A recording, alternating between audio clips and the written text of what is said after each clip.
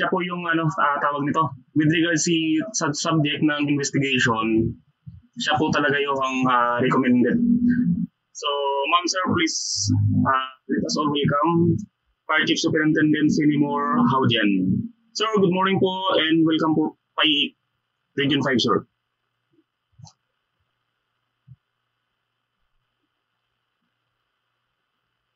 Hi, sir.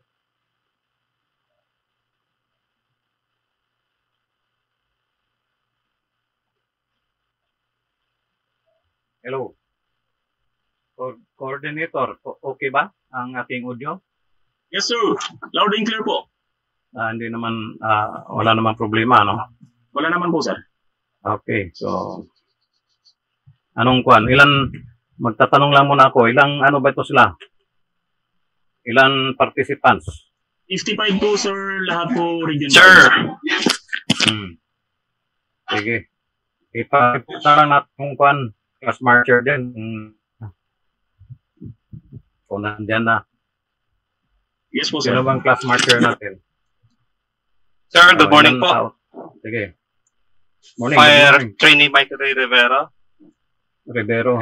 Sir, PAE class number 20. PAE class number 2020-10, BFP Region 5, class Mapagmadjak, with a total strength of 55 and with actual strength of 50%.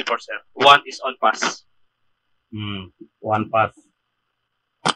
Okay, anong region lahat ito? R5 lahat? Yes, And then, ilang probinsya bang involved dito? Ano mga area sa Region 5? 6 provinces, sir. Ano-ano yon?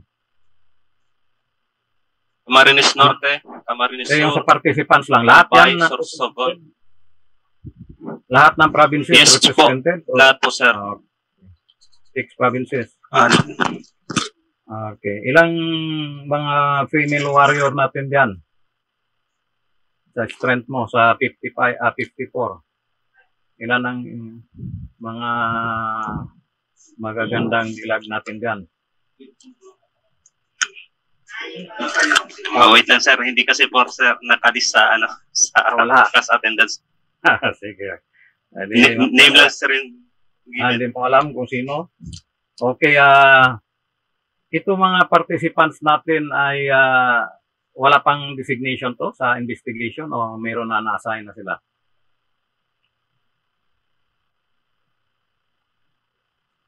Hello? Maybe, sir, yung iba po. Yung iba po, sir. Especially criminologist. Okay, may mga criminologists dyan. Okay. Okay, so that's it. May idea na po kung sino ang aking tuturuan ngayon. Ito yung I think pang 5 batch na kayo.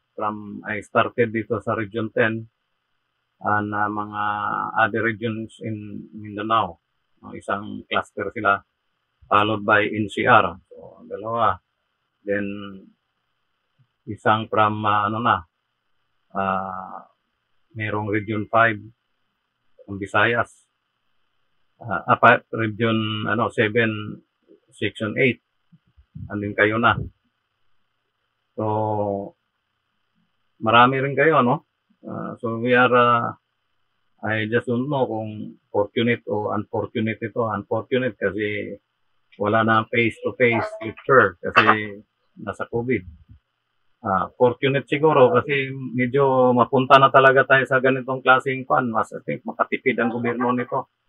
Kung puro online na lang ang ating gagawin, ano? Anyway, mga ganitong kurso, pwede namang online eh. But ang aking nakita is yung technology ang medyo may tayo. Kasi minsan may mga glitches kami fast sa line natin, sa signal. But all in all, ay maganda naman ang ating outcome. So today, I am tasked to present to you yung post-blast investigation.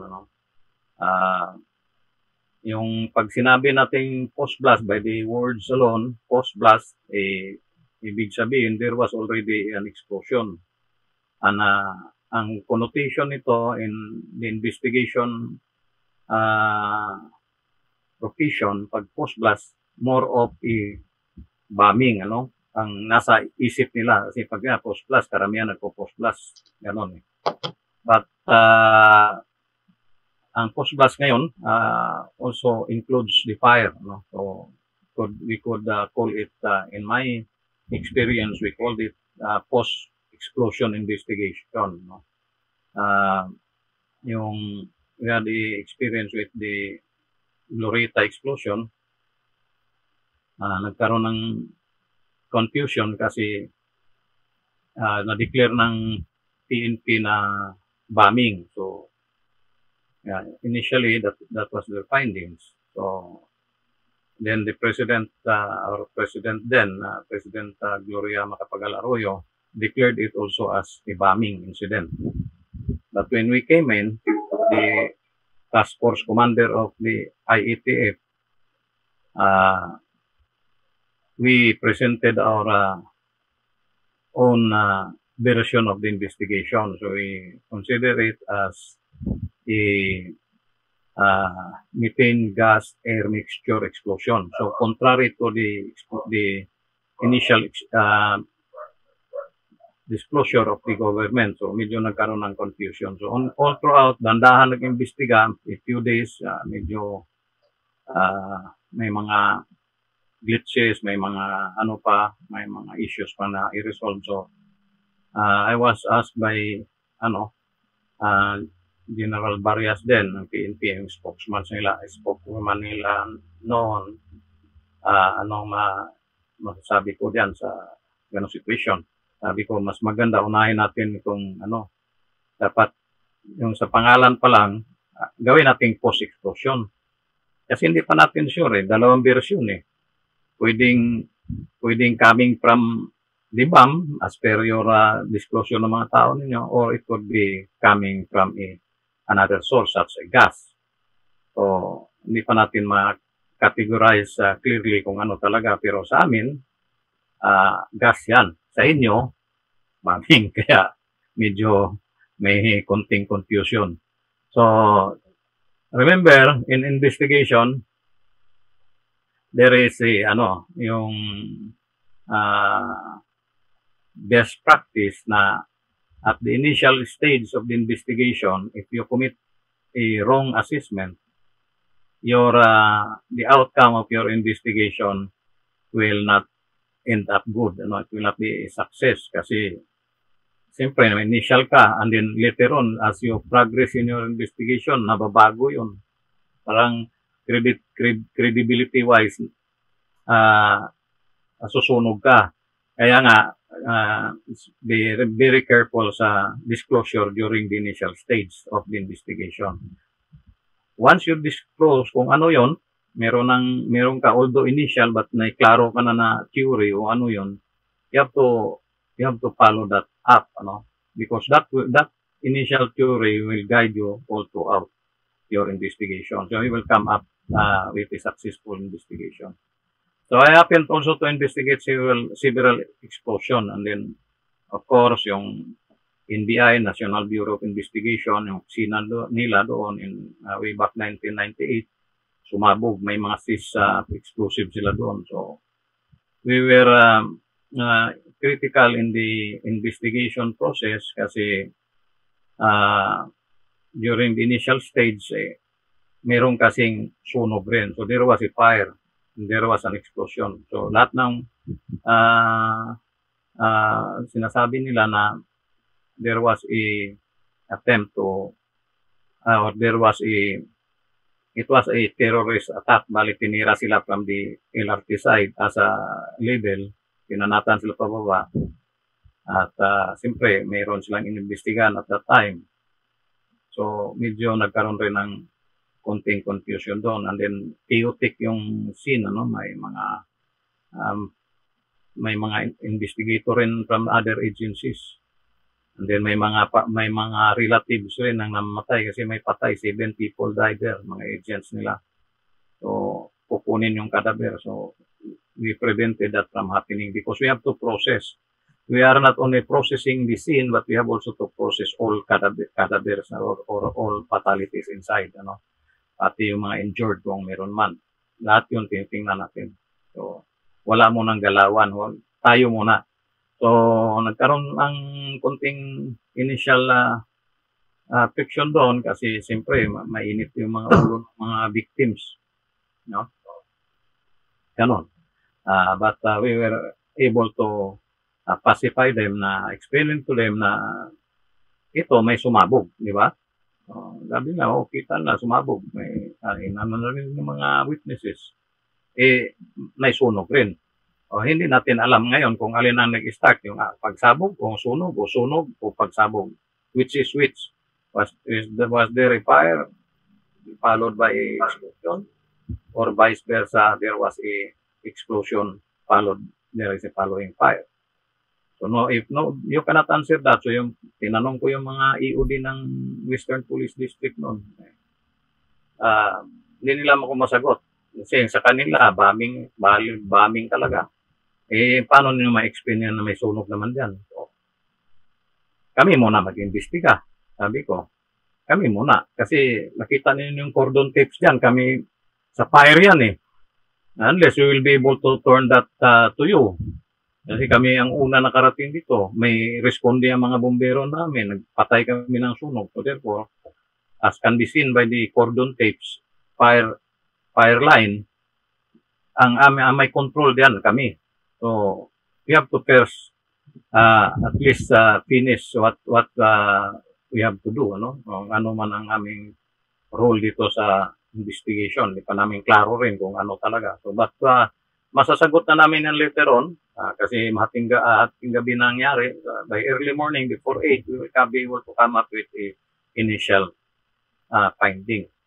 So anyway, bago nag-alas 8 ng umaga, we were able to come up with the result already initially. So that initial result was also consolidated or adopted by the succeeding investigator, by the EOD of the Western Police, etc., the NBI. Kasi we were able to determine where the crater or the epicenter of the seat of explosion occurred. We were able to establish which started first, whether the fire or the explosion of fire. We were able to answer that by presenting bits and pieces of evidence, physical evidence that we recovered. This is short span of time only to investigate, so from more or less mga around past 12 to 7 o'clock natapos namin. So siyempre magta-type ka pa, mga typewriter nung araw ang gamit namin, hindi naman computer pang gaano eh. So yung pang fingering. So, medyo may kabagalan konti. But, wala pa naman nag-alas 8, natapos namin. So, yun. And then, yung NBI medyo nakita na nila na ganun pala ang direksyon ng investigation. So, they were happy that we were able to help them. So, most likely, ang investigators natin will not be able to do a complete close blast, Unlike sa opisina namin, which is a composite team, may mga PNP, may mga NBI, may tawag nito yung fire, mayroong Department of Justice, may SOPI. So at least kompleto kami sa mga technical people to give the investigation, to launch the investigation and finish it. Sa inyo, minsan magkaroon na kayo ng confusion kasi pag how do you identify whether a certain explosion is under your jurisdiction or not? So, yun ang problema. Yun ang maging critical question later on in your career as investigators. Probably you land up in the IIU or Investigation and Intelligence Unit. So, ganun yan. I hope through this presentation that I'm going to do, mabigyan kayo ng guidelines, magkaroon kayo ng eye-opener, and then later on, madagdagan pa ninyo ito. So, ang aking lecture will start now, and then papasok hanggang sa matapos tayo, hanggang alas 5. I will have two case study, the Glorieta explosion in 2007 and the Star Maker or the fireworks factory in Cavite ang aking i-present. So maybe in the morning, mga 11 o'clock, mag-present tayo ng Marinig niya ako? Do you hear me, Buesa? Hello? Yes, Parang sir. Clear po. Parang mayroong tawag niyan. Kala ko yung akin mo may diferensya, no? So, present tayo sa Star Maker mamaya, 11 o'clock, case study natin. Now, we have to divide. I have about 80 slides, so 40 for the morning, 40 sa hapon rin. So, in the afternoon, I will present, yung Glorieta explosion or sa later part sa hapon na, mga alas 4 siguro, gano'n. So, in between, may break time tayo. Mga 10 o'clock in the morning, mga ilang minutes ba ang gusto ninyo? Usually, 15 minutes. So, okay lang ba sa inyo yung 15 minutes, Buesa? Yes, sir. Break tayo. So, who will remind us of the break time? Yung class marcher na. Si Rivero. Yes, sir. Rivero po. Rivero. Yes, sir. Remind mo lang ka tayo, Rivero, pag dating natin ng i-reconcile na natin itong ating orasan. Anong oras sa'yo din, Rivero? 8:25 sa akin, sa'yo.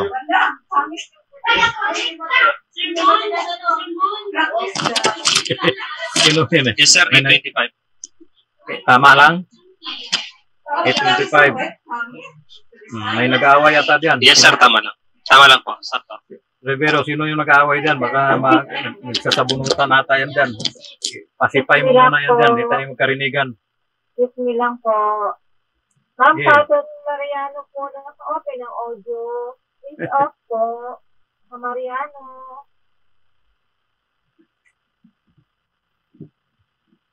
Okay na. Sa Mariano.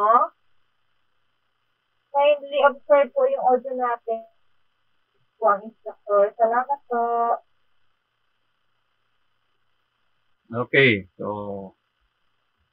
medyo may kunting interruption but okay lang. Talagang minsan ganun eh. Yun ang isa sa mga babantayan natin sa itong online. Anyway, we'll proceed. My topic today is post-blast investigation. So, I am your sabi natin presenter today. I retired in way back 2014. Last rank ko is senior superintendent. So, one rank higher. Kinalad naman tayo ng one rank higher. So, I am a chief superintendent now kasi yan ang retirement rank ko. Na binigay ng gobyerno, one rank higher. So, out of my almost 34 years in service, so I started as a fireman, just like most of you. So, all through those years, I occupied several positions from fireman, fire inspector, fire investigator. I was assigned at the IAS, training school. So, hanggang sa investigation, 1993, I started as an investigator in 93 in Manila. So, I was then rose up there to the position of chief of the arson branch.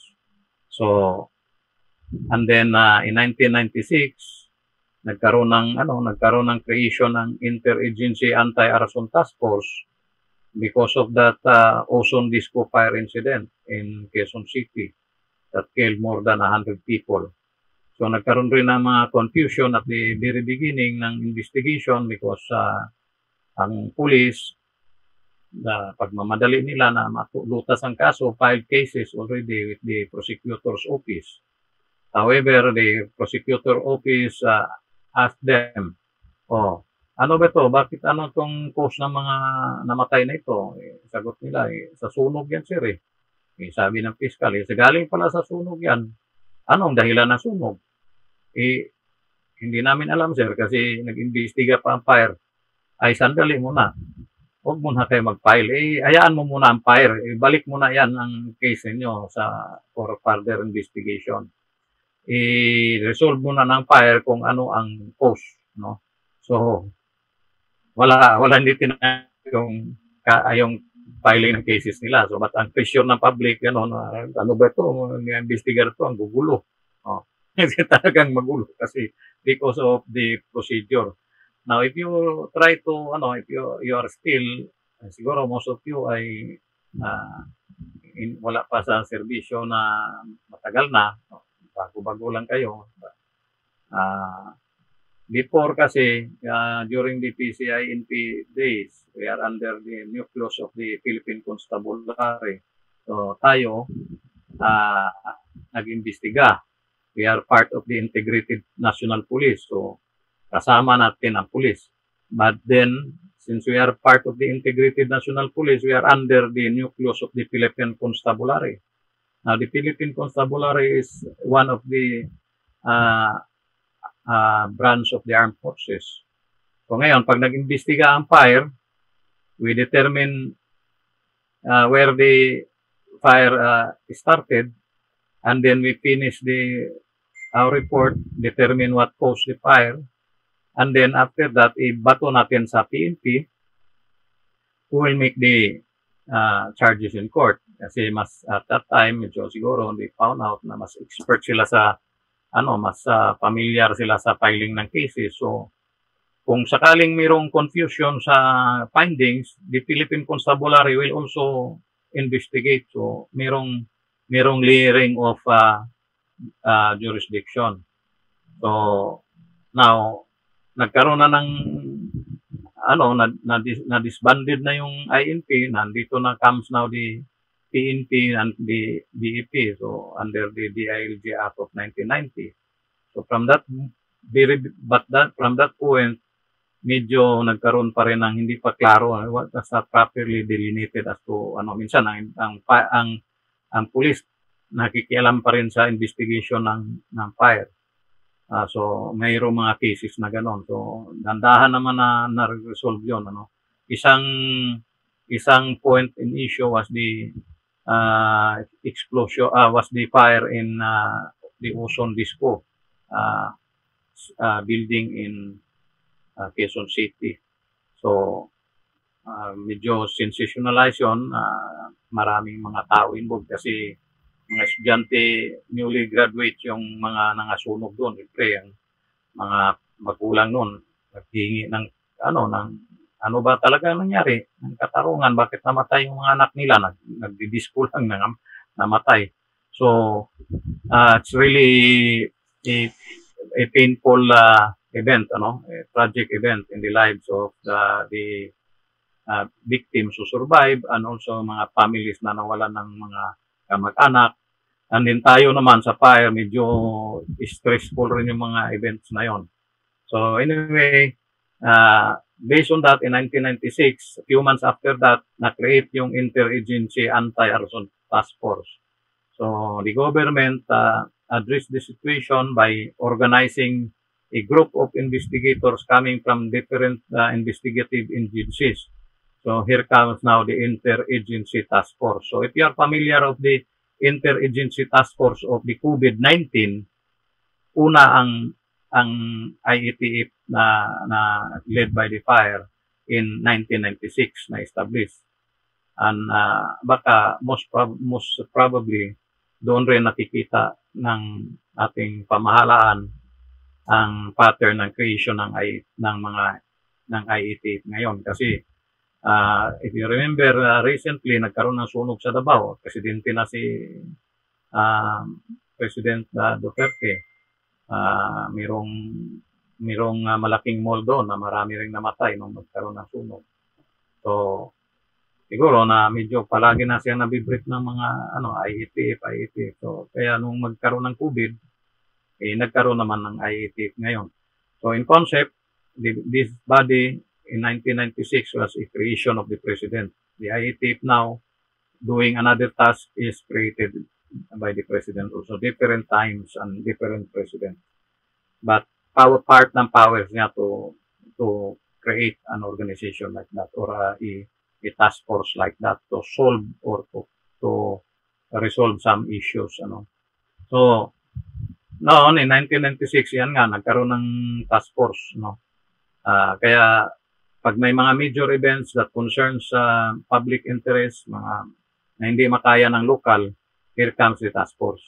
Kaya maraming reaction rin noon kasi minsan napapasokan ng IATF. But ganun pa rin, the concept is a good one kasi ang lead agency is the Bureau of Fire Protection. Why? Because the law that was implemented, yung cases filed relative to fire are the BAP investigator. So, throughout the country, pag mayroong sunog, fire naman talaga ang mag-imbestiga niyan. Unlike nga before, during the PCINP days, may mga estrata na darating and then hindi tayo ang binibigyan ng na mag-file. It's the PNP. Mas expert sila diyan mag-file. Kaya mayroong mga arson divisions ang mga PNP all throughout the country. Even the NBI, may mga arson units yan sila. However, ngayon wala na pagdating ng pagdating ng DILG Act of 1990. So, ngayon, ang fire na talaga. Now, here comes the situation. May mga incidents also na ang mga investigators natin wala mga PAIC training. So, isa na yan yung incident yung sa Pililla in 2015. We will be ones to investigate that. Kasi hindi kaya ng local yung IAT pumasok. So, ngayon, isa doon sa mga inspectors doon sa building, nung malaman niya na may sumabog kasi malakas talaga may sabog, several kilometers ang inabot. So, narinig niya. Sa pagmamadali niya, siguro gusto niyang makatulong siguro dito doon sa area or mayroon siyang gustong alamin. So, nagmamadali siya. On the way, nabangga siya. Meet an vehicular accident, patay siya. So later on, nagkaroon ng liwanag sa aming investigation na yung pala mga investigators at saka fire safety inspectors, wala pala mga PAIC o no PAIC training. So yan ang problema ngayon. They were assigned to a position that calls for a PAIC training. So under the fire code, required yan. So ngayon, na-assign na sila doon. Minsan hindi na mag-training kasi siya lang isa o kaya whatever, kulang sa manpower. Palaging kulang sa manpower ang ating problema. So, but I think this was addressed now by the FNPI's training center dahil nag-u-offer na sila rin ng mga madalas ng PAIC. Even sa COVID time, may mga PAIC. So, when you finish the PAIC schooling, you will end up in the investigation or fire prevention sections or divisions or branch of the Bureau of Fire Protection. Now, ang kuwan dyan, medyo mandatory training, meron kayo, qualified kayo malagay din sa position na yan. So, ngayon, bakit kailangan yan? Kasi baka mayroong case kayong hinawakan and then you end up sa court, you will have you will find it hard na paano ninyo i-defend yung credibility niyo doon sa korte. Kasi challenge kayo ng defense counsel. Yung kalaban na yung papakulong mo na suspect, all culprits. Paano yun? Wala kayong training. Pag tanong sa training mo, wala. So, apektuhan ang yung testimonies mo sa bibigay sa korte. Matatalo ka. So, sayang ang effort. So, the FNPI, the Bureau of Fire Protection is in the training first the soon to be investigators and inspectors, no? So, once you have the training, you have the proper education, later on you have the experience, and then magkaroon kayo ng isang kaso na sensational, mabigat. I'm sure that you will succeed in your court duties, no? Darating. Hindi maiiwasan yan, talagang aabot sa inyo yan. So it could include yung mga explosions, it could include ordinary fire, explosion coming from LPG, explosion from other gases, explosion coming from a bomb. Baka you will be called to give your part of your investigation, etc. So yun ang maganda dito sa ating investigation. So I hope I will be able to share with you my experience in those years that I've been in the investigation work. Ano?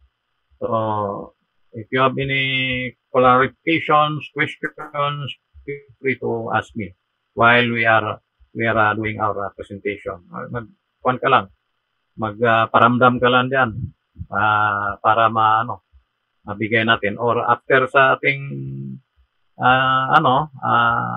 session, probably will give time for the question and answer portion. Okay? So, that's it. So, we'll begin. Yung ating presentation, you will be provided one, no? Kasi may examination naman kayo dito. Pagkatapos nito, meron kayong schedule. I just don't know kung kailan ninyo ibibigay. Ano? Yeah. So, explosive materials.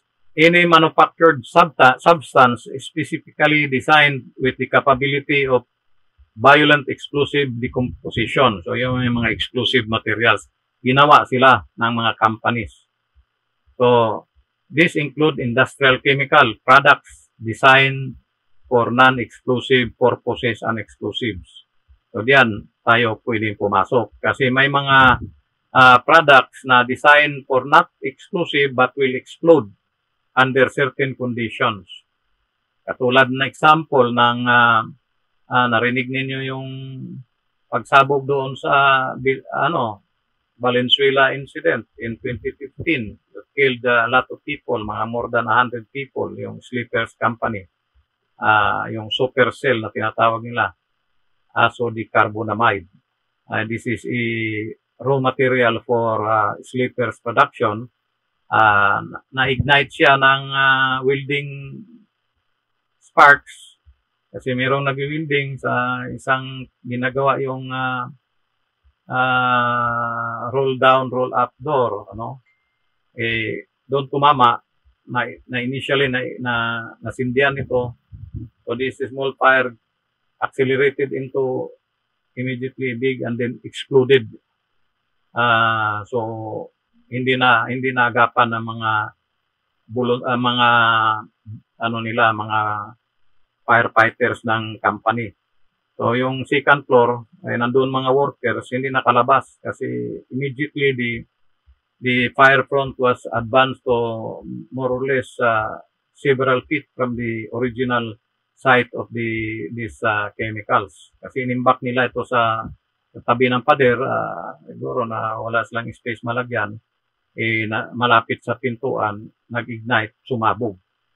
Yung apoy kaagad na accelerate ang lakas ng usok, umabot sa second floor.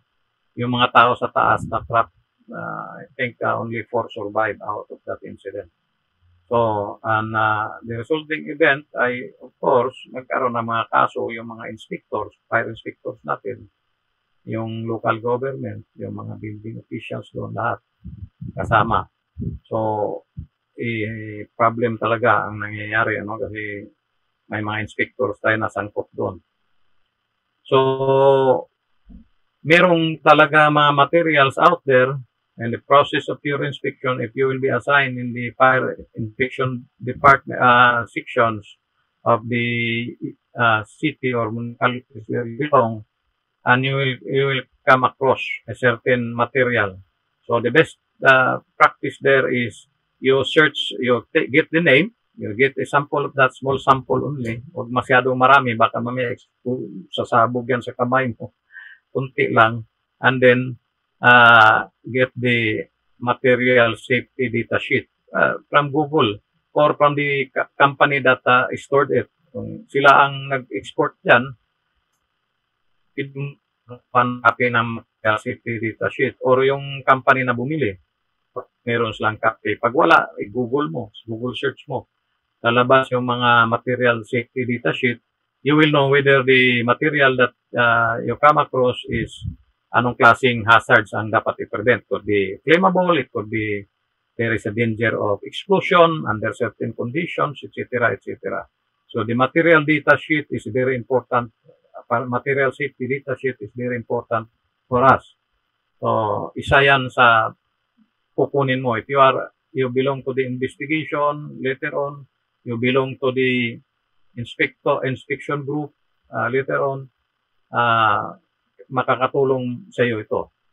So, here, let me continue. Not all materials which are capable of fueling an explosion are classified as explosive materials. Correct. Kasi yung iba, hindi naman sila explosive, mga fertilizers, pharmaceuticals, products, etc. Hindi naman siya explosive. Pero pag nasindihan mo yan, ay pwedeng sumabog. So, there is an explosion, of course. Either deflagration, ang pinakamababa dyan. So, flammable gases, vapors, or ignitable liquids and dust, all are capable also to fuel in explosion. One example is presentation natin sa Glorieta, yung diesel tank nila doon containing several liters, 3 to 4,000 liters. Yung head space noon, yung vapor space yung tanke, yun, na-trigger ng methane explosion, pumasok doon sa loob, nag-build up ang pressure, sumabog rin yung vapor space ng tanke ng diesel tank na storage nila doon sa basement. So, it contributed to a massive explosion, killing 11 people in 2007. So, ganun yan. So, tandaan natin, hindi rin lahat ng sumabog galing sa bomba. Okay?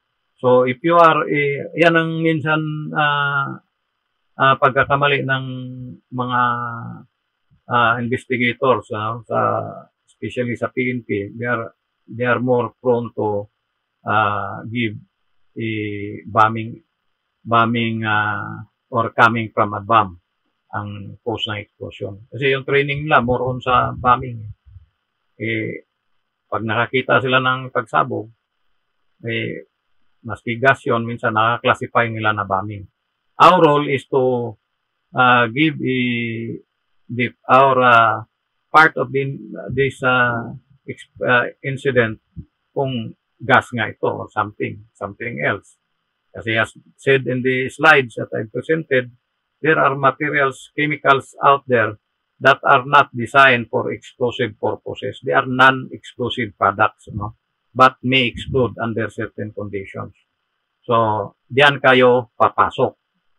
So, nandiyan palagi ang friction. So, kailangan marunong kayo makisama rin sa other professions in the field, different from us. They have different units, not only BEP. So, kailangan huwag kayo mapipidder niyan kasi pag napidder kayo, hindi niyo magampanan ang trabaho ninyo. So, the training and the experience that you will acquire through the years that you will be in the Bureau of Fire Protection will be the one that will give you the confidence and the integrity and credibility to come up with a credible investigation. You will be able to come up with the real cause of the explosion or fire. Kasi there are situations that a fire triggered the explosion. There are also situations that the explosion triggered the fire, vice versa. So it's us who will initially determine that kasi minsan na tayo ang unang nakarating sa area. Nagkaroon ng sunog, maraming patay. O, mayroong nagsabog o may mga statements na ganun. O, here comes the PNP also, they are interested. So, kailangan maklaro muna yan. Di ba? So, recently, yung massive world event in Beirut, you can several, I think, weeks ago, or a month ago, may sumabog doon. 7,000 plus tons of ammonium nitrate. Why did it explode? Is it a bomb? It can be used as a bomb, ano, sa mga improvised explosives, ano. Yung bombing or yung bombing sa Oklahoma in, I think that was 1994-95, early 1990s by McVeigh, an American local terrorist, domestic terrorist, military yun, veteran of the Gulf War. Gumamit sila ng ammonium nitrate. Yun ang pinaka-main charge nila, or booster explosive. So, daming namatay. More than 100 people died also there. Yung tinarget nila yung federal building. So, yung pag-initiate nila comes from the explosive, yung initiator lang. But the main booster is the ammonium nitrate. As per investigation, umabot ng 40 sacks of 50 pounder or 23 kilos of ammonium nitrate. So, roughly, kung iano natin yan, more or less, mga 18 sacks of 50 kilos na, more than 18 sacks of 50 kilos nga bugas. I think rice is 50 kilos. So, ang na-damage niya, umabot na mga about 16 blocks, sa city ng Oklahoma. Ang lakas ng blast pressure wave na sumabog.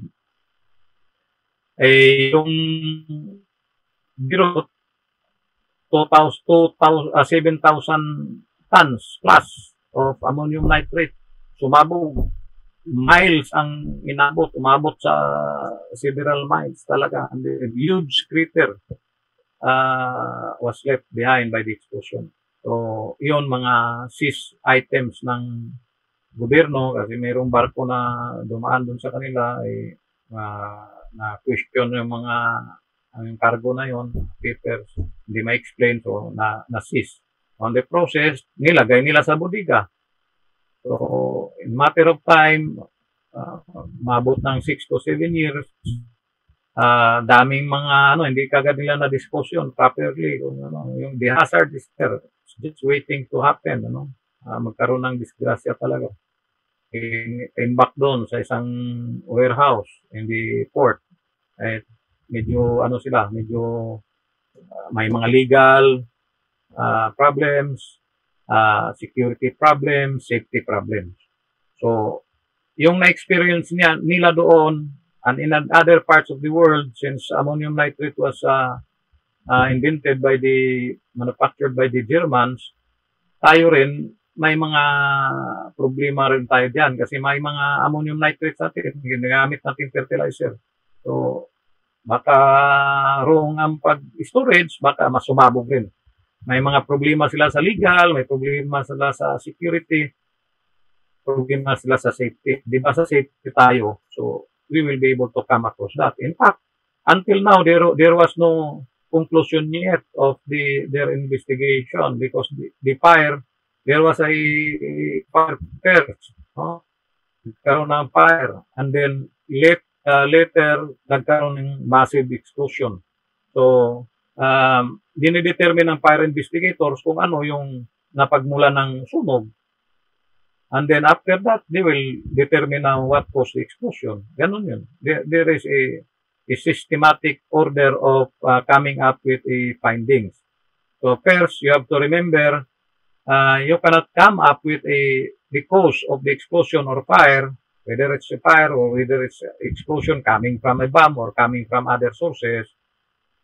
kung hindi mo malaman muna ang pinagmulan. Where did the explosion started? That is number one. No? Una yan natin i-determine. Where the fire started. Where the explosion started. Saan ba nag-umpisa? So, sa fire, you must have the point of origin. So, in our standard operating procedure sa ating mga manuals, we are required to come up with, to fill in the blanks there or the data as to where is the fire area of, where is the point of origin. But of course, when we talk of point of origin, usually sa amin, sa experience ko, usually pag mga maliliit na sunog lang yan, mga malaki na sunog, mahirap na ma-determine ang point yan. Usually, we will determine the area of origin. So, fire area of origin. Ayan, acceptable yan. In the explosion of, example, bombing, the seat of explosion. Where is the seat of explosion? Or seats? Several seats of explosion. Marami. Lahat ng mga butas na yon, the crater that is left by the explosion are the seats of explosion. If it is one, seat of explosion. So, that is the origin. That's where the explosion started. Doon. So, in the fire area of origin or the fire point of origin. Now, in a gas explosion, usually, there is wala talagang yan. Walang crater yan na magagawa, no? So, hanapin mo din sa crater, wala naman. So, ang maging area of origin mo, kasi malaking, hangin eh. Talagang area yan. Sa example, in a room, yun ang i-identify mo as where the area of origin started. Now, ang question ngayon dyan, bakit kailangan mo i-determine ang area of origin? Well, of course, it is very important because if you were able to initially determine where it all started, you can start getting evidence from that area. So the best location for evidence for us investigators, be that you are a bomb investigator or fire investigators, is doon ka talaga makakuha yan sa seat of explosion, sa fire area of origin or point of origin. Doon mo makukuha yung ebidensya. Once you get this evidence, it may change in different forms, from solid to maybe naging abo na yan. Naging, kung may mga liquid na in-introduce dyan, nahalo na sa tubig. So the traces of this can still be recovered and subjected to a forensic examination by our laboratories, the Arson Lab Unit, located in Quezon City, Agham, in our national headquarters there. So, pag napadala mo yan doon, properly, and then mabalik sa'yo ng result, that you can use that when you file cases. Mas maganda. So, tandaan natin, as I've said, the initial investigation that you, the initial findings that you come up will guide the whole investigation. Pag mali ka sa initial findings mo, all throughout mali ka diyan, hindi ka talaga tatama diyan. Magkawindang-windang ang investigation mo. You're passing in a very hostile and confusing investigation. Minsan nagsigsag ka diyan. Hindi klaro ang direksyon mo. So, a lot of conflicting evidence that you gather conflicts with your findings. So, initially,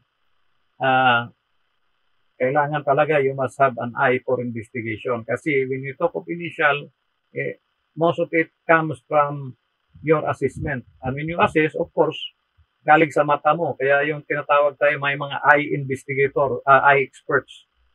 Comes into the scene, he can identify. So ako, ipapuntahin mo ko, the fastest that I can come up is mga around 25 to 45 minutes, minsan 4 hours. Minsan, hindi na talaga, hindi na natin makita talaga. So, there are situations also na unknown. So, when we investigate, we will come up with one cause of the fire or explosion.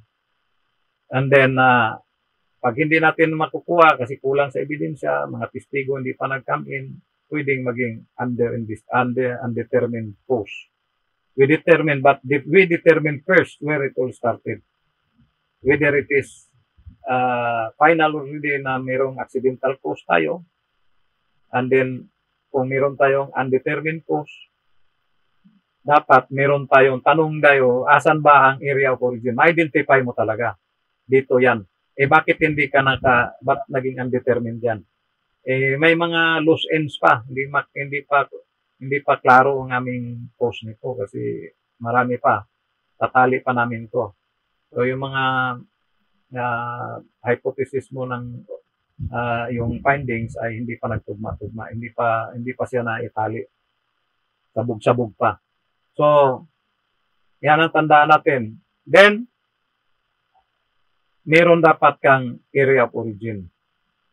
And then, once you have the area of origin or the point of origin, you can now come up with the cause. Once you have the cause, you can come up now who are responsible. Who are the people responsible for the incident? Is it accidental? Is it natural cause? Ibig sabihin, nature cause the fire or explosion? Is there negligence on the part of the occupants or workers or owners? So these things, dapat matingnan mo rin sa fire code. Sa fire code violations, may mga violations yan, wala mga exits, namatay ang mga tao sa loob, hindi nakakomply, just like in Valenzuela and other incidents in the past. Ang exits palagi ang tinitingnan, so natrap sila, hindi sila nakalabas, so mayroong mga criminal liability sila kasi ang mga owners or administrator of the building or who is responsible sa violation. So, kasi sa fire code, if there is a violation and death results or there is injury results or damage of property results, it could be prosecuted under the revised penal code. So, the revised penal code will go together. So, sama yan sila in filing cases. Ano will file the case? Isa pa yan. Kailangan malaman natin kung tayo ba o PNP ba or other government agencies. So, usually it's either us or the PNP. So, kung hindi mo ma-determine yan ang isa pang issue diyan na dapat na masolusyonan rin. So, dapat mga investigators natin knowledge in law, no? At least second year college, mga licensed criminologists or nag-aral ng criminology or graduate ng law. Iyon, may advantage sila to classify a certain incident as arson or what. Kasi may mga elements na natin tinitingnan doon at saka anong krimen na gawa. Kasi it's possible na the crime is not we are not the ones who will prosecute that. Hindi tayo ang mag-file ng kaso. So maaaring sa PNP. Paano mo malalaman yan? Sa atin ba yan o sa PNP yan? Other agencies pala. Kumbaga pinakialaman mo yung hindi sa'yo. How do you now determine that if you have no knowledge in law? Kahit working knowledge mo lang dyan.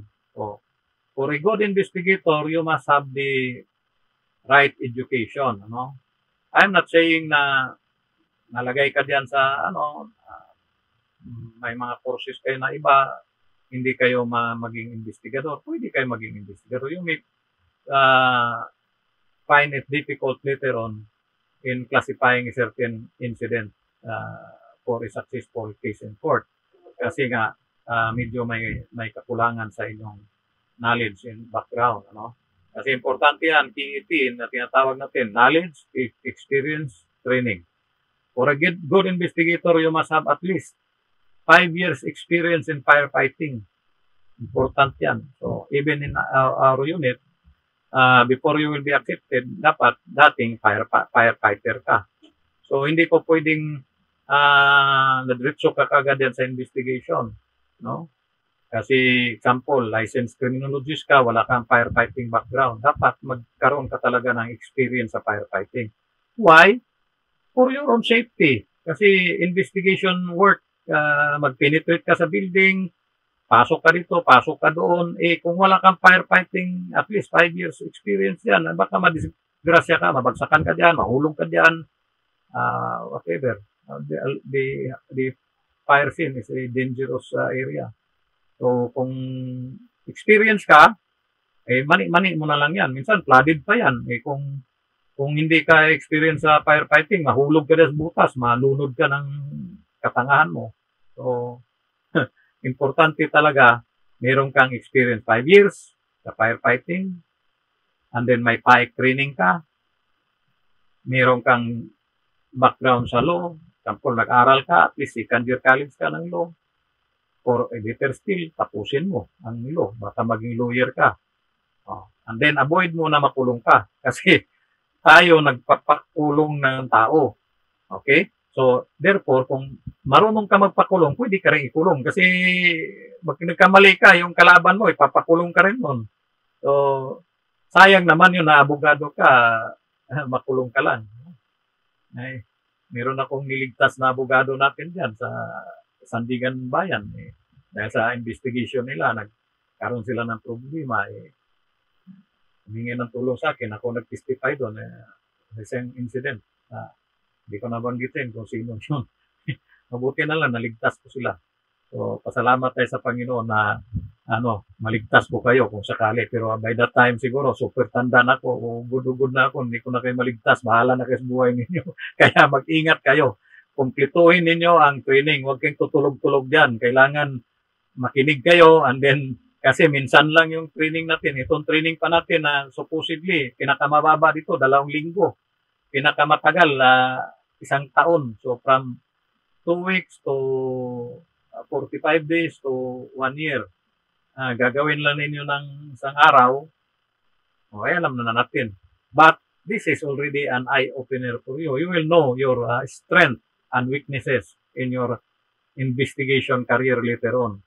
So dapat madagdagan ito. Saan madadagdagan ito? Well, you have to undergo training, local and abroad, Local, kung walang mga post-blast investigation na EOD or BAMTech training na ino-offer sa atin, meron sa PNP. But you have to spend also money kasi siyempre may gastusin yan sa mga materials, etc.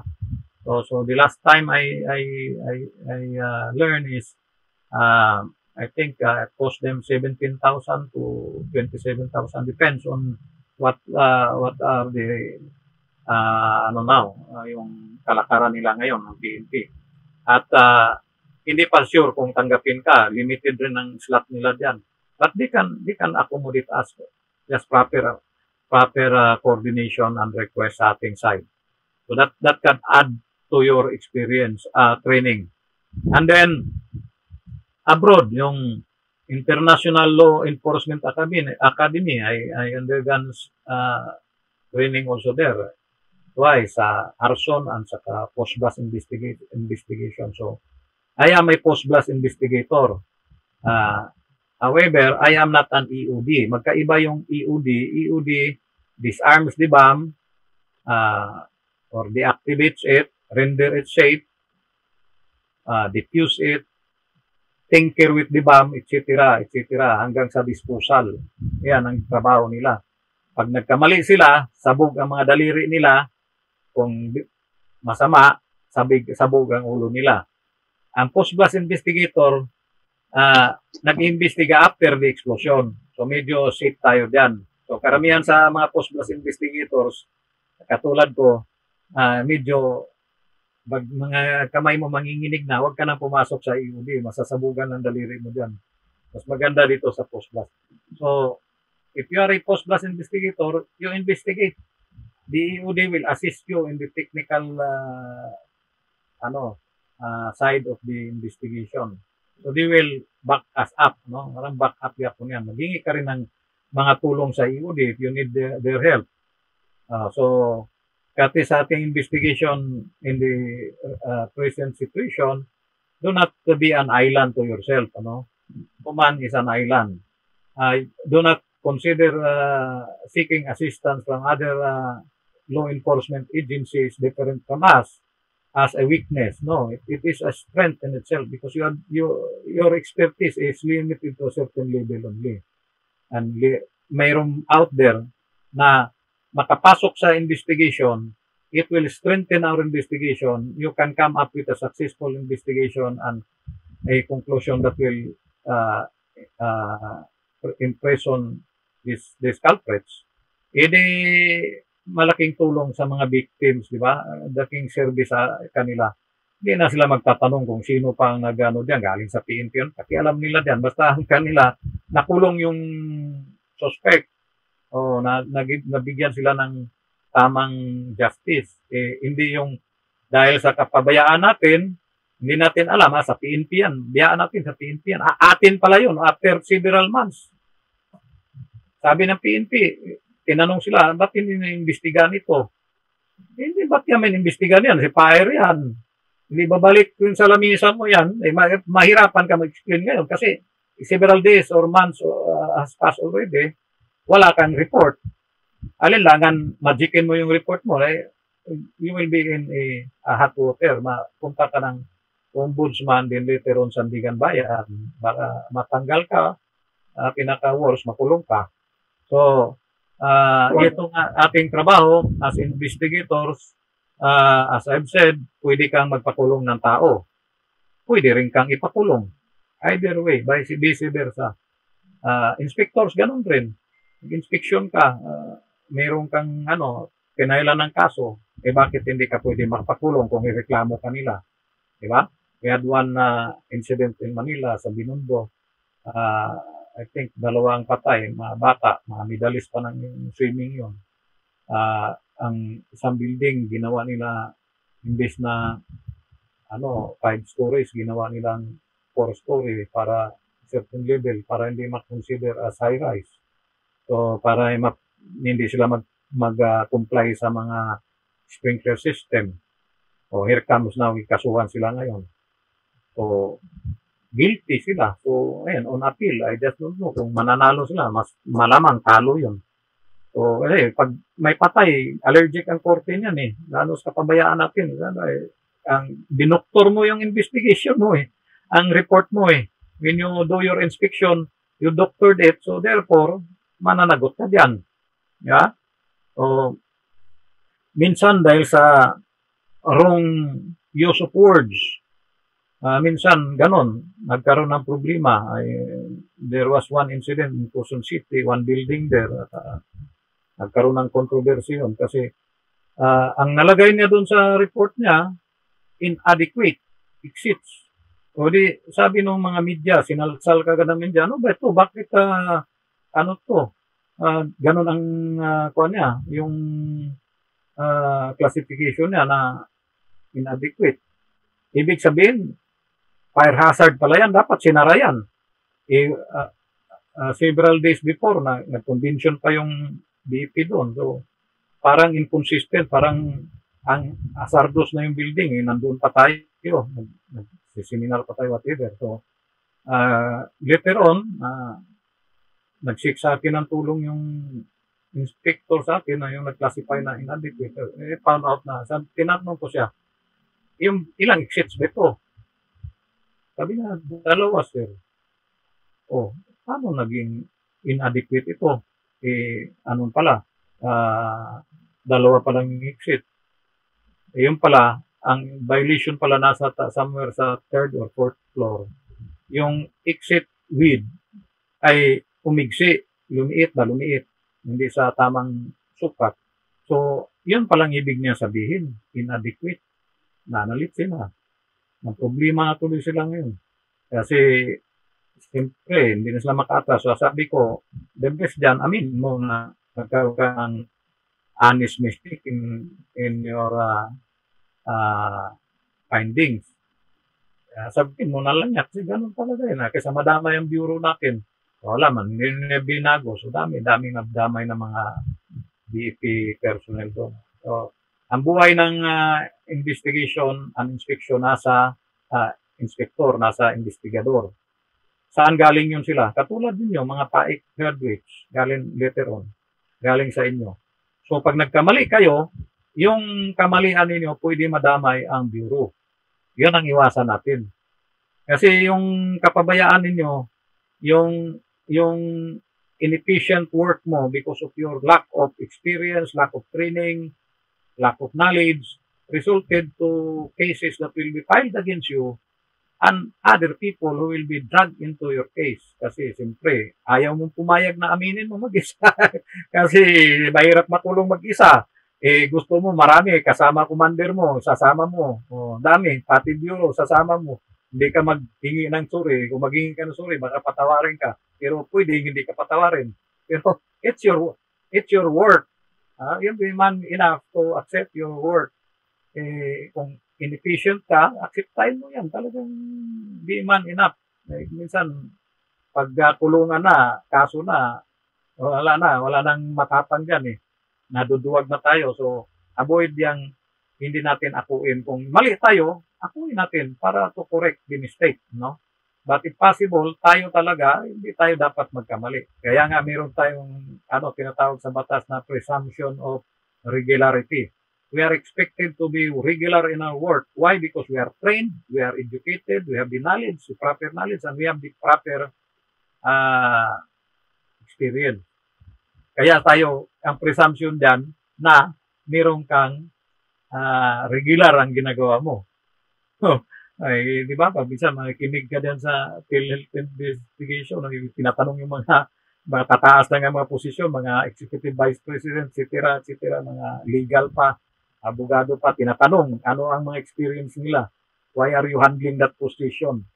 Bakit? Kasi may problema na. Kung walang problema, anong pakialam? Hindi ka naman matatanong. So, ang ating ina-avoid yan na pagdating sa panahon, hindi na natin masagot ang dapat nating sagutin. So, in this seminar, I'm giving you part of my experience so that you will be aware of what will happen when you become an investigator or inspector. Kasi dinaanan ko yan Dinaanan ko yung mga gano'n na inspection, dinaanan ko yung investigation. So, yung wala dito sa ating slides, mabigyan natin ng kaliwanagan. Maklaro natin sa inyong isipan para later on, you will not be confused and you will have no, if you have some problems na hindi you can call mga lifelines mo, brothers in arms, katulad ko. You get my number, you can call me, may ganun. Maraming tumatawag sa akin, I'm very much willing to answer them, help them, free of charge. Basta Bureau of Fire, walang problema. Pero iba, magbayad sila kasi mahirap rin mag-aral. Bayad na sila. Singilin ko na sila. Pero kayo, libre. Okay mag-alala. Magtanong. Walang bayad pag ako ang inyong natanong. Kung hindi ko masasagot ang inyong tanong, I will refer you to the right person who can answer your questions. Di ba? Unlike yung ikaw lang, suluhin mo, tanungin mo yung commander mo, mga superior mo, hindi nila masagot. Tanungin mo yung peers mo, mga kasama mo, hindi rin masagot. O sinong sa tanungin mo? Di ba? Whom do you call? Yung mga brothers mo na nandiyan, mga elders, kumbaga, katulad ko, belong to the elder group na, kasi senior citizen na tayo, double citizen na tayo, ship na tayo. So, at least ganun ang ating isipin, Huwag nating suluhin yung isang bagay na baka hindi mo maklaro. So, para maklaro, hingi tayo ng mga idea sa iba. But remember, maski pa sinong hinihingan mo ng mga tulong na yan, it will boil down to your shoulder. Babagsak sa balikat mo lahat yan. You, as the investigator on case later on of a certain case, fire or explosion, will be the one to sign your name there. So, ikaw ang mag-resolve ng, ikaw ang maggawa ng findings talaga, ng final investigation sa level mo. And then, siyempre, pag pinirmahan mo, isang paa mo nasa kulungan na, yung isang paa na lang nasa labas. Kasi pwede ka makulong doon sa pinirmahan mo, mali yun. Gawa lang pala yun. Mahalata ka dyan kasi there is already a paper trail. So, kailangan pulido, hindi ka mabutasan. Baka akala mo, final na ito, hindi na pwede. solve and close. Oh, akala mo lang na solve and close yan. That can be reopened. There are higher authorities above you that can reopen it. Kahit pa ilang taon yan, yung event namin sa ITF, 1998 na incident, nagkaroon ng mga reinvestigation in 2010, na-investigahan pa yun. So, several years already ang mga sunog pwedeng i-open. Kasi may mga reports na nagagawa. So, pag tagpiin na lang yun matipress yun. This is a paper trail already. Alam kung saan ang ebidensya all throughout the Bureau. This can be retrieved and evaluated or re-evaluated. And then, paano kung sa re-evaluation may mali ka? Di kaso ka, di ba? Tinago mo may tinago ka. You deliberately omitted a certain piece of evidence to so that the suspects will escape prosecution later on for conviction. Di ba magkaroon ka ng kaso niyan? So, I always discourage investigators, I don't encourage them. I encourage them only in the later part.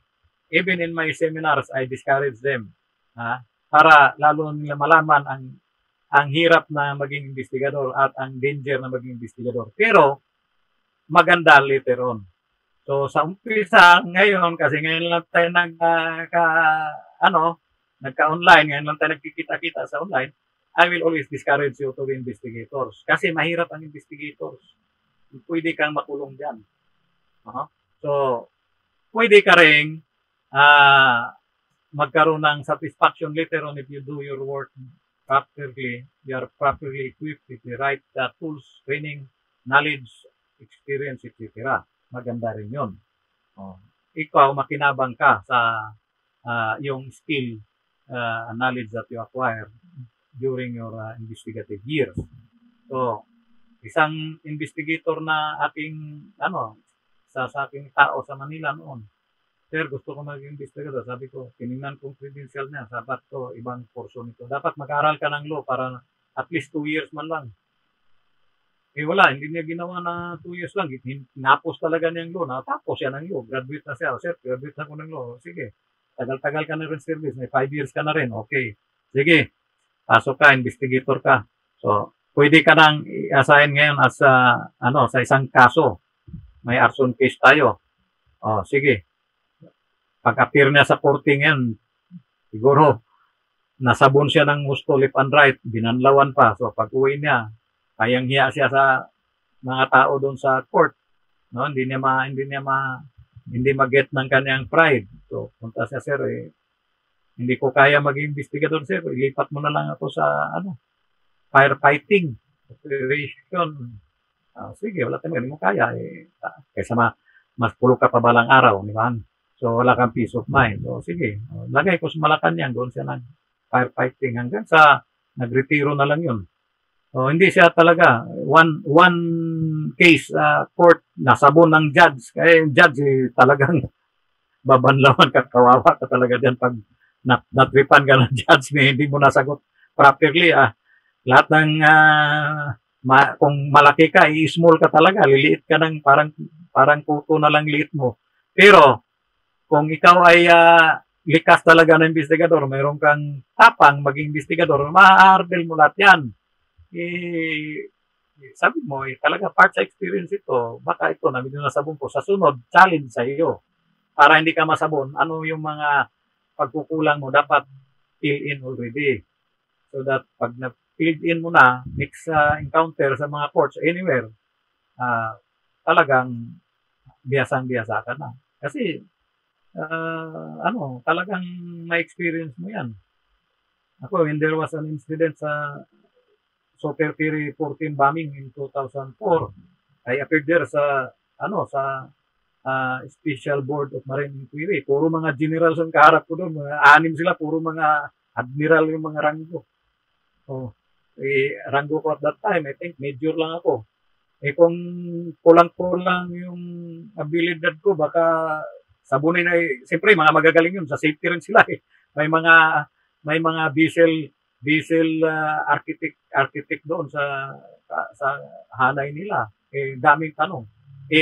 Fire tayo. May bangka nga, hindi pa tayo nakagawa ng bangka. Ating imbestigan yung barko. Di ba?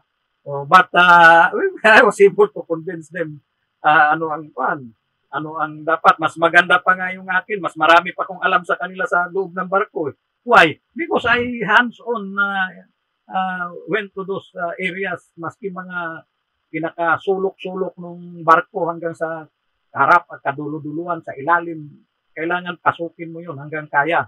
So, yung hindi mapasok, unsubmerged, talagang you try to attempt. Mag-scuba ka kung kailangan mo. Kung hindi talaga kaya na, you recommend. So, that's what I did. I recommended that the diesel be uprighted. So, yung Super Pire 10-tonner, the biggest diesel dito sa commercial. And that incident is, I think, up to now, yung sa commercial, number 1 sa world yun na incident, ang terrorism. So, ni-recommend ko ba naman na i-upright yung diesel? Shock yung mga Bureau of Fire Protection nag-recommend na i-upright yung diesel. Alam mo ba pag pa-upright yan, salvage tayo yan, 2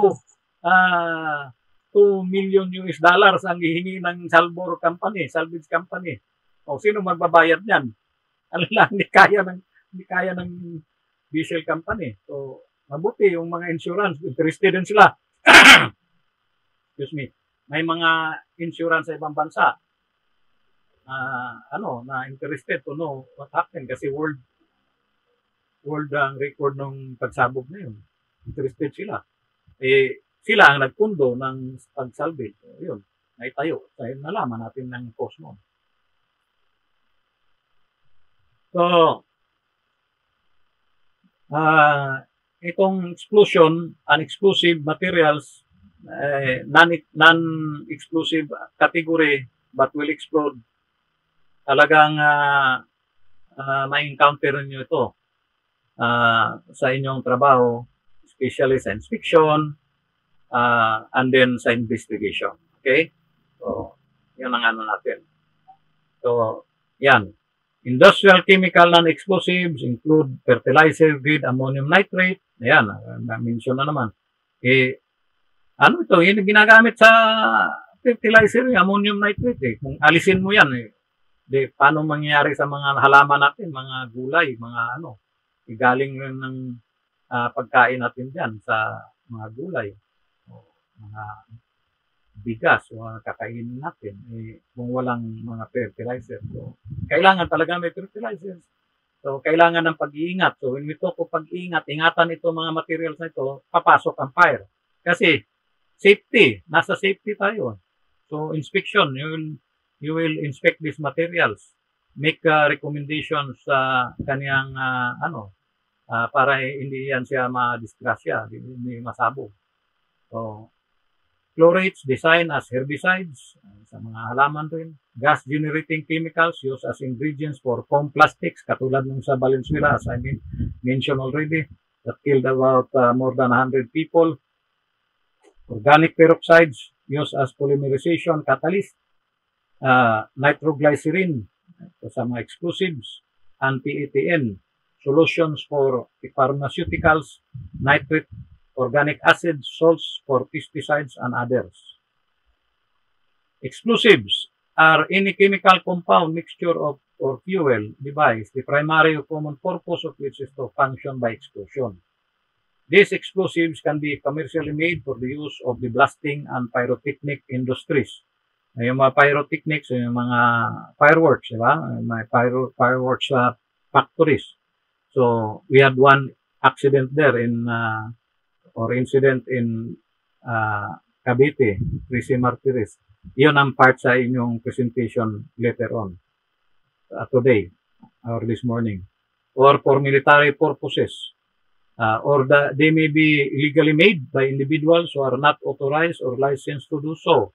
So, katulad nung kay McVeigh, using ammonium nitrate in his bombing activity, in bomb the federal building in Oklahoma. in the early 1990s as a parang revenge sa pagpatay ng mga ano nila, yung Waco. There was a incident na namatay yung mga religious fanatics, so parang galit siya doon. So on the second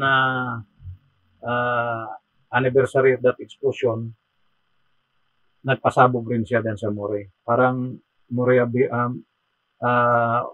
or Oklahoma bombing. So sa pag-escape niya, nahuli siya, hindi sa pag-bomb sa isang building, kundi yung sakyan niya walang plate number. Nahuli siya ng pulis. So nung mahuli, na-tie up siya doon sa yung pagpasabog pala doon sa Oklahoma. O na-tie up na hanggang sa nag-rent pala siya ng yung tinatawag ng rider truck, si company that yung mga parang hakot bahay ba. Kinargaan yan, tinark niya doon sa harapan ng building, pinasabog. Wala na siya sa area. Hindi siya nasama sa sabog. Pero laki ng damage sa ginawa niya. So the resulting investigation was a successful one. Aksidente lang na nahuli siya sa pag-escape niya. So dito may mga ammonium nitrates rin na ginagamit. Minsan ginagamit sa illegal fishing, ginagamit sa so yan, pwedeng gamitin talaga sa improvised explosive device. Mas malaki ang damage na mangyari kung ito ilagay sa truck. So meron akong yung tawag niyan, yung guide ng ATF, yung Alcohol, Tobacco and Firearms and Explosives card nila, plus cards, na malaman mo kung nakalagay sa car, nakalagay sa truck, ano ang evacuation area. na nasa kay Joy, yung isa sa mga coordinators, will extract one, padala sa inyo. Kung wala, ako padala kung sino ang padalan ko sa inyo. Siguro yung course coordinator natin, si Broy Sabayan, Sinong course coordinator natin dyan? Yung si Sir, doon. Iatag na ko sa iya. Ibigay ko sa kanya yung yung card. Pupunin ko lang later mga break time para may guide kayo. Okay? So, ibig sabihin, tayo, itong ating course, kasama ang first responder, kasama pag na-assign ka sa firefighting, at least mayroong idea ka. Assign ka investigation, assign ka sa inspection. Mayroong mga suspected na vehicle, nakapark ka na, ma-estimate mo na ang laman yan, ganon, may safe distance na recommended doon sa Atlas cards na yun. Okay? Okay. Explosives are classified into two main groups, low explosives and high explosives. These classifications are based largely upon the explosive velocities of the materials when it's activated. So, maklasify siya pag sabog, bang. Of course, bakit siya na-classify? There was already a classification done on such material, sa manufacturing pa lang.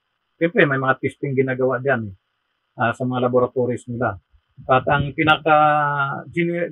general idea dyan is pag below the speed of sound, low explosive. Pag above faster than the speed of sound, high explosive, yung velocity niya. So, subsonic, low explosive, high explosive, supersonic. So, may mga explosions rin na nangyayari na nag-deflagrate lang. It cannot be classified as high explosive. Especially yung mga gas. So, ito. Low explosives are explosives which deflagrate when explosive velocities near or below the speed of sound. So, ang speed of sound is around 740 miles per hour or 1,086 feet per second or 331 miles per second. So, dito lang tayo sa 1,086 feet per second. Pag sumabog, tatakbo ka, ilang feet lang yung matakbo mo. Talagang abutin ka. Kaya karamihan ng maabutan ng explosion, whether it comes from low explosives, ay masasawi talaga. Lalo kung high explosive, lampas dito sa speed nito ang kanyang velocity ng blast pressure wave, ano. Minsan nakita niyo, nanonood kayo sa TV recently yung explosion doon sa massive explosion in Beirut. Nakita niyo yung dome biglang expand ng bilis. Kaya minsan nakatingin ka lang, nandiyan na sa harapan mo. Kaya maraming susugatan doon sa area na yon kasi yung mga design ng building doon, they are facing the port. So may mga kwan sila, parang balcony. Doon sila sila nakatingin, doon sila nagpupo, parang part sa design sa mga buildings doon. Pag magkaroon ng sunog, nanonood sila kasi there was fire, nanonood sila, biglang sumabog. That's pressure front kagad. Several kagad. Ilang miles ang inabot. Abot sila. So, kaya maraming namatay doon. Kawawa yung natamaan. Yung iba na natamaan sa glass, mga slivers ng glass or shrapnels ng mga lumilipad na mga bakal o whatever, kahoy, bato, matamaan ka noon, matamaan ulo, hindi ka man nakahilmit, basag na lang. So, the most common known low explosives are the propellants such as gunpowder. So, yung gunpowders natin, low explosives yan. Kasi, bakit low explosives? May mga attempt, alam mo ang invention ng araw, kanya-kanya mga siraulo rin trial and error, diba? Yung mga chemist ng araw, yung mga alchemist sila dati, minsan kung ano-anong pinagagawa nila. They want to make something out of a material into gold. So, minsan mga ihi nila, kung ano-ano, mga dumi ng tao, kalas na lahat ng magagawa nila, ginagawa. Kaya minsan, disgrasya sila. So, minsan nilalagyan nila yung shell ng high explosive materials. Pag putok, sabog yung shell, sabog rin yung baril, sabog ulo nila. Tamaan rin ng bakal. So, yung mga gunpowders natin, mga low explosives yan. Mga propellants, rocket fuels. Wala naman tayong mga rocket ship, but more or less, yung makategorize yun sa mga low explosive kung sakaling sasabog yan sila. Pyrotechnics such as flash powders and fireworks, yung mga rebintador natin, maklasify yan as low explosive. So low explosives are designed to do work by burning or rapid pushing effect rather than the shattering effects experienced with high explosive. So pagkakaiba ng low explosive at saka high explosive, ang low explosive mayroon siyang pushing effect, pinupush niya. Example, magbi-build up siya. Example, kung ito yung bote, magbi-build up siya dito, kung ang weak point nandito sa takip, ito ang mag-rupture. Doon siya mag-escape. So kung ano ang weak point, iyon ang bibigay. Unlike high explosives, pag sumabog siya, ito talaga durog-durog yan. Kasi hindi siya pakialam dyan, hindi siya nagpupus, talagang nagsashatter siya because of the sudden speed of the velocity that is generated by the high explosive. Masyadong mabilis. Kaya, ang container talaga, warak. Kaya malalaman mo yan pag nadurog-durog yung niyan. Most probably coming from the high explosive. But there are also exceptions. Even low explosives, basta massive ang volume, marami, can also duplicate the effects of a high explosive material. Pero seldom yan kung massive lang. Marami, tons o black powder, pwede siyang magkaroon ng shattering effect rin. Pwede rin siya magkaroon ng crater. Generally, kung maliit lang na amount, cannot create a crater. Cannot create also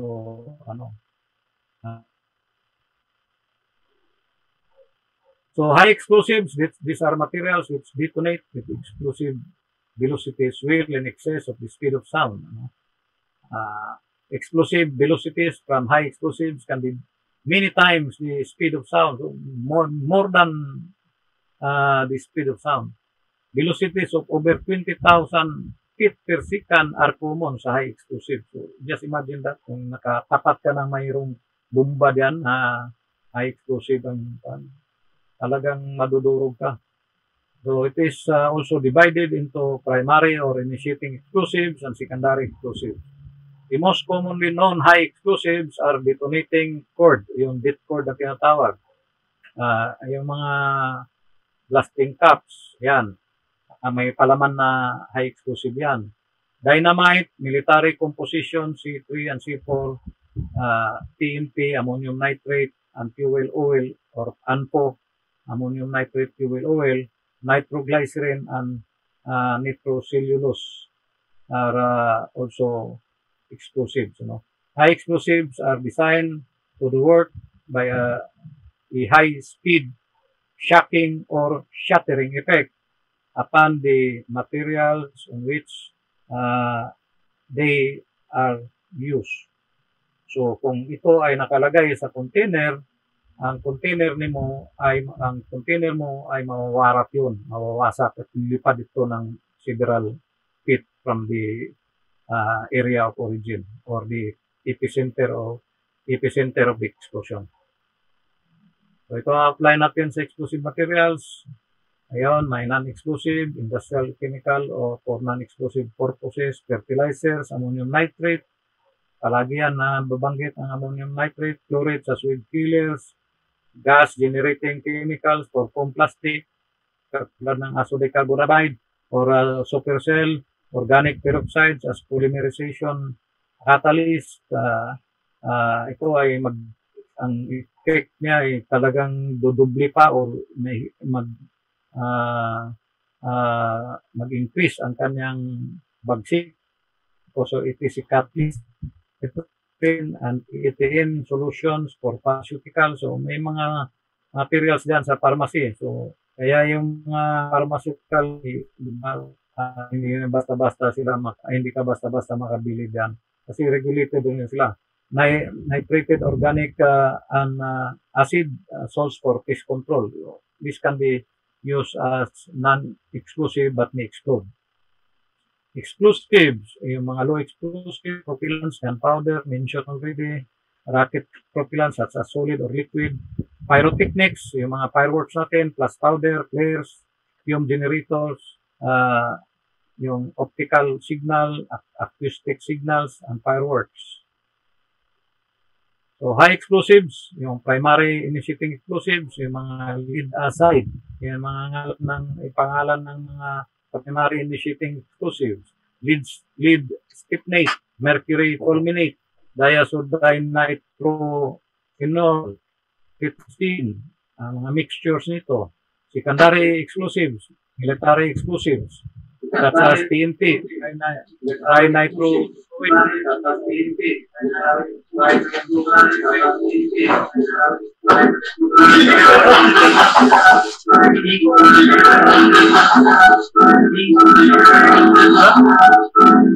yan? May nag-record ata. Ano yun? May nag-record, nagpa-plus tayo. Nag-rebound sa ating communication. So, wag na kayong mag-ano diyan kasi bibigyan naman kayo ng copy. Later on, you read it on your own. So, yung PETN, topics, ito yung mga materials na explosive. Industrial explosives, mga gelatin, ginagamit sa blasting ng mga mines, Kung mga mining, kayo dyan, yan ang mga different forms, yung powder type, permeated explosives, yung ANFO, ammonium nitrate fuel oil yan, ammonium nitrate pa rin yan, slurries. So, sa mga minings, nagpasabog ng mga mina, mas less expensive kasi ang ammonium nitrate as used as explosive, So, diyan makakita niyo sa mga mining sites. So, low explosives, yung gunpowder, propellants, mentioned already. Yung black powder is composed of potassium nitrate, sulfur, and charcoal. So, meron tayong tinatawag na smokeless gunpowder. Dati, black powder. Bakit black powder? Talagang kaya siya tinawag kasi black Pag pasabog mo ng bala mo, daming itim na But later on, nagkaroon na ng refinement nila sa mga gunpowder nila na smokeless na. So, likely, ito yung mga propellants na ito are most likely to be encountered by the explosion investigator. So pwede kayo maka-encounter nito kasi yung mga black powder used in IEDs, etc. So these propellants are easily ignited by flame. Siyempre, fire tayo. So maaaring matawag tayo dito. Heat and friction and shock. So yung shock, pag nabagsak mo, pwede mag-trigger siya. When ignited, they burn readily because they contain chemically mixed oxygen. So they will burn fast and easy because mayroon ng oxygen siya kasama dun sa materials. It does not need the oxygen, the outside air na palagi tayong remember our triangle of fire theory. This one, the materials itself has its own built-in oxygen. So if you have the heat, the fuel, ang oxygen, nandun na rin sa, kaya nga mahirap siya, baka mamaya ma-ignite mo by friction. The maximum speed of the blast pressure wave from black powder is about 1,640 feet per second. So may kabilisan rin, although black powder yan siya, mabilis rin yan siya mag-propagate. So kaya nga, kaya nang ilipad yung slug ng bullet, di ba? Ginagamit sa bala. So under ideal circumstances of burning and confinement, it can detonate. So it may detonate if you confine it. So even if you put it in a carton, it may detonate. Kaya makita nga niyo yung mga packaging ng fireworks, diba? Mga papel lang yun eh. Bakit siya sasabog? Kasi nga kinonfine mo siya eh. Siniksik mo siya doon. So yung container niya, although not metal, it can still explode. The more ilagay mo yan siya sa bakal, the build up of the gases after the explosion, during the explosion process will rupture the metal and it will send anywhere and everywhere. So maaaring matamaan ka sa mukha, mabasag ang mukha mo, pwede ka mamatay.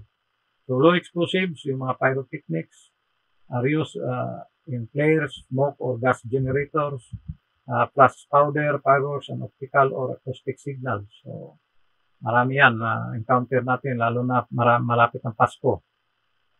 So yung primary high explosives, primary or initiating explosives are particularly sensitive to initiation by heat, flame, friction, or shock. They are used primarily as initiators for less sensitive secondary explosives, which require higher levels of energy to be exploded.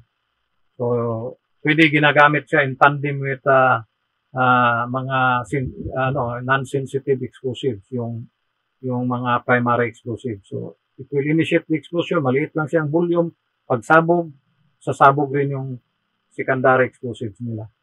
Plus nandoon rin ang booster, katulad ng ammonium nitrate, lalong massive ang explosion, depende sa volume ng ammonium nitrate na sinama mo doon.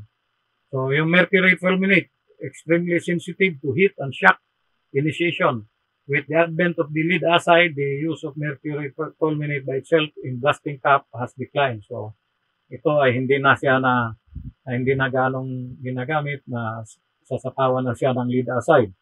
It is also, lead acid is employed as a primary explosives in blasting caps, often mixed with lead stiffenate. It is somewhat less sensitive to initiation and has a faster detonation velocity than mercury fulminate. So ito yung mga improvement nila sa mga blasting cap killers. Ito yung nakalagay sa mga blasting caps. So the blasting cap can be triggered by battery, usually 9-volt battery or 12 volts to initiate the explosion of that high explosive inside the blasting cap. And then nakatanim yun sa TNT or sa secondary explosives, pwedeng sumabog rin ang lahat ng materials na nakadikit doon na explosives. Lead stiffenate used in blasting caps with other detonating charges. So ito yung mga pangalan ng mga filler ng mga blasting caps na nasa market ngayon. Usually mga military and commercial. Kasi yung mga nandiyan sa mining industry, kung kailangan rin sila ng pasabog, need also blasting caps. Pero commercial, for commercial use, meron yan. So what is the difference between primary and secondary explosives? Primary explosives detonate by ignition, such as flames, spark, other means that will produce heat or of sufficient magnitude, while secondary explosives require a detonator, and in some cases, a supplementary booster. So, tip yan, baka lumabas sa exam. Hindi lang po sure. Baka lang. So, explosive materials. Secondary explosives are relatively insensitive. So, parang babae ito. Minsan insensitive, minsan sensitive. So, yung secondary explosive, insensitive siya. Kaya, mahirap mo siya i-trigger. So, kaya kailangan mo nang mag-initiate ng Kasi, nakalagay not necessarily impervious to initiation by fire or mild shock. So, kung na pinki mo lang kunti, na mayroong fire, pwedeng hindi sumabog. But, of course, dahil high explosive yan, hindi tayo magsapalaran yan. Baka testingin mo, baka sumabog ka. More powerful than primary explosives are used by the military and commercial blasting. So, dynamite, this is the invention of Alfred Nobel in 1800s, in 1867. The first dynamite was a mechanical mixture of nitroglycerin. So, later replaced by ammonium nitrate. So, naluan na ammonium nitrate na dati nitroglycerin. So, less sensitive and more practical. So, ang ammonium nitrate is less sensitive and more practical. Kasi, maski nandiyan yan, napipinki-pinki mo, hindi naman basta-basta sasabog yan. At least, sindihan mo yan. With an inert material to reduce the sensitivity. So, yun, na-invento ni Alfred Nobel. So, if you're familiar with the Nobel Peace Prize, yan, nagbibigay siya ng mga, sabihin nating tira para doon sa mga tao na mahilig ng peace. If you are a man of peace, na marami kang nagawa sa direksyon ng peaceful activities, you may be rewarded with or you will receive the award of Nobel Prize. Worldwide, ang award giving nito. Siguro nakukonsensya to si Alfred Nobel sa kanyang ginawa na dynamite. The man who invented it was even identified as the man who who wanted peace but invented dynamite. Dynamite is sometimes used in killing people. So, medyo nakukonsensya yung tao. So, but wala tayong magawa. Commercial-wise, dynamite is important. It revolutionize ang construction. Paggiba ng building, paggiba ng mga bundok, paggawa ng mga tunnel, paggawa ng line ng mga trains, So, daming nagagawa nito. Pero yun nga, minsan ginagamit rin sa gira, ginagamit rin sa pagpatay ng tao, kapwa-tao. So, medyo meron rin siyang tawag nating dangerous yung phase of this invention. Pero yumaman yung tao, natin magawa, na-invento niya, swerte siya. So, TNT, RDX, trinitropoluene, yung RDX, also called cyclonite, hexogen or P4, most powerful of the secondary explosives. It has 1.5 the power of TNT, but is more sensitive to impact initiation. So, impact initiation, baka mabagsak mo yan, pwedeng sumabog yan, yung mga materials na ito. PETN, these are used as booster charge, in detonating unlit cord, mga detonating cord. Yung pillar niya sa ito. It is sometimes used in blasting caps with lead acid. So, minsan sabay siya sa lead acid. But is generally considered too sensitive by itself to have wide usage as a main charge. Masyadong sensitive ito. Kunting galaw lang ito, baka mas sumabog. Kaya very careful ang mga handler nito.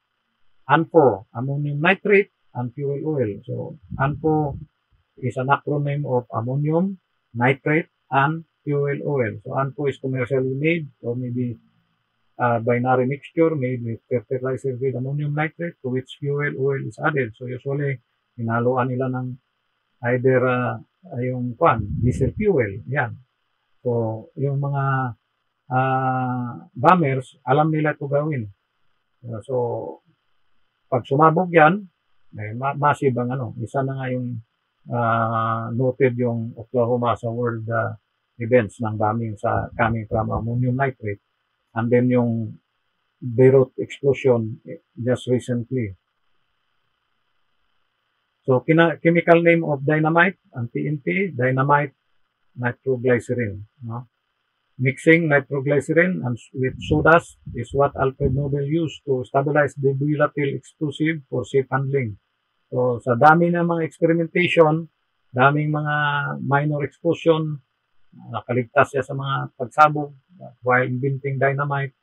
Nakita niya na pag ginaluan ng sawdust, mas stable or safe i-handle yung nitroglycerin ng ginagamit ng dynamite.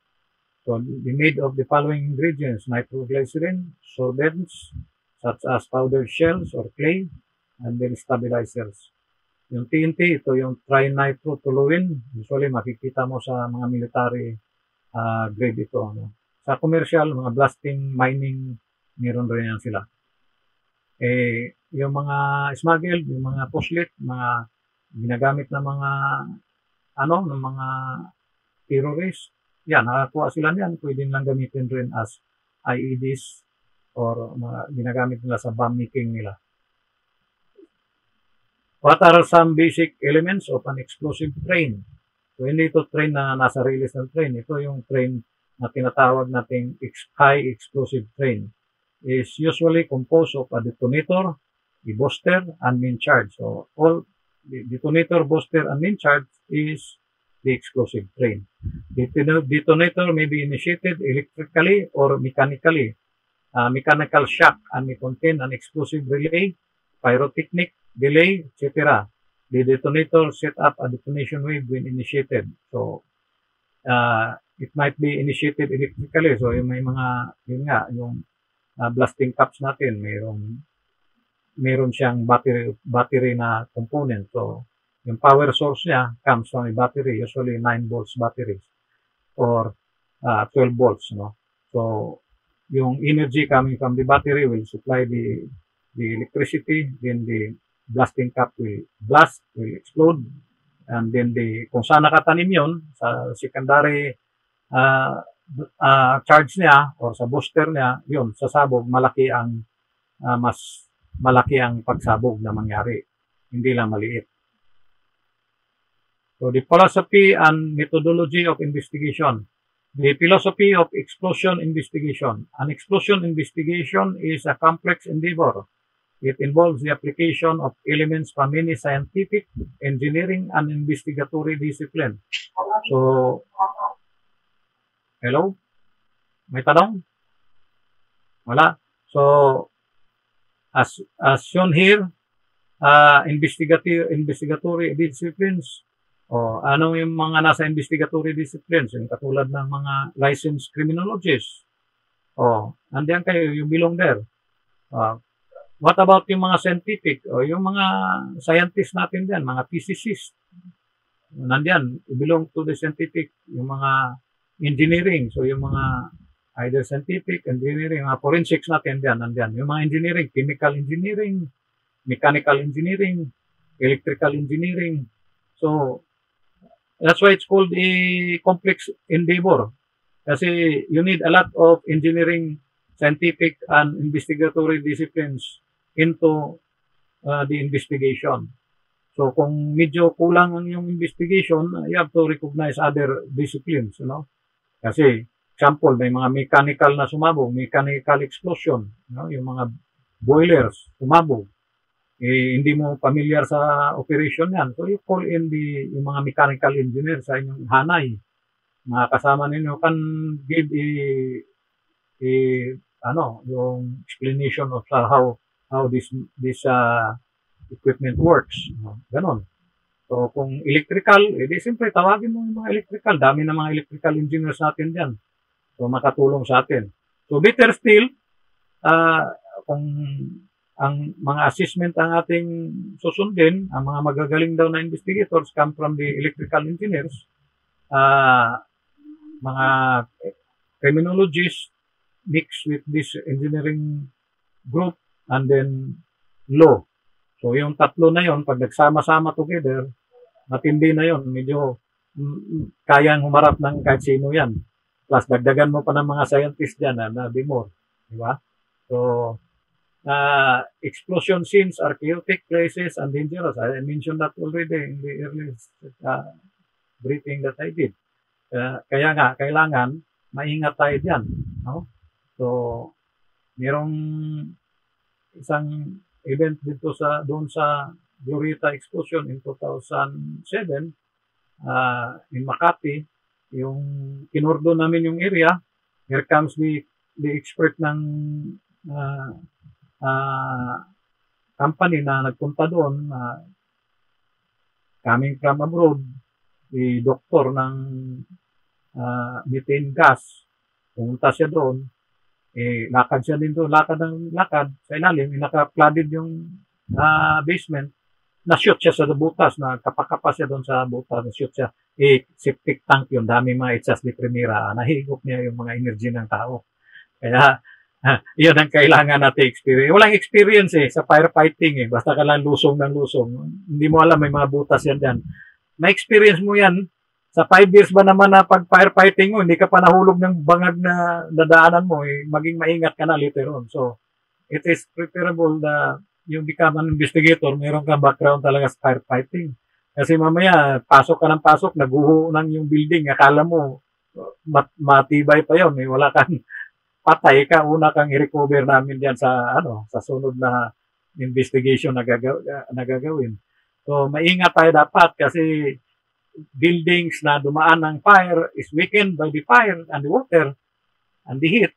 And building that sustain explosion, the effects of explosion, weakened rin yan. It may, yung mga biga niyan, mga crack yan, mga bakal yan na compromise, it may collapse. The walls may collapse. The floors may collapse. The column may collapse. So, patay kang bata ka. Pero firefighter ka, bihira lang firefighter mamatay dyan sa area ng fire scene. Katangahan na lang yan, kapatid, pag namatay ka dyan. So, kung kaming, kasama sa fire na official pa yun, pumasok ba naman siya sa elevator? Sabi niya, nagli-lecture yun siya, huwag kayong pumasok sa elevator pag may sunog. Nagkaroon ng sunog sa Binondo area,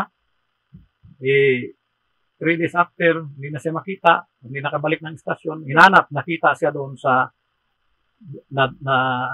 bumagsak na elevator, nasunog na elevator na bumagsak. So, boots na lang yung nakita sa kanya. Kasama niya ang, tawag nito, elevator technician. So, minsan, confidence can kill us, So, huwag kang masyadong kumpiyansa na, although, yung kasama mo ang elevator technician, and when you enter an elevator, safe ka. Even the elevator technician may die, just like what happens yung nadamay pa tayo. So, ang fire, maingat tayo sa elevators, hindi tayo basta-basta pumapasok dyan. Kasi mamaya, na-brown out, na-shutdown, ang elevator, matrap ka. And then, maabutan ka ng sunog, patay ka. Maabutan ka ng usok, patay ka. So, no sa atin yan. Better walk in the stairs. And then mag-ingat ka rin, baka gumuho yung hagdanan. Okay? So, Sir, permission to talk, sir. Yes, sino to? Sir, sir?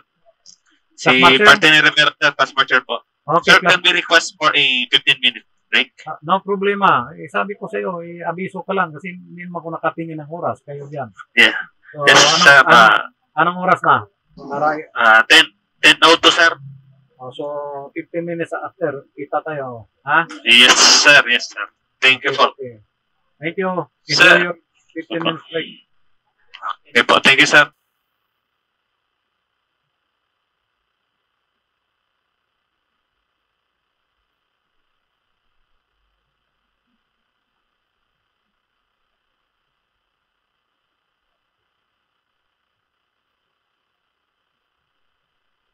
Okay, class marcher, nandiyan na kayo?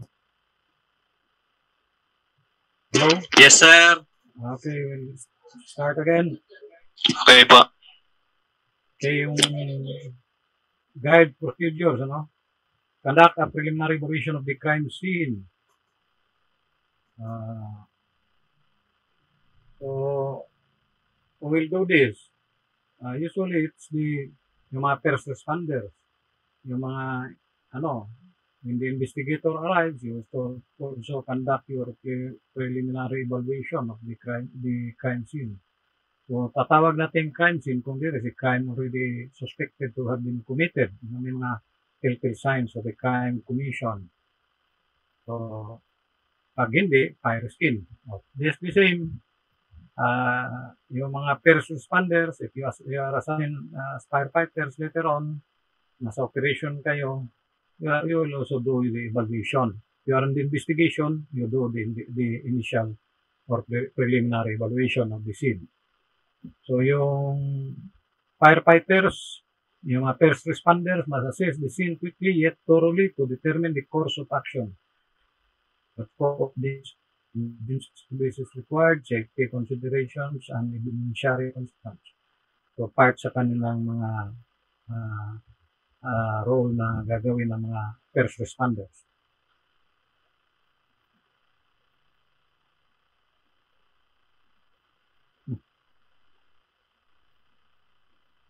So, also warned to be aware of secondary devices.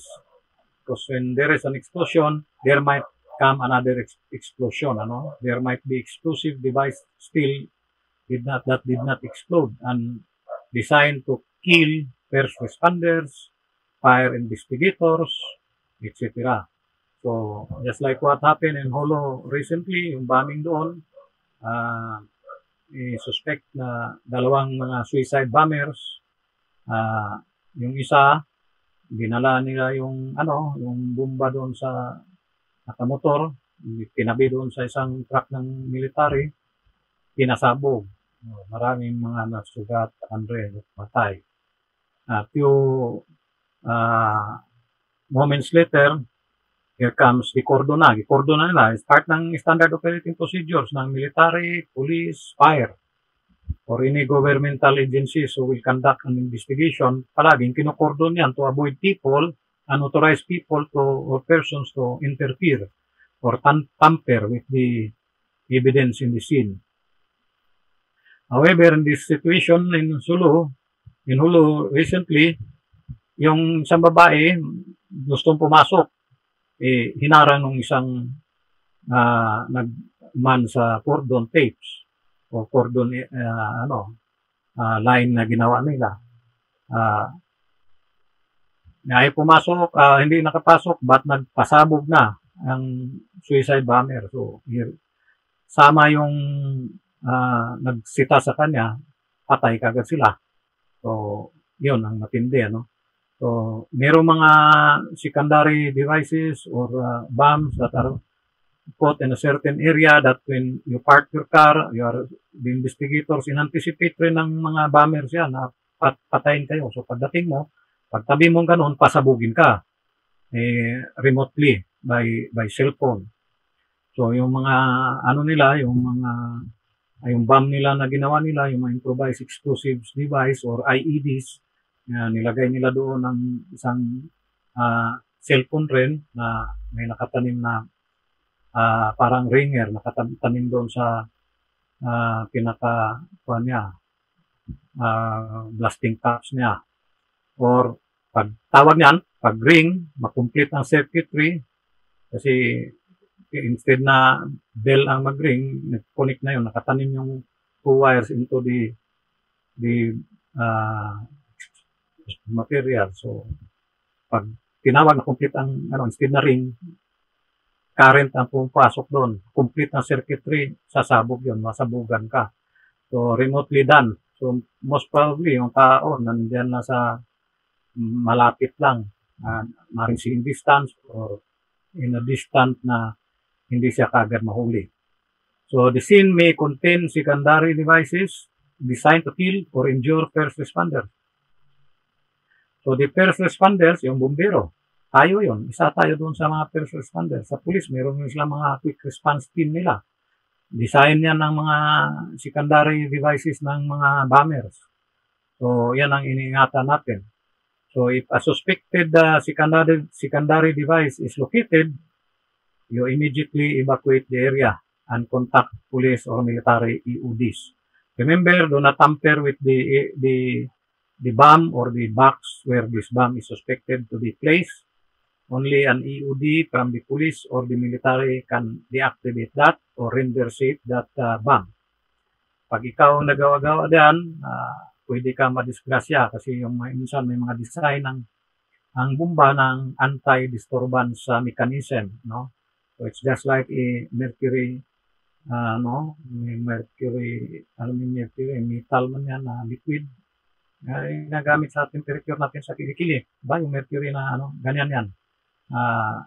Ginagamit rin sa mga mining yung kaya maraming mercury poisoning diyan sa mga illegal mining natin, small time miners natin, and may rin diyan, may mga big time miners na gumagamit nito to extract gold, so it can be easily acquired. So mamaya mayroon siyang anti-disturbance mechanism, nakalubog yun sa may mercury, and then may wire na dalawa. Pag na-tilt yung kaganon-ganon mo ng box, mag-complete ng circuitry because mag-complete ng current noon because of the mercury that is put there as a part of the switching mechanism niya. So do not tamper, do not shake the bomb or the package or suspected package. Huwag mong i-shake, huwag mong ibali-baligtad. Better still, leave it at the site. Call the EOD. So how you do that? You must have an advanced coordination already. Ibig sabihin, in your area, you must know who the EOD units that operates in your area so that you can call them for assistance. So they will be dispatching their team to deactivate the bomb or disarm the bomb, and later on render it safe, and then they will dispose that. So dalhin nila yan sa bombing range nila, doon nila ipasabog yan. So, yan. Upon arrival at the scene, the first responders should establish a command post. So, if you happen to be with the first responder, yan ang unang nasa isip mo. Implement an incident command system. So, may mga special training sa incident command system diyan sa FMPI, I think. Request emergency services when applicable. Kung kailangan mo ng ambulance assistance, dapat nandiyan sa area na yan. Identify scene hazards. Identify evidence. Preserve transient evidence. Although first responder ka, firefighter ka, it's still your role to safeguard the scene of the explosion or fire. So you must be able to identify mga potential evidence that may be collected later on. Protect it from being disturbed. Protect it from being moved. Protect it from being thrown outside the structure. Kasi may mga tao na hawak, tapon dito, tapon doon, gano'n. Nangyayari. Minsan, may mga fire engine na sumasama dyan sa area. So, dapat ma-warn sila ng mga regular firefighters natin. Kasi siyempre, mga volunteers yan. Hindi naman nila gaanong alam ang mga dapat nilang gawin diyan. So, ang mag-guide diyan tayo. Instead na makatulong sila sa pagsira ng ebidensya, when the investigator coming from the Bureau of Fire Protection, we have a hard time now locating this evidence because they were thrown discriminately by people who don't know what to do in the area. So, yung preserved transient evidence, yung mga vehicles na nasa cordon area, dapat hindi basta-basta ma-move yan unless cleared. There is proper approval in their movement. Kasi for all you know, ginargaan pala ng mga epictos yan, ng mga epictos, mga part ng stocks ng building, naabutan lang ng pagsabog, hindi na evacuate agad. This can be indicators na arson yung lugar or what. Or yung vehicle niyan, may mga karga, mga part ng explosives or may mga portion ng explosive na traces nandiyan sa vehicle. So this can still form part of mga transient evidence. You exercise in safety, no? Lahat tayo, safety first, no? Whether you belong to the firefighting, you belong to the investigation, you belong to the whatever rescue group, whatever, kasama yan ang ating role, scene safety. Safety overrides all other concerns. So, when we talk of safety, we have other concerns besides safety. Safety pala yan lahat ng other concerns, tigil muna. Kasi unahin mo natin itong safety.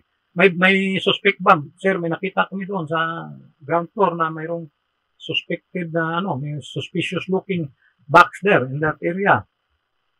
Baka kasama yan sa secondary explosive na hinahanap natin. Kasi may sumabog na. So, sabihin ng, sandali muna, tigil muna tayo dyan. Tigil muna ang activity. You call the EOD to check it. May mga K9 sila to check it.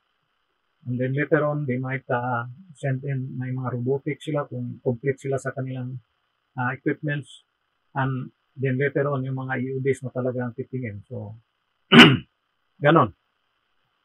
Hindi natin dapat kaligtaan o kalimutan na ang safety natin. Kaya kung masabugan tayo, sino pa mag-imbestiga? Kung tayo masabugan, kung firefighter ka, sino pa magpatay na sunog? Namatay na yung papatay na sunog. Ay di mas lalong lalaki ang sunog. Tagal pa bago maka-respond yung other personnel from outside your area. So your request also, yung kung sino nauna, yung mga first responder, may request also additional resources to mitigate the hazard. So ano yung mga additional resources to mitigate the hazard? Example, may mga heavy things in the area that may explode, mga LPG tanks. So dapat kuha ko, ma-move. Kung may mga things na mas mabibigat, you can bring in mga heavy equipment to do it. So, ano makatulong sa atin na departamento? Yung Department of Public Works and Highways, they are very much willing to render assistance to us. Provided mayroong advanced coordination lang. May mga equipment sila. Utilize tools and personal protected equipment, yung mga PPEs natin for the appropriate tasks during our operation. So usually, mga PPEs natin, meron naman may mga braking apparatus tayo, may mga proximity suit tayo na pwede magamit natin. Iba, kung walang gamit, ay talagang malas na lang natin talaga. Talagang minsan hindi kaya na-issue ng Kaya mas maganda, mag-request ka para mabigyan ka. Kung hindi ka mabigyan, at least nag-request ka. Later on, may nangyari sa'yo, may masisisi ka. Nag-request ako, hindi ako nabigyan Ayasa na request mo, may request ako. Na-injure tuloy ako. So, request or conduct a safety sweep of the fire area by personnel qualified to identify and evaluate additional hazards and safety concerns. So, kung hindi ka sanay sa pag-conduct ng safety sweep, may mga tao na naka-experience na niyan, so you call them in so that we can assist you. So, mark hazards clearly and designate safety zones to receive victims and evacuees. Self-explanatory na yan. Administer life-saving report. Hello? May magtanong? Administer life-saving efforts. First responder primary responsibility is to rescue living victims. Of course, people muna, persons, bago other things, unahin mo yung mga bagay, sa salvage mo, una muna ang buhay ng tao. Inuna mo yung safety deposit box over a person. Ay, anong interest mo doon? Ba't nauna yung safety deposit box? Ba't iuwi mo yan? Wala namang dapat na kasi masunog yan. Mga ilang oras pa yan. Minsan 4 hours, minsan greater than that. Nauna mo kinuha yun. Kinuha mo yung cash register. Sir, ano ba yung ginagawa mo dyan, Brad? So, while performing emergency operations, I have to preserve evidence. So, firefighters, preserve evidence. It's part of your role when you are assigned as firefighters.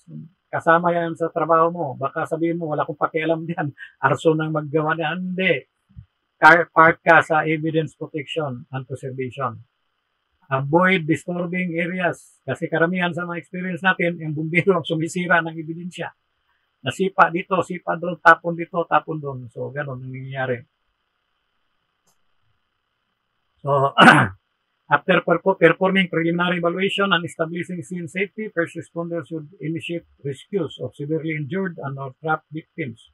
So, meron talagang rescue na kang gagawin kung merong re-rescuein. So, yung mga part rin ng duty natin to save lives. No? So, evacuate yung mga ambulatory victims, hindi na makalakad on their own, perform triage when you assess which injured individuals are more that needs more critical first than the others. So, dapat na-perform mo yan. Treat life-threatening injuries on site, pwede mong gawin. Leave fatalities and their surroundings undisturbed. So, yung mga patay, huwag mong kunin. No? Patay na yan. Huwag mong kunin. Pabayaan mo ang investigator mag-process yan. Hello? Bakit parang merong nagluluto ng tubig dyan? May nagpapakulata ng tubig dyan sa inyo. So, leave fatalities and their surroundings undisturbed. So, ang katawan ng tao, pag patay na, gagawin mo dyan, firefighter ka, dalhin mo spirinaria yan, wag. Ka dyan, mayroong pang investigation gagawin yan. So, the body will be processed on site at the area where the fatality was located. Do not move it kasi mabago ang dynamics ng investigation. Paano nangyayari ito? Ba't parang gumagapang pa itong tao? Hindi pala, hinatak mo. Kaya, gumulo tuloy ang investigation. Imbes na nakataob, tinihaya mo, na iba na ang posisyon ng tao. So sabi mo, ito, tumatakbo ata ito eh. Yun pala, hindi yung original position niya. Paano? Ginalaw mo. Avoid disturbing areas not directly involved in the rescue. If you are a rescuer, do not move things around, just indiscriminately. Define the investigator role. So you have to define your role as investigator if either you are assigned as the investigator. At the time the scene is determined to involve a bombing or other crime, the investigator must address legal requirements for scene access, search, and evidence seizure. So, under the procedure natin, yung hindi ka basta-basta magkuha ng ebidensya na wala sa ayos. Dapat properly documented yan lahat. Only EPEOD personnel of or PNP BAM technicians, yung BAM technicians are also EODs. Just another term for EODs. May mga schooling sa BAM technicians ng PNP. You can qualify there if your office will send you there with the proper payment of the tuition. Should handle any suspected devices that are located. Take no further action until the devices have been identified or rendered safe. So, sila talaga mag-render safe. Hindi post-blast investigator, hindi firefighter, etc. EOD. May come from the police, may come from the military.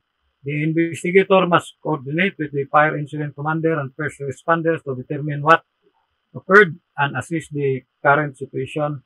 Subsequent procedures will vary depending on the magnitude of the incident. Kung malaki, siyempre, maraming mga additional safety measures na i-apply natin, and then maraming personnel kailangan, maraming tayong mga issues to address. Kasi malaki. So, investigators upon arriving at and prior to entering the scene, the investigator should introduce himself to the incident commander. May mga incident commanders na nandiyan sa area. Talk to the incident commander and first responders to evaluate their investigative assistance kung may kailangan ka.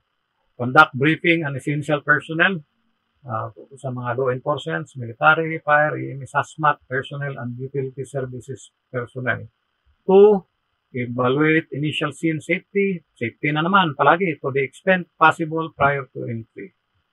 So yung safety medyo sa atin ay medyo ang mga pag pinabag nating safety sa matanda na masyado yan na karamihan mga bata wala pang safety isip yan.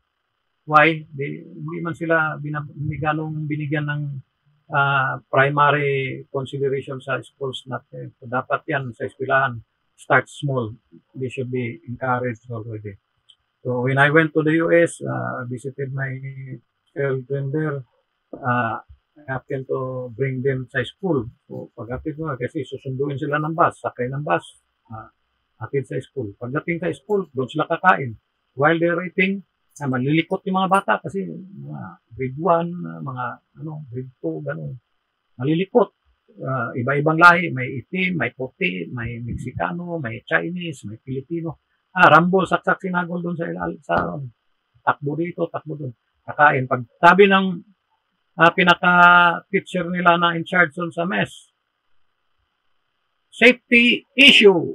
Pag-announce na safety issue, magulat ka para mga biglang biglang tumahimik yung biglang diretso sa upuan nila, upo sila, observe sila kaagad. Lahat sila, walang salita.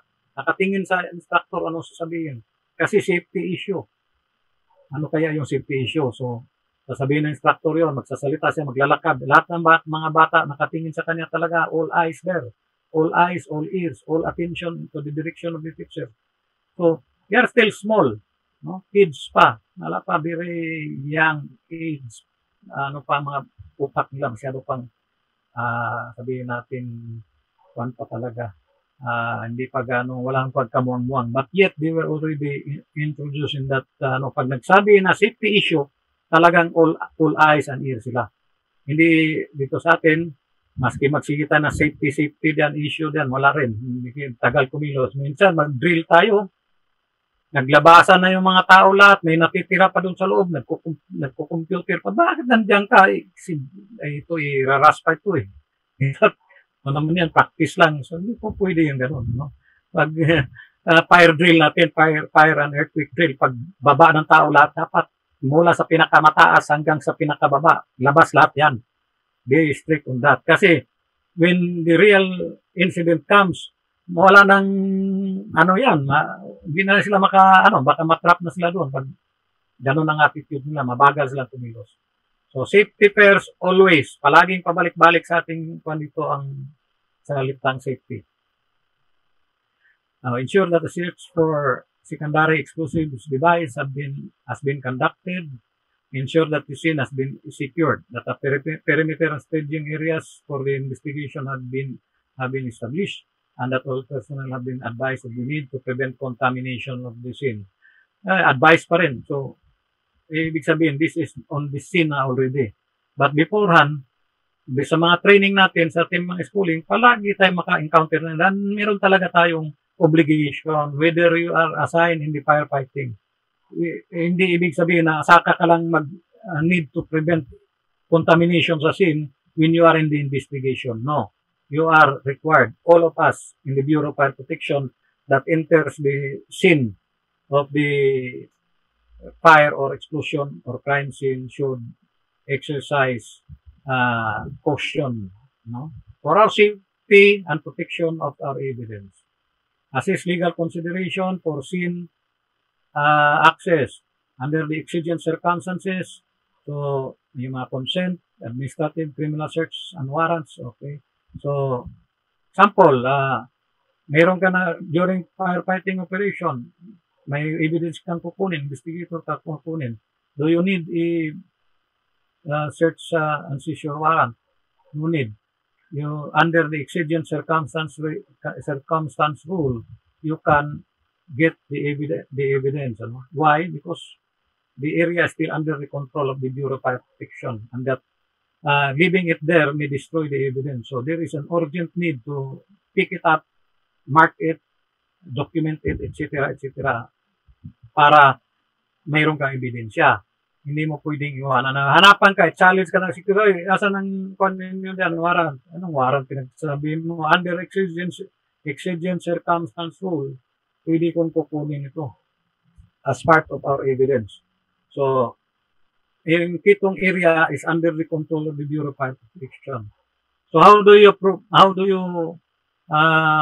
that the area is under control? So, kailangan mayroon tayong fire hose that enters the scene. So that is a physical proof that indeed the scene is under our control. There is still an ongoing fire operation in the area. Kaya ang firefighter at saka ang investigator well coordinated yan. Hindi sila basta-basta nakunin nila ang tapos na nila pinatay ang apoy, hindi ka pa nakatapos, so dapat may pakiusapan kayo na wag muna kasi may kukunin pa kami diyan. May mga ebidensya pa kami para ma-fall under the exemption, ano. So pag pinull out na yon, wala nang control lang ka, no? So baka challenge ka, may mga legal loopholes diyan, baka ma-question yung retrieval ng evidence mo. So ensure scene integrity. The investigator must ensure the integrity of the scene by establishing security perimeters and staging areas. So yung mga cordon tapes natin, the farthest distance of the evidence that was fulfilled from the scene, if there is an explosion, you measure that, if it is 100 feet or more, depende sa situation, 50%, plus 50%. If it's 150 feet, doon mag-start ang cordon tapes mo. The cordon tapes may move or may be widen or it might shrink smaller. Depends on the situation as may be determined by the investigator on case. So it's always investigator case that controls the investigation. That one man is the one that determines ano ang doon mangyayari. So may mga force multiplier, may mga commander siya, but still, the investigator on case makes the recommendation. Prior to evidence collection, the investigator should establish procedures to document personnel, establish procedures to prevent scene contamination, establish and document procedures for evidence collection, control, and chain of custody. So the chain of custody is this piece of the document that determines or proves that indeed the evidence was retrieved in certain area, brought to your office and to the laboratory. So from the retrieval to the laboratory to the court, the one who is responsible for the presentation is the investigator on case. So he must have the evidence card or evidence chain of evidence card to show the root of his evidence. Ano? Hindi po pwede yung maski sino lang hawak ng ebidensya mo. Kung naibigay mo sa laboratory, you must have a report with indicating that indeed your evidence 1, exhibit 1 is in the laboratory. Where? What laboratory and what laboratory examination you want from that laboratory. So what you wanted should be reflected, and what evidence you sent there should be well documented. Even the packaging of your evidence is part of your evidence already. How? When you reach the court, in my several cases in court, regional trial courts, ay sa Sandigan, tanungin yan, ano ba ang packaging na ginamit mo sa yung packaging mo? So dapat explain mo properly. Even yung mga supot na nilagay mo, ang pinackage mo, nilagay mo sa plastic, even that is part of your evidence. So you must be able to recall, document, take pictures of what you did. Make initial signatures there on the covering so that you will know kung yun nga ang yung ebidensya. Later on, it will be presented in court and you will be made to identify it, and you cannot identify it because the packaging was changed, hindi laking problema mo.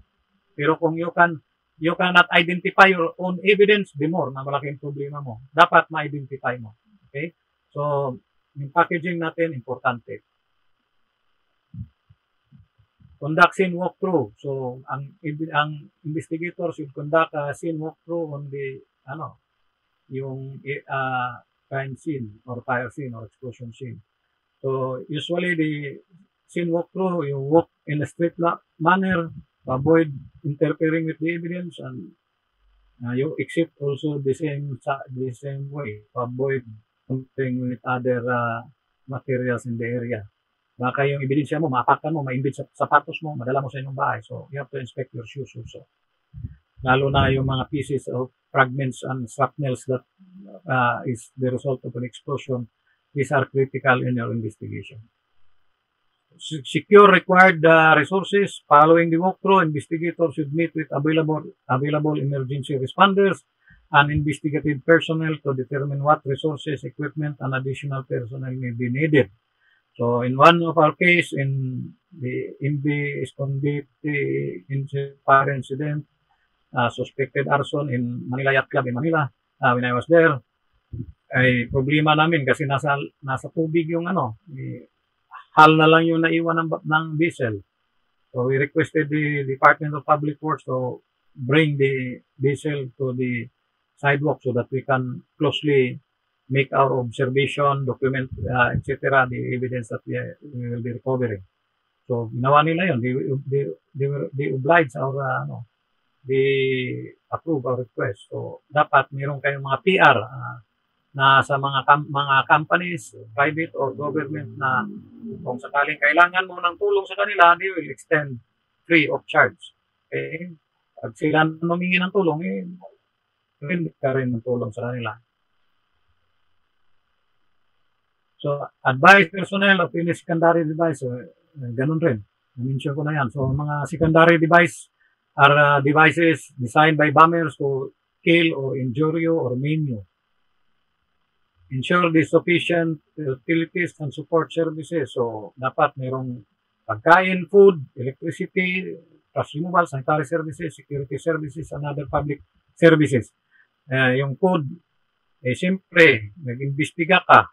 Saan ka kukuha ng pagkain? Avoid yung inimbestigan mo, doon ka rin hingi ng pagkain. Mamaya, kung medyo kita niya na hostile yung investigation mo sa kanya, pwede siya mulong, hindi lasunin ka na lang niya. Pakainin ka niya ng mga lason, di patay ka. So, the best is you bring your own food, Huwag yung asa masyado doon sa Minsan, magsalita pa yan sila, yung mga patay gutom, yung diba? Mahirap yun, masakit sa atin, lalo na nakuna sila sa media. Nakita ka sa video na nagkakain-kain ka na noon, hindi yung pagkain nila yun nabigay sa iyo. Ibaguhin nila yung statement, Just, hindi naman yun totoo, but para lang masiraan ka, para yung credibility mo in the investigation may be affected. So, sirain ka na nila kaagad. So, damay pa ang BEP, ang Bureau. Siyempre, manunod kami sa TV, makikita ka namin, kumakain ka lamon ka ng lamon, yung pala, mga kanguson, binibigay sa'yo, kunin mo. Nangyari yan sa Manila noon. Yung pinapakuha yung mga kangus, kainin nyo, yung pala, binibidyo na sila. Pinalabas patay gutom. So, nahirap pakinggan yun. Diba? So, ingat tayo ng ganon. So, refined personnel, that evidence can take many forms. It is not limited solely to components of devices. So, marami. Hindi lang yan doon sa pieces of the bomb. It could include the effects of the explosion, the one that hits the wall, the one that, anything that one that destroyed by these materials, by fire, by heat, by salt, by whatever. Kasama yan sa ebidensya na kukunin mo and i-document mo. So, you develop a written documentation. Investigator will prepare written scene documentation to become part of the permanent record. So, gagawa ka ng report. If possible, make it a habit to make a daily report, Kung hindi kayo required ng opisina to make a daily report on your own, you make a daily report sa iyong sarili. Record, day 1, ang pizza, ganon, lahat. Parang normal rin na report mo ginagawa, para lang sa iyong consumption. So that when you are required to present within 42 hours, within 72 hours, within a week, within all you have to do is look back at your yung mga reports na kinonsolidate mo. Well, in chronology yun, malalaman mo, parang gumagawa ka ng diary. Mas easy for you to make your reports than rushing for a report after a week of your investigation sa kakagawa ng report, isang bisis kagagawa. Wala kang sige kang mo, paano kung pressured ka na? Minsan mali-mali yung report na gagawin mo. Mayroong isang investigation, hindi sa atin, nakarating na Manila, from Mindanao, may sumabog, nakarating na Manila. Siyempre, IATF kami, another government agency, hindi ko nabanggitin, So, dumating, binigyan kami ng copy sa DILG, tinignan ko. Bakit itong tao na ito nasama na? Patay ba ito? Hindi, buhay yan, sir. bakit nandito sa patay? So, yung pangalan ng commander nila nalagay doon sa mga fatalities. So, just imagine that, makarating ng Malacanang yung report na yun. Manila na, siyempre, pa Malacanang na yun. Buti nasita ko, binalik, i-correct yun. So, siyempre, minsan yung copy-paste. Yung advantage ng electronics yun, mabilis maka-compile ka, copy-paste. Pero minsan, masama rin kasi kadidikit-dikit mo pati na pala pangalan ng amo mo, nilagay mo na. Doon, yung boss mo, nandun ang pangalan. Napatay na pala siya. O, di ba? So, makukurinte tayo lahat dyan. So, avoid that. So, I suggest is make a daily report and then consolidate it into weekly report and then consolidate the weekly report into a monthly report or a bi-yearly report or annual report. So, ganun ang paggawa. Photograph and videotape the scene. So, this is part of documentation. Wala man tayong photography course siguro sa atin. So, it's dapat may mag-design ng DEP ng yung photography class, no? So, dapat investigator, may mga in-service schooling sila na mag-aral sila ng photography. Sa ngayon, hindi pa ganong masila ng mga photographs that reach this court in digital form, minsan cellphone. But I encourage you not to use the cellphone. Mas maganda yung 35mm na digital camera. So, later on, a digital procedure will be utilized already in the report writing or documentation of a scene, either by video or still photography. So, remember, when you photograph an evidence, if the evidence is less than 6 inches, you must have a comparative thing placed beside it. Example, a pen or a roller. So, kasi pag pinunan mo ng close-up yan, pinunan mo ng normal shot, these objects will look bigger. No? So, for the purpose of appreciation of those who want to view your reports, you will already have a visual of how big is the evidence that you are showing to the readers. Okay? So, locate and interview victims and witnesses. Investigators should obtain victims, witnesses, identities, statements, and information concerning their injury. So, dapat kompleto. In one incident, sumabog, boom, yung isang lone occupant, nadala ng hospital. So, we follow the person in the hospital in the St. Luke's in Taguig area. So, tinignan namin doon yung ang injury niya, in-interview namin doktor, pinagawa. Meron kaming ready sketch ng forma ng tao, i-fill in na lang niya kung alin ang third degree dito, ganon, sa ulo, may tama, ganon. So, likod, harap, kung mga injury, pipirma ang doktor, anong oras, anong sitira. Kasi if you cannot question the person because he's already in the intensive care unit, hindi ka pwedeng pumasok doon. Baka ikamatay pa yung pag nakita ka. Doon ba yun? Kaya avoid going inside. You are not allowed. The doctor na lang ang tanungin mo or yung mga nurses doon. Kasi usually yung mga personal effects ng tao nandun pa. So, one critical piece of evidence that we were able to collect at the hospital is yung shoe niya. One shoe recovered. The other shoe was taken by the SOCO. So, it's later on was turned over to us. So, nabuo ang sapatos. Now, it's critical because these are physical personal effects of the person at the time of explosion. Where this materials was located is critical to our investigation. This were recovered near the doorway of the explosion. So, proving once and for all that he was at that exact area, not anywhere else in the room or building. So, yun. Nalalaman natin yun. Part sa investigation. If you search meron mang dinownload man namin ng DILG ng report ng Sirindra explosion, you can download it and study it. So, yung mga dapat mong pag-studyhan, ang mga sa research materials mo, dapat additional readings mo, yung bombing ng World Trade Center prior to the one that was hit by the airplane, there was a bombing before that. So, makikita mo how extensive is the investigation that was done compared to the investigation our investigators here in our country. Now, the Sirindra incident is a good one, a good investigation material that you should look into also. Plus itong mga aking mga slides na i-present dito ngayon. Okay? So, a symbol, the evidence processing team, when it is determined that the incident involved a bombing or other crime, investigator must address the legal requirements for scene access, search, and evidence seizure. So, wala may, yung tinatawag nating exigent circumstance rule. So, hindi, medyo ma-exempt tayo sa seizure warrants, you need a warrant to seize, or to search. This one, pwede. Basta, you can prove that the scene is under the control of the Bureau of Fire Protection.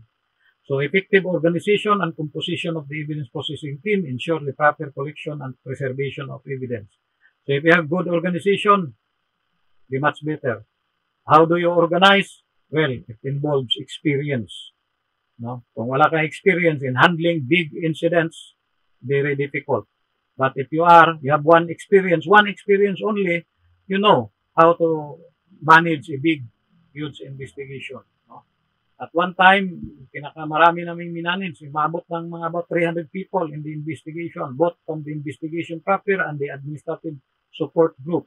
This administrative support group comes from the Department of Science and Technology, the Department of Health, the Department of Public Works and Highways, the other private companies that you will be bringing in to give also assistance to you. Lahat yun. Just imagine a huge investigation. Talagang malulula ka. Kaya lahat yan, ang investigator on case and the chief of the office of that investigation unit is the one that will monitor and orchestrate all these things. No? Lahat yan boil down sa, bukod pa mag-imbestiga ka. So, dapat himay-himay na kagad yung ang mga tasking yan para mabilis ang kilos, organize, pulido, walang paltos. At talagang you can appreciate a successful and real determination of the cause of the explosion of fire. So, the size of the processing team depends on the magnitude of the scene. So, nasa mo yan? Usually, tayo isa lang, investigator on case. But you can bring in other people. You can bring in from the province. You can bring in from the region to help you. Marami diyan, mga expert na sa ibabaw mo. So, dapat maghingi ka ng tulong. So, EOD, EEP, BEP, PNP, bomb technicians, pwede rin. Evidence custodians, forensic specialists, usually coming from the laboratory, from the ALO, or arson lab unit, or the PNP. So, that's it. So, for this morning, we reached our boundary. We have about how many minutes pa? We have almost an hour. We will proceed to the next, i-set up ko lang yung ating presentation. Sandali.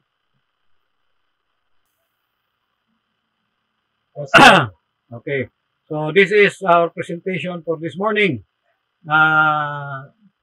This is our office before the Interagency Task Force or the Interagency Anti-Arson Task Force. Nilagyan ng anti-arson to identify us from what we are doing.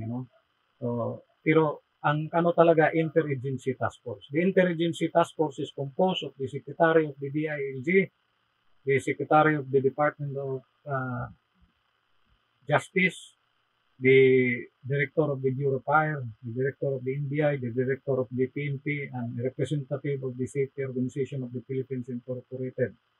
So, below the IETF is kami, the Interagency Anti-Arson Task Force, the composite team. Mayroon ring investigator from the Bureau of Fire, from the Department of Justice, may fiscal, may NBI investigators, PNP intelligence operatives, may SOPI. So this group, we will be the one to start the investigation and finish it if it falls under our mandate. So there is one incident in The Star Maker incident. Star Maker is a company that manufactures yung mga fireworks or fireworks materials, no? So there was an explosion there. The Philippine National Police had hard time determining what caused the explosion. They were the local investigators there were not sure as to what is the cause. Nakita nila huge crater inconsistent with the materials there kasi low explosive, bakit may crater? So they were suspecting na sinabotahe, nagkaroon explosive sa area, sumabog, etc. nag-create ng crater. So, but in our investigation, the craters that were produced is due to the low explosive material.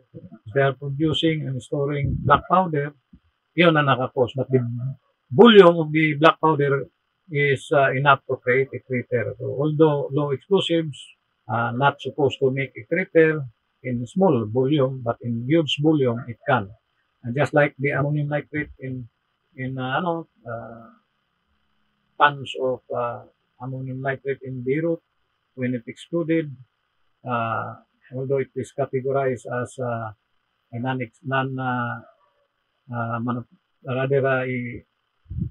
low explosive category, hindi naman yung high explosive by its velocity, yet it reaches more than a mile from its origin, up to more than a mile. So marami ang na-damage yung mga glass na babasag pa more than a mile. So mga around 800 more than 100 people died there in that area or in that incident. So dito, when this exploded I think this was in 2008, sumabog ito, ay maraming 11 of their personnel immediately died. The rest were injured. And it reaches more or less around 2 kilometers away, ang radius niya. So this is the company file. So if you will make your own presentation, I gusto mong magkaroon ng idea how to make your own presentation, you can use this as your yung guide.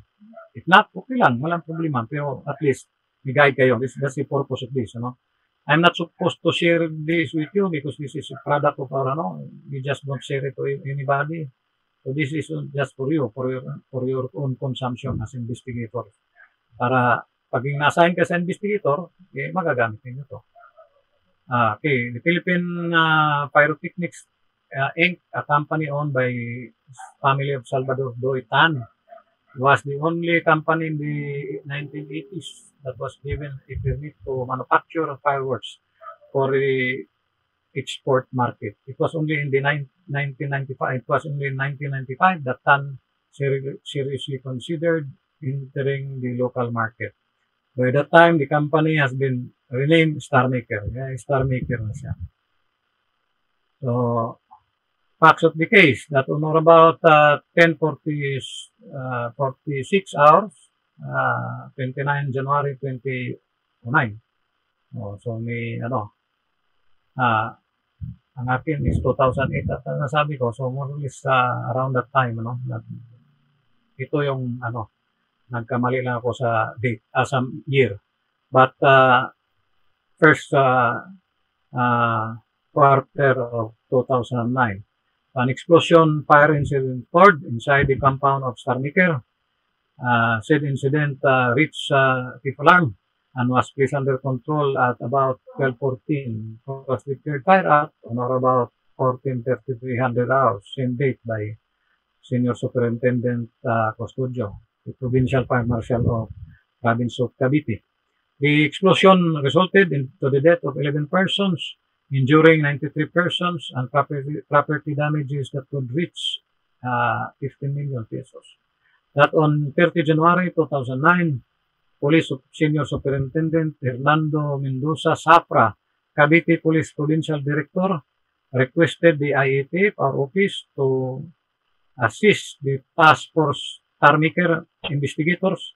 Thus, Honorable Marius Corpus, USEC for Public Safety, the IMG, immediately ordered me and my team to be dispatched to the area. So, ito yung timeline. So, may mga timeline tayo dyan from, medyo maliit, hindi ko that's how you make your timeline. So, until a final report in January 29 ata yan, 2009. Tapos namin from January, sumabog. January 29 to January, may final report na kami. Ano ba yan? Bakit na, hindi ko makita mo buti. Final report, January 29, 2009.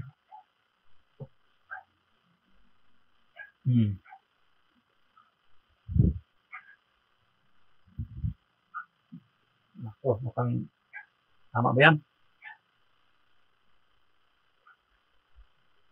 Tama po po. Ha?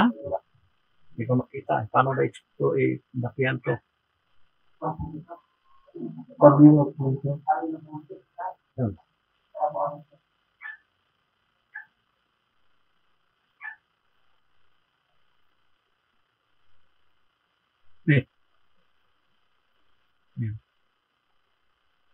May mga mukha kayo. May sama natin transfer to.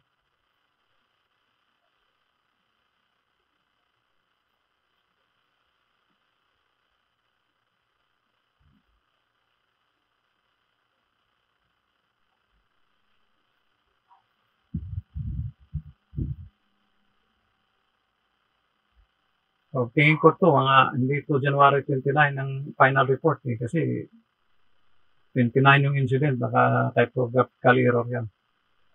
Kasi ito, 30 ang January kami na arrive sa explosion scene, so it must be before that. It could be February or something. So anyway, you have that. I can check the actual dates later on sa report namin. Pwede natin baguhin yan. So that's how you prepare your timeline, may mga ganyan sa inyong video. So ito naman coordination briefing. Huwag natin ito dito.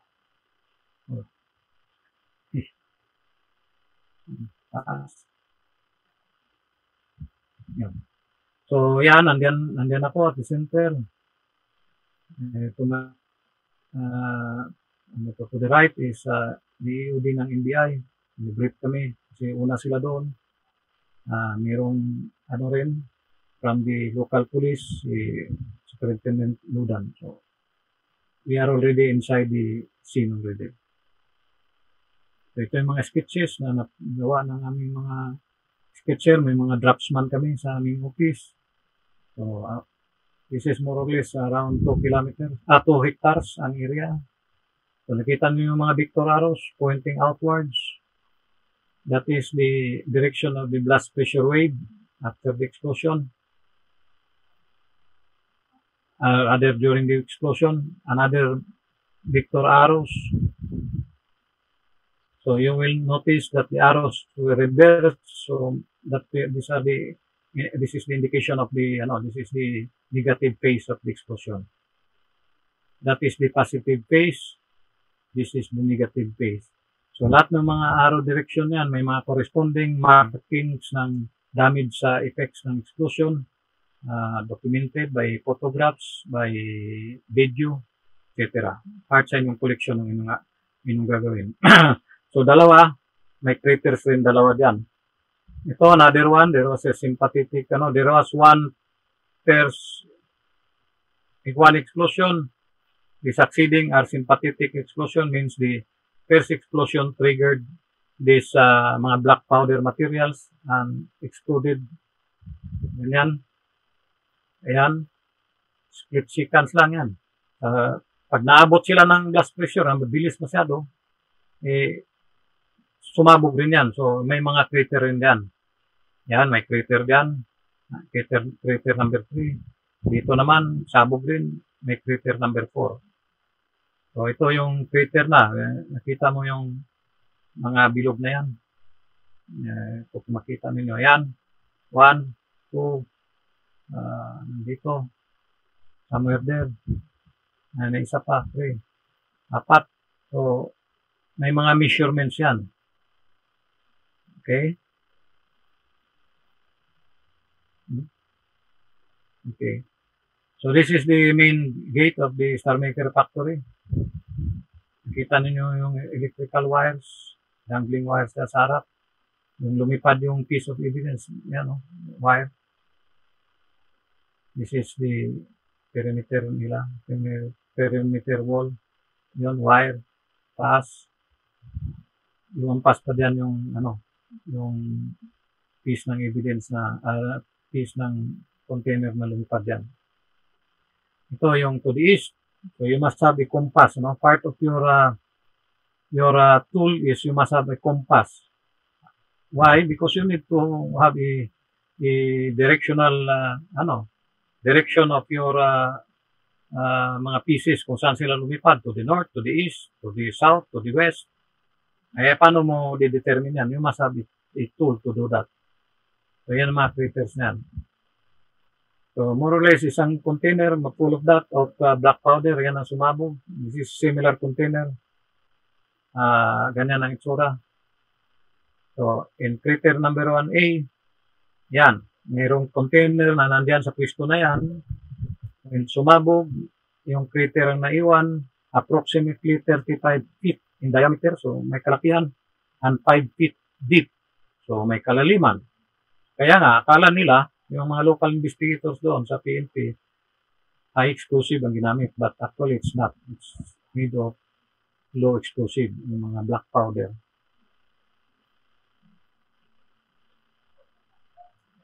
Ayan, crater number 1A, yung investigation team from the NBI. Dito naman ako sa isang crater. This is the crater. Diameter 10 feet, deepness is 2 feet. Then later on, huhukayin mo yan. At the center, you will dig to recover pieces of evidence inside the crater. So, minimum depthness is you must dig at least 2 feet. Kami, medyo naniguro tayo, we dig as deep as 4 feet. So, at least minimum 2. Huwag i-exceed sa 2. Pero i-exceed ng 2, pwede.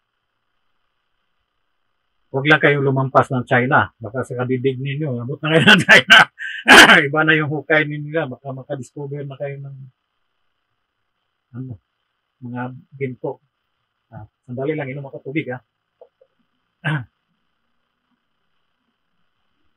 Okay. So, yan.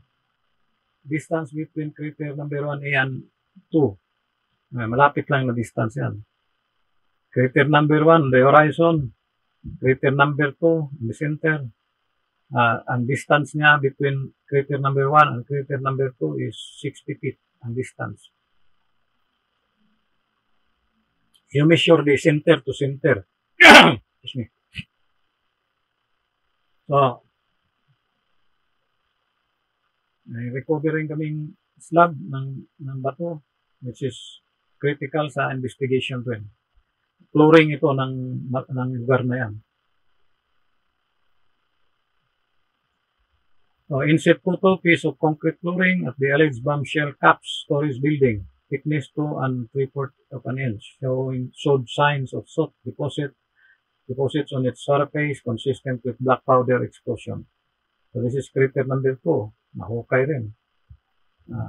We're rebuilding allegedly storing bomb, yung mga bomb close sa parenthesis. Ibig sabihin yung tinatawag kasi nila bomb yung sa fireworks nila. Ang diameter is 24.5 feet. Ang deepness is 4 feet. So, papasok ka dyan. 4 feet ka hanggang ulo mo yan. So, crater number 3, this is the smallest crater. Around 5 feet in diameter, 1.3 feet. Ang tail niya na nakalagay dyan, isang balde na malaki, andyan, recover rin namin yan, dyan sa area na yan. So, maski balde, black powder, makakreate rin ng crater. May concrete flooring na nadurog din, na iwan din sa area. Na-recover rin natin. So, eyewitness, may Ninita Goyo. In-interview namin kung saan yung nakita yung pinagmula ng pagsabog. Nakita na yung kasama niya doon, si Nanay Belen, na may sumiklab ang ilalim ng lamisa. And then tapos biglang sumabog na malakas. Nakita ko na lang na nakasama siyang umangat. So, yun ang niya, yun ang witness niya. Yun ang statement niya. Yeah, pointing in that direction.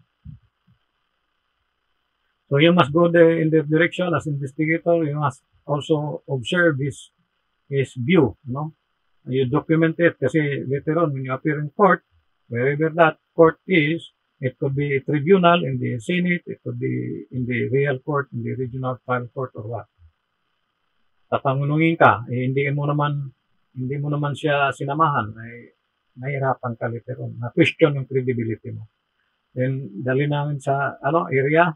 There was, the witness was standing there on the spot where, kasi tinuro niya doon. So, dinala namin dyan sa spot na yan. Yan, tinuro rin niya. So, he further illustrated na diyan nakita yung tao na kasama niya, na sumabog umangat. So, another witness, si Maduna Coronel, providing details of the working area, ano yung ginagawa nila doon. In the presence of our investigator from the Bureau of Fire, nag-retire na yung isa, Major, yung isa active pa, si Major Ropero. Started as non-officer lang, yung dalawa, but later on, nang-official na yan sa ITF, sa investigation. So, building structures inside Starmaker compound damaged by the blast and thermal effects. Yan, to the north, yan, i-document mo. Yung lahat, ipakita mo yung mga important details. To the east, yan, na-spare yan because the design was in a slope. The contour of the land was in the slope, so ang blast pressure galing sa taas, on the ground level, hindi yan tinamaan. Medyo, may mga black powder din, hindi sumabog. Pero yung nasa ground level, ayan, tinamaan, durog-durog talaga. Yung drying area, may mga pinatuyo diyan na mga black powder, sabog rin yan. Yan. Blast effects on the structures to the east portion of the compound, yan ang resulta. Mid part of the compound, yan ang resulta. Explosion plus fire. So, chemical storage sila, yan, durog-durog na. So, to the, coating, tinawag na quote-unquote coating area located at the portion of Starmaker compound. Barricade wall, para sa safety nila, giba rin. To the south side, may mga trees within 50 radius from the epicenter. Where naputol yun, kita mo yung mga kahoy nun, within 50 feet. So, kung nakatayo ka rin dyan, sama ang putol ulo mo. Chemical storage building show the collapse wall facing crater number 1 and crater 1A and B. Part of the container, natanggal lang lumipad yan. Chassis na lang naiwan. So, this building, damay rin yan lahat. Halos sa lahat ng mga building sa area are destroyed by the explosion and the resulting fire. Yan. Massive ang destruction. This is a 2 hectare compound. Assembly area, sitting department. Yan. Kita mo yung blast pressure wave. Yan. At, document yan. Ayan. Ang Pardes debris. So you must be concerned of the Pardes debris because once you determine that, you start your cordon 50% plus that highest Pardes distance. So the Pardes distance that was fulfilled to the side is 393.6 feet. Merong northwest to the east, 1,444 feet in that area. To the east, 1,004, yan na yun. Another angle. Yan, lumipad, concrete part of shell cap, yung building size, 4 by 6 by 14 inch. You have to measure. Ito, mga naka-twisted metals ang part ng container that was propelled 580 feet from crater number 1A. Yung pintuan, 240 feet from epicenter of the explosion. Yung mga nakaputi na yan, yung kasama namin. Si forensic chemist, former chief of the NBI, kasama namin, is one of our consultants sa area. To the west, diyan yung gutay-gutay na part ng container, 787 feet away from the epicenter. Missed the high tension line around about 45 feet from the ground. So, yung high extension wire is electric wire at 45 feet from the ground. Hindi tinamaan, pero ibig sabihin, malayo talagang tinapunan ito, mas mataas. So, yung mga transient evidence, as I mentioned, yung mga trucks, vehicles na pwedeng alisin, hindi malaman pa, gusto nilang kunin, hindi po pwede. It is cordon, part of the cordon area, nandiyan sa loob, you have to process that. Kaya may sumabog at wala dyan, hindi mo pwedeng alisin yan unless approved by the investigating team. The photos outside the Star Maker Fireworks Factory, labas ito ng planta. Ayan, yung nandun yan sa creek, around 350 feet away. May mga pieces of debris that showered this area. Ayan, isang bahay, 320 feet, sira yung mga nila, salamin. Ayan, pintuan. Last pressure wave that hit the rooms located at mid portion of Shining Garden Upper Field, 580 feet from the epicenter. Glass fragments on the Korean Philippine Friendship Hospital located 2 kilometers away from the epicenter. So, 2 kilometers away. Yan ang resulta. Yung Cavite City Hall located 1.1 kilometers away from the epicenter. Mga glass portion, ceiling, bagsak. Makita niyo yung to the left, mga ceiling na nawala doon. Inabot yan. Findings. Okay na ito. Okay. Ayan. After tracing backwards the general path of the effects of explosion, such as the positive and negative blast pressure wave effects, the thermal effects, yung mga burn patterns, melted materials, movement of debris, yung mga lumilipad na propelled na explosion, from the least to the most damaged areas and evaluation of the witnesses' accounts, we trace the area of explosion at the working area. So first, in investigation, you must locate the area where it all started. That's number one. So we trace it. Working area, sitting department, mid-left portion of Star Maker Factory located at the subject address. The cause of the explosion, so nandito na tayo sa cause. You determine where it started, you determine the cause. The cause of the explosion was probably due to inadvertent ignition or initiation of a bombshell. This initial explosion resulted in a chain reaction in a manner of close-unquote domino effect that triggered the left charge of bombshell na ginawa nila, bola launch by mortar tube. Yung kung makakita ka ng mga fireworks display, para may mga mortar tube naka-mount doon sa, usually sa barge o sa, malapit sa, sa safe distance, and then nilalagay nila na mga bilog na yun. Lilipad yun. So yun yung tinatawag nilang bola sa Tagalog. Launching them prematurely, so na-triggered yun. Yung mga lip charge, umakyat yung mga bola, since the area was covered with GIC stripping, tumama sa ceiling, sa bubong, the bombshell failed to reach its zenith where it could have safely exploded. So kung doon sa taas yung sumabog, safe sana, but wala, bumalik yun, nag-bounce back. And its barge charge broke the shells and sent the contents in the form of what is known as stars. So nag-aapoy ito during fireworks display, which stars are in flame condition. Came into contact with black powder spillage on the concrete ground floor of worker area number 3, and at that moment nasumiklab. So there is quote-unquote of a statement of witness by one Ninita Guyo. This fire easily found its way to the pail containing the estimated 3 kilos of black powder. So konti lang, from one small thing to get bigger and then bigger pa.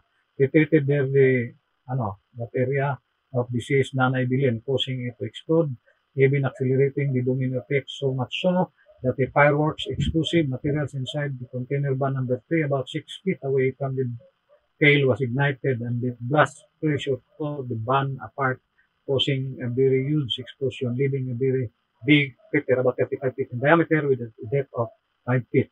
The huge explosion coming from container van number 3 was followed by sympathetic explosions almost simultaneously of container of van number 2 and van number 3. Though the sound explosions of these two container vans were muffled by the huge explosion of container van number 3, making witnesses hear only one malakas na pagsabog. So isa lang narinig nila. Yet, the physical effect is different from what they hear. Generally, pag tatlo marinig mo. But since they exploded one after the other, sympathetic, nag-sympathize na pagsabog, na-trigger sila, sabog. It's too close, split second interval. So, halos isang sounds lang narinig nila na mga testigo. It should be noted that the explosion of container number 2 also created a crater of smaller size with approximately 10 feet in diameter with a depth of 2 feet. What happened? Balik tayo sa dati. Ayun ang gumalaw. Yan. Recommendations. So these are our recommendations. In view of the foregoing, we respectfully recommend that this particular incident be considered solved and closed, and a copy be forwarded to the task force star maker, because we are not the ones. So ni-request lang kami, so we forms the task force. Commander Castro ng PNP for appropriate action. Possible violations of RA 7183, an act regulating the sale, manufacture, distribution, and use of firecrackers and other pyrotechnic devices, shown by the following circumstances. Concrete flooring, design of the 4 working areas of the sitting department, nagmimitsa in violation of Rule 7, Safety Guidelines, Section 2.1, which states, all buildings shall have adequate ventilation, no concrete floors must be lit, etc. So, ito yung sa RA 7183. Iba naman yung atin, the fire code is, ibang batas ito. So, ito, nag-implement ito ang police. Further, we recommend the following for fireworks and pyrotechnic manufacturer. Provide safety manual, fire electric drill, emergency, etc. Proper handling of firefighting equipment. Provide proper training. Barricade of explosive magazines and strict observance of the electrical safety requirements. Avoid using steel container vans for storage of explosives, as they may provide casing, confinement similar to a pipe bomb when it will be accidentally or intentionally ignited. So, parang big pipe bomb ang ginawa mo kasi sa bakal mo nilagay. Employ chemists and safety officers knowledgeable in manufacturing, storage, building, and use of explosive fireworks materials. Wala sila nito. In view of the threat of terrorism, transport of any small fireworks products to place of display shall be sufficiently escorted, as a container van full of fireworks products is a moving time bomb capable of causing havoc and destruction. For the local government, we recommend also for them to conduct periodic inspections sa mga building officials nila, building structures and electrical installation of fireworks factory. Enforce zoning for pyrotechnic fireworks manufacturing plants. For LGU to review existing permits granted to fireworks factory mixed with other types of occupancy existing within its compound that may bring fire hazards to the factory or vice versa. For the PNP and the Bureau of Fire Protection, review the standards for fireworks and adapt the NEP 1124 standard for fireworks manufacturing, storage, and transportation and use. So, NEP 9, that is National Fire Protection Association ng US. Sila ang gumagawa ng standards. Yung inadapt ng ating standards dito sa fire code. So, you will notice in the fire code may mga NEP numbers yan. So, however, yung mga NEP na yan, the amend or modify or the amend this standards every 5 years. Sa atin, hindi. So, when it was codified way back in the early 1970s during the martial days, hindi naging code siya, naging fire code. So mula noon up to the time we have a new fire code, the comprehensive fire code of the Philippines now, hindi basta-basta namin kasi ang batas sa paggawa, pag unlike is standard, daling i-change.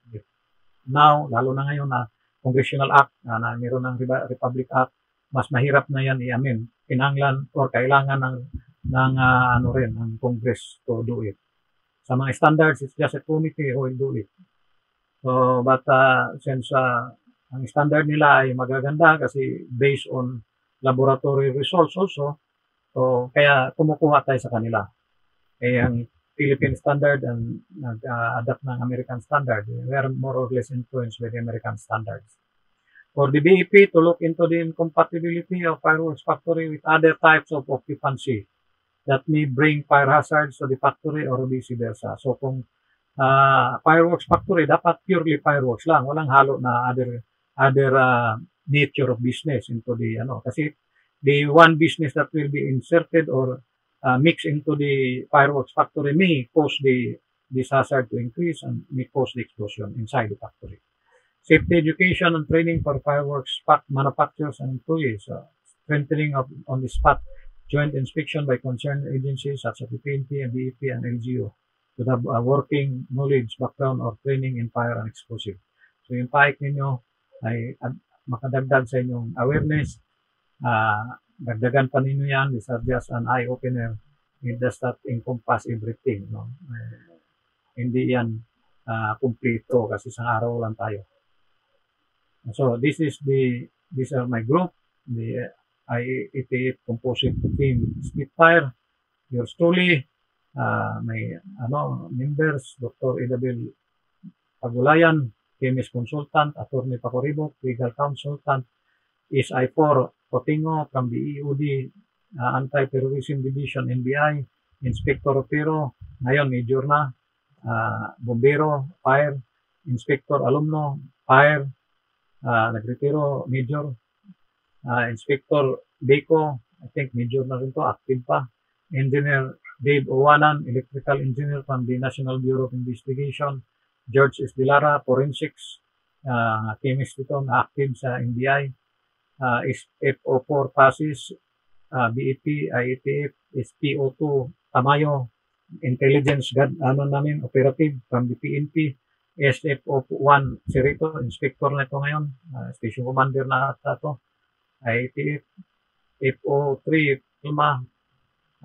BEP, PO2, Police Officer 2, Aquino, Intel, PNP, FO2 Cristobal Maynes, Investigator BEP, FO2 Mirabiti, Investigator BEP. So these are my team. May babaril yan. Nakita na ninyo may babaril. Umaga, din sa gabi. So, yan. Minsan gabi, naabot kami ng gabi doon. Yan, this is the disposal by the task force car maker, the PNP. So we will also to be present to witness the disposal in March of 2009, around 3,279 kilograms. So divide mo yan sa 50 kilos, you will have a visual of how many kilos, how many sacks of rice ang equivalent ang black powder na yan. So yan, nandiyan ako. Nandiyan yung mga kahon-kahon containing black powder. Yan yung 1 hectare na or 2 hectares na nararo nila para ilagay yung black powder. Tons of black powder were brought in, EOD from the PNP. Yan, sa my team. Yan, nila, yung kinakamada na nila o binalagay na nila sa lupa yung mga black powder. Yes.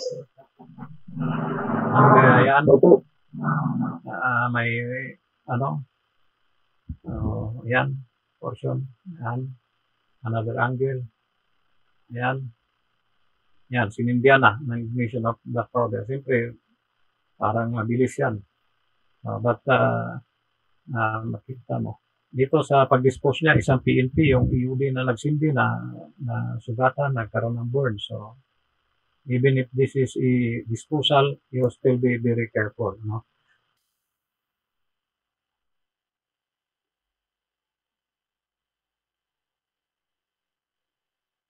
Okay. Yung kanina, kita ko na sa report namin, final report pala is 4 March 2009, hindi 29 January. So, corrected ko na. So, share it to you. Ano na yan. And then, yung kung kuwan dito, problema kanina yung binigay na Yahoo, wala naman akong Yahoo. Dapat Facebook siguro. Buesa. Na-receive mo yung message ko kanina? Buesa. Na-add na po. Oh, asan ba ito? Ano ba itong na-add mo sa akin, Buesa? Sa Facebook?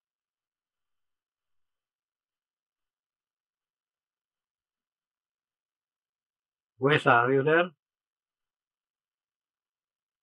Where are you? Wala. Nandyan ba? Rivera to. Nandyan ba si Buesa sa yung kan? Ray? Rivera? Hello? Check po, sir. Check lang.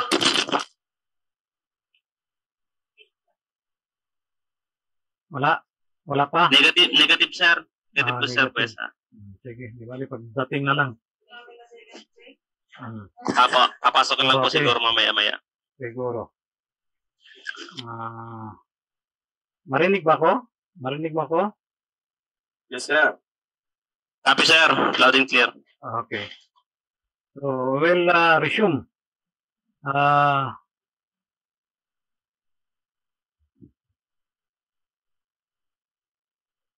So, as you assemble your evidence processing team, of course, it is dependent on the hugeness or the size of the scene that you are going to investigate. Minsan may kalakihan talaga. Minsan sa bloke na one block of city ay masama sa investigation. So, yung mga streets ay makordon yun. Just like what happened in the Seringa incident. So, the investigator must address the legal requirements sa synopsis. I've mentioned that already. Na yung logistics specialist, ito yung nag-provide sa inyo ng mga equipment. So, anong kailangan niyo dyan? Yung pagkain sa kanya rin. Yung mga medical examiner. So, pwede. Lalo na tayo when we are in investigating an explosion coming from a gas. Dapat within 12 hours from the time you are exposed to the gas, you should subject yourself to a physical examination by a government doctor. Kasi it's possible that kung may methane gas yan, LPG, pwede mo ma-inhale yan. Yung presence ng gas diyan sa area can enter your bloodstream.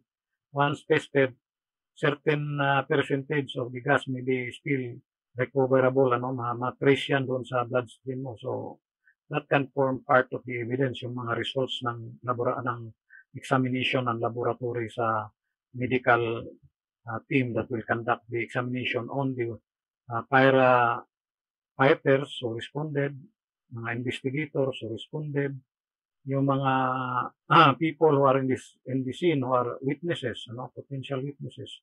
So, isa maka-strengthen sa tibay ng iyong ebidensya. So, well, the photographer, given na yan. Palagi talaga tayo may photographer, and usually we are using a cellphone.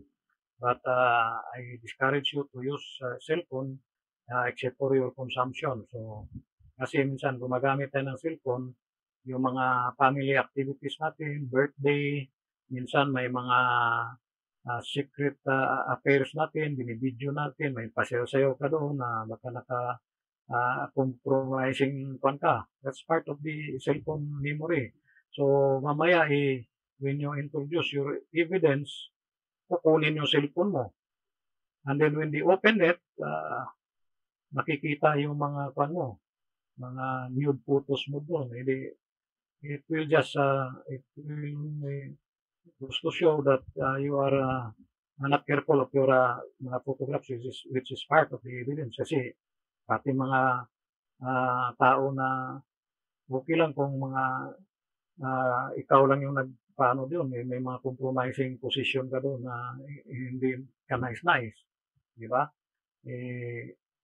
Titingnan ng court yun. Siyempre, part ng cellphone mo, i-recover nila. Hindi will not be confined only to the evidence that you will present. Sabi mo, dito lang sir, hindi po, titingnan yung memory mo, extract yun.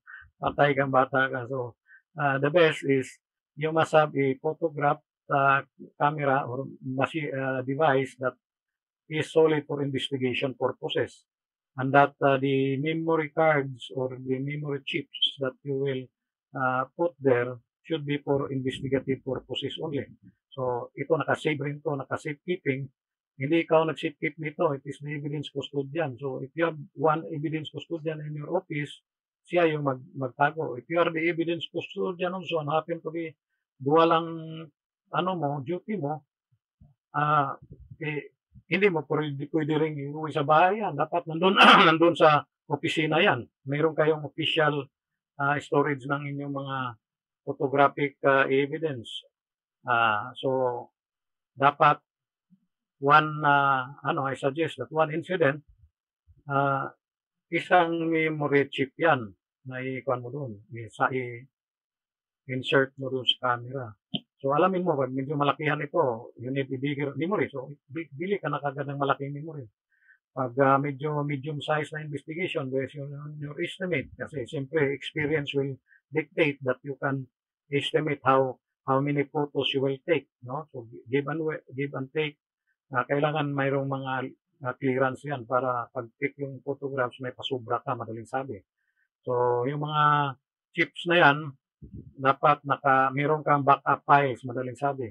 Kasi through time, minsan ang arson case, it will take years, for a conviction, So, mahaba ang proseso from the regional trial court, it goes up to the court of appeal, it goes up to the Supreme Court. So, all throughout, maybe up to the Supreme Court, sa aming experience, it takes maybe around 9 years to 10 years. So, one case. So, ayun ko kung nasa active service ka pa. Kami nga, may mga cases ako na still active, 7 years ago na ako nag-retiro. Mag-appeal pa ako sa korte. Kasi nahuli yung suspect. Kasi at large sila, nahuli na. So, may mga hearing na gagawin. So, I will be made to tender my court duty, but I'm in Mindanao. So, you just imagine the hardship, the difficulty for us investigators who are already outside of the service. We will be spending our own money.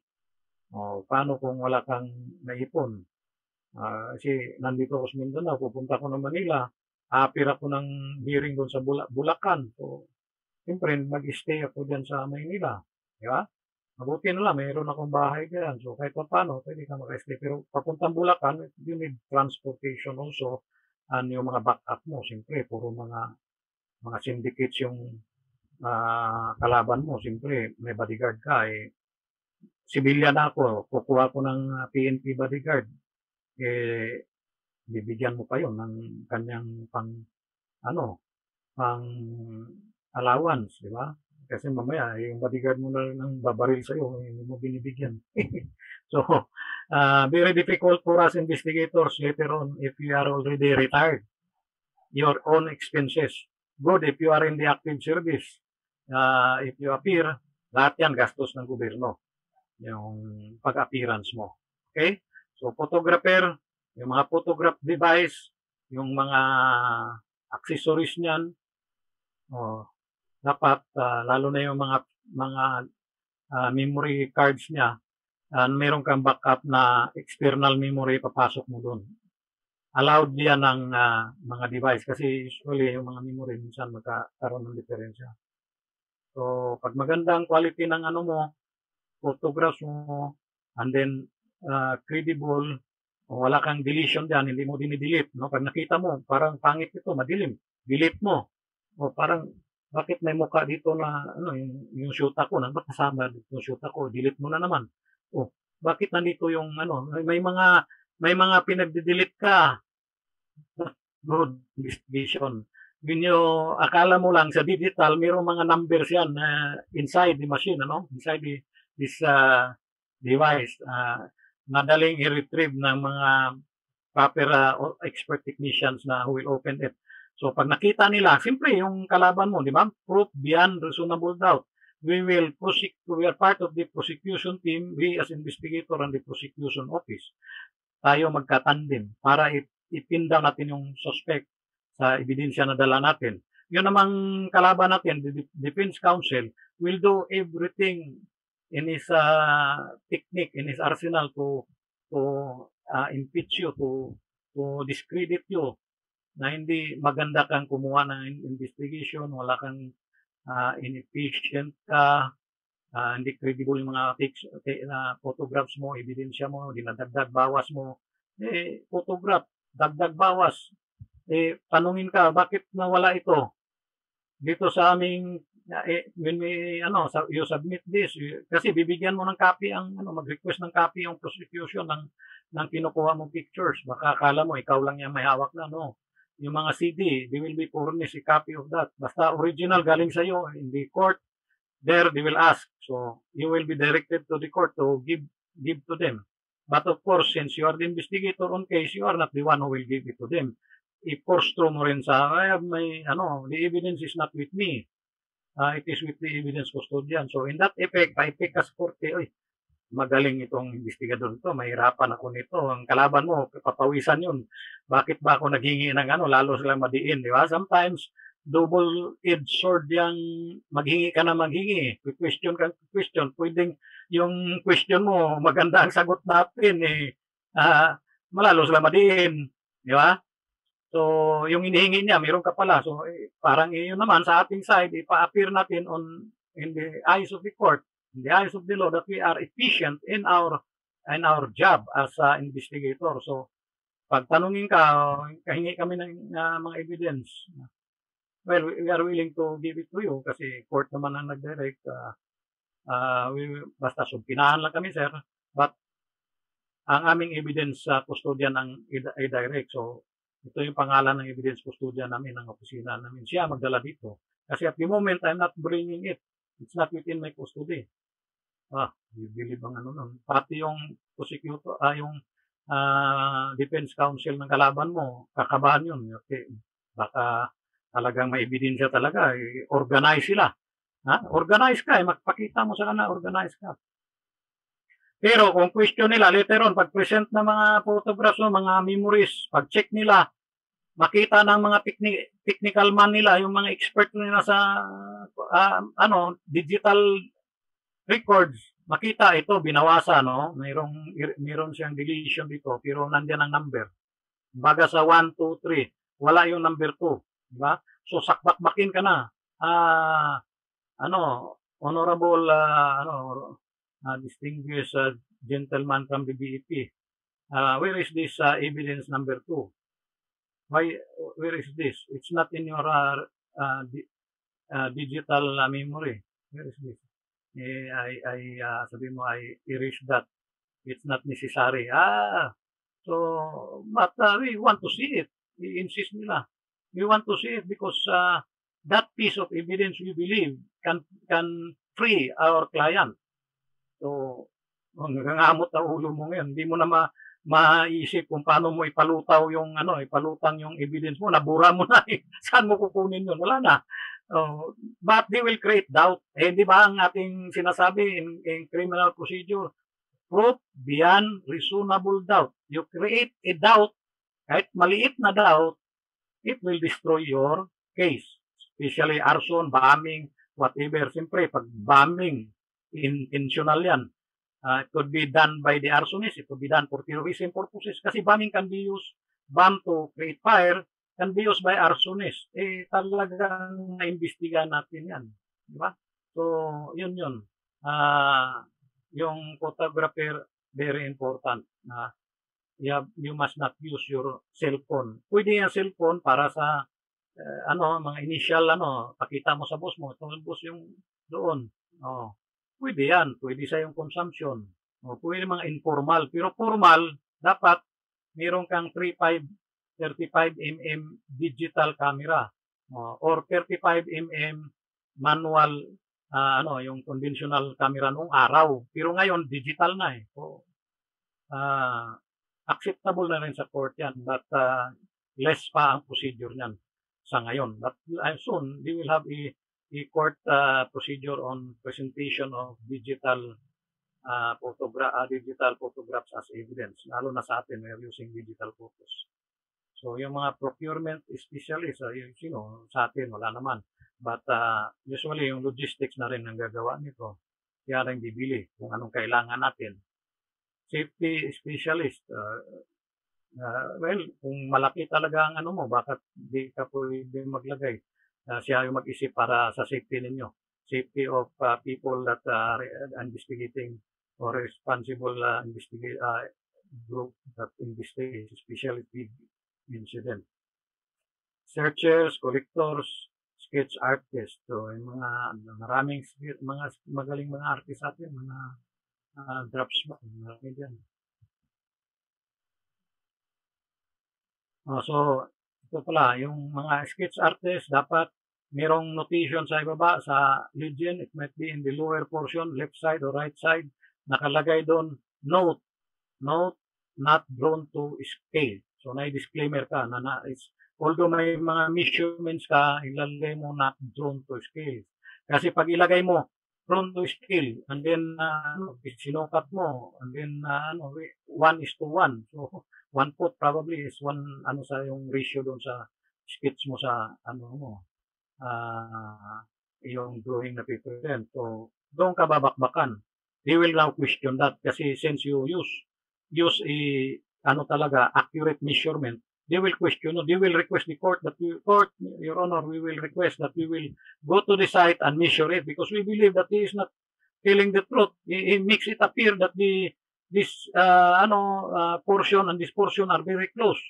But on the ground, it is different. Mas mahaba po yan. Hindi totoo po yung sinasabi na. So, questioning ka na bakbak. Paano kung i-grant ng court? Okay, allowed. Pupunta kayo ngayon dun sa area. Pagpunta nyo sa area, isukat. Nandiyan pa yung scene, susukatin, kung nakurinti ka ngayon, mali yung measurement mo. Lalo na, mayroon kang inutusan, hindi rin marunong magkuha ng metros, in feet or centimeters, in meters, malaking problema yan. Minsan rin, yung measuring device na nabili mo, minsan may bawas na 1 foot. May mga ganon, may mga cases kami na ganon, yung nabili ng mga tao namin, lang pa, kumbaga sa part sa factory defect sa measuring tape. Yung measuring tape, imbes na 1 foot, nag-start sa 0, doon na kagad sa 1, nabawasan na ng 1 foot. So, mahirap magdugtong ng 1 foot na missing. Imagination ka. Kada dagdagan mo ng 1 foot kasi dito, kulang. Klaseng measurement yan. Huwag niyong gamitin defective tools. No? Better use accurate. Not recommended is an accurate tool. So, organize the evidence processing. As mentioned, good organization is essential to evidence collection and preservation. So, before deploying the team, the investigator should review and reevaluate scene boundaries. The scene boundaries, of course, nakakordon yan na measure. So, if you take measurement of your dapat reflected also on your record na yan ang mga boundaries na yan. To the north, to the south, to the east, to the west. So, as I presented kanina, may mga measurements. Diba? We are using measurements. Meron kang maiksi na measurement, meron kang mahaba na measurement. So, safety concerns na naman. Papasok na naman tong safety concerns. Nayopak na ito. Nandito na naman to. Why? Palaging tayong nire-remind to remind us in our mind, subconsciously, na safety. Para hindi tayo madisgrasya. Kasi tayo na ang investigator, tayo nasabugan, tayo nahulog, tayo nabagsakan, napakahihiyan sa Bureau of Fire yan. So, a big blow and embarrassment to our department, di ba? So, ang opisina pa natin ang Bureau of Fire Office pa ninyo ang nasunog, nasabukan. And then, kayo pa nag-imbestiga, kayo rin ang nasabukan. Ano kasing nakakatamlay ng buhay yun. Di ba? So, be careful. Always. So, command post, ang command post na i-mount mo, siyempre kung usually ang incident commander mounts the command post outside the building, you know. So, ikaw, mayroon ka rin command. Hello? Yes? May tanong? No.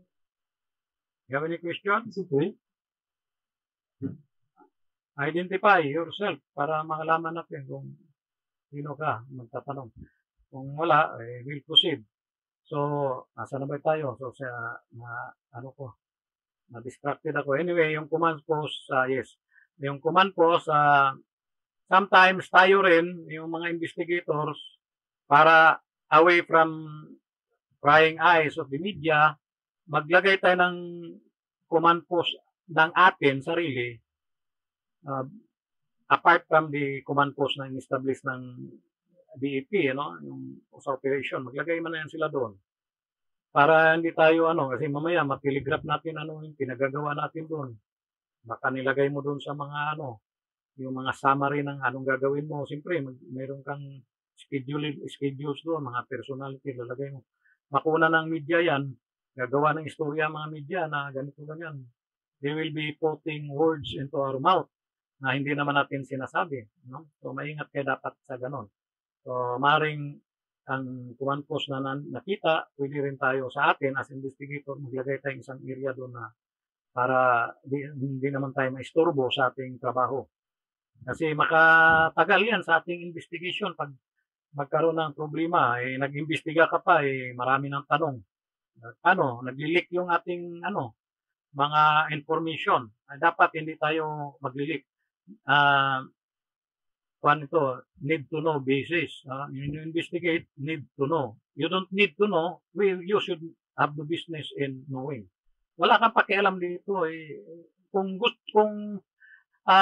kailangan malaman mo, kung ikaw ay isa sa dapat naming sabihan kung anong aming activity, yun lang. Kaya mo malaman.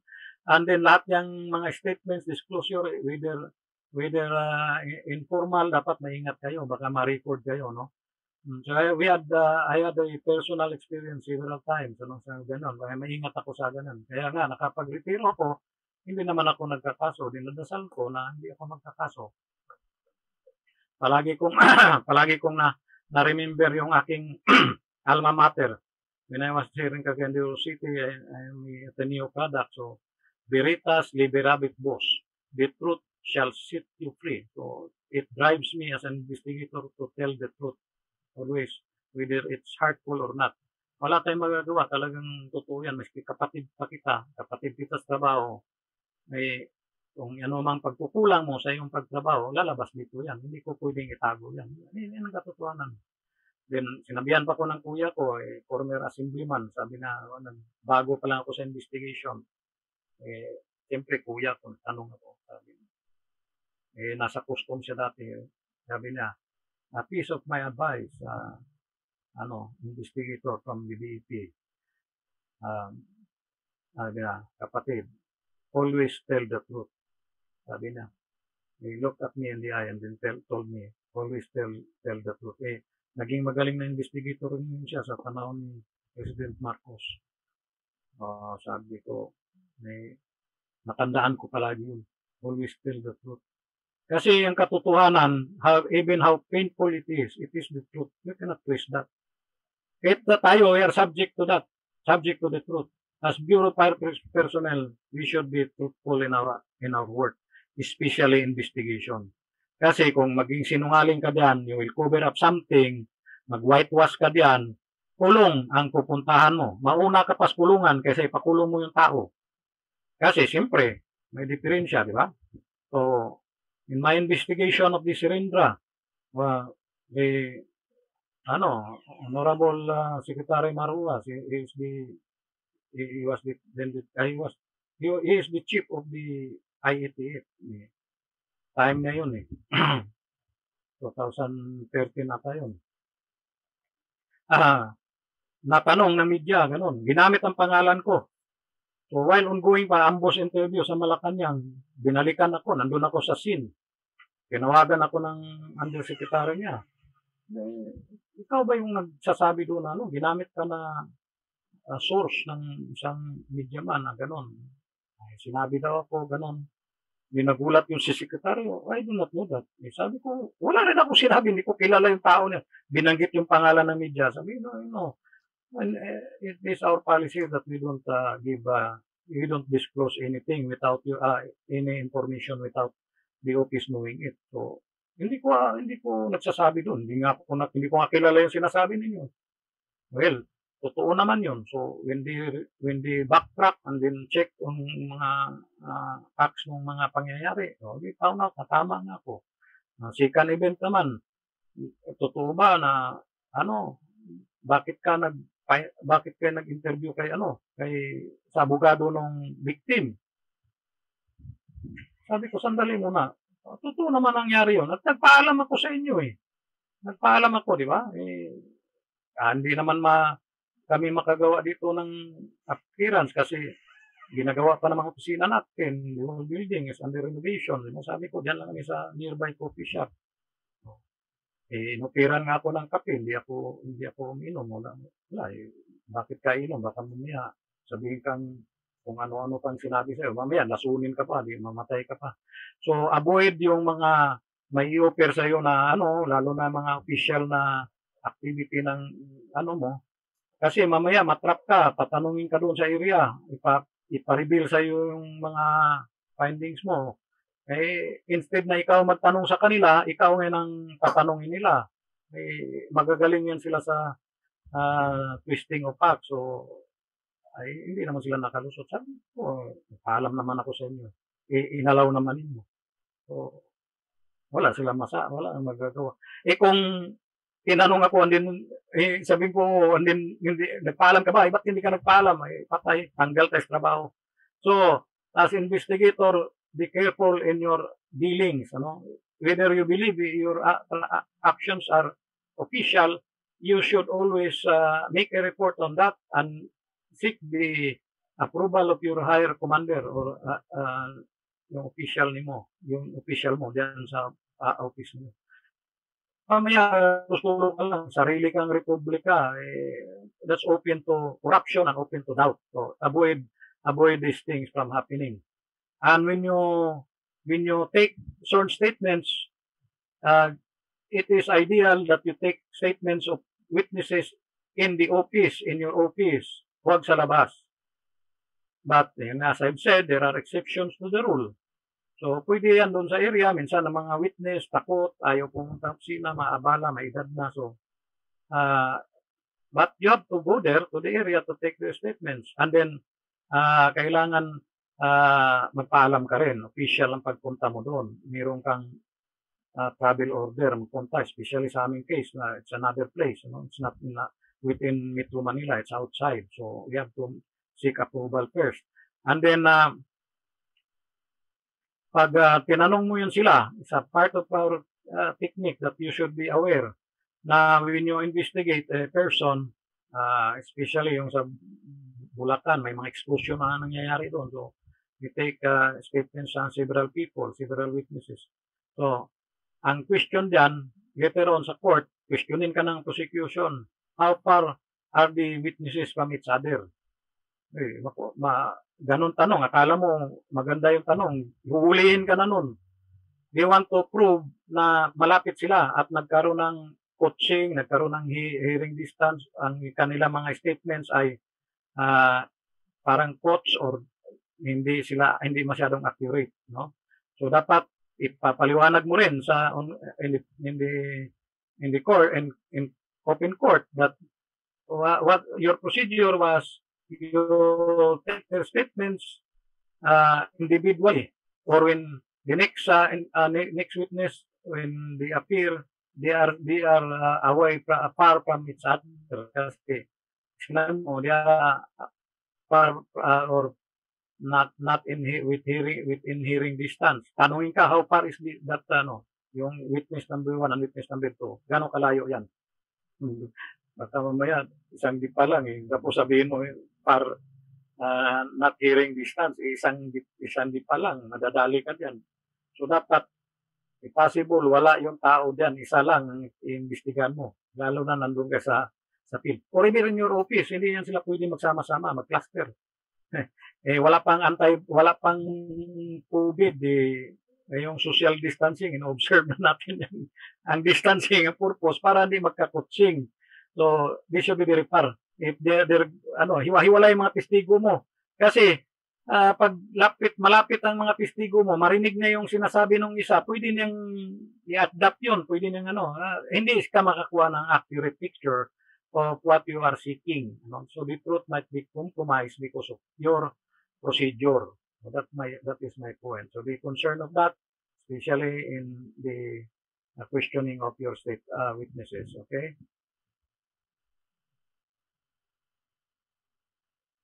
So consider on-site explosives detection by qualified personnel. So ganun yun. So ito, hindi natin maiwasan. Our office may seek other help from outside the bureau. Even in our case, in the Sirendra explosion, although we are qualified, we believe we are qualified, but the DILG called another expert from another entity, civilian group, Kroll Company. So, malaki ang budget nila kasi mga foreigner ito sila, yung mga foreigner na yun, magagaling na investigator from New York, from different areas in the planet. May company nila, mga experts na sa explosion trend. But, I believe our group is at par with international standards also. Kasi nakikita naman nila yung aming ang findings, hindi naman nagkakalayo sa kanila. So, in fact, wala namang contradictory na vital sa aming report. It just prove na talagang systematic, comprehensive ang reports namin at sa kanila rin, meron rin. So anyway, you can download this report from the web page of the DILG. You can try, pwede mo i-download yan kasi na yan, I think PDF na yan. Okay, brief the team and review assignments. Of course, part yan ng trabaho ng leader. Control contamination, protects the integrity of the scene and other search areas. The integrity of the evidence for forensics analysis and the safety of personnel.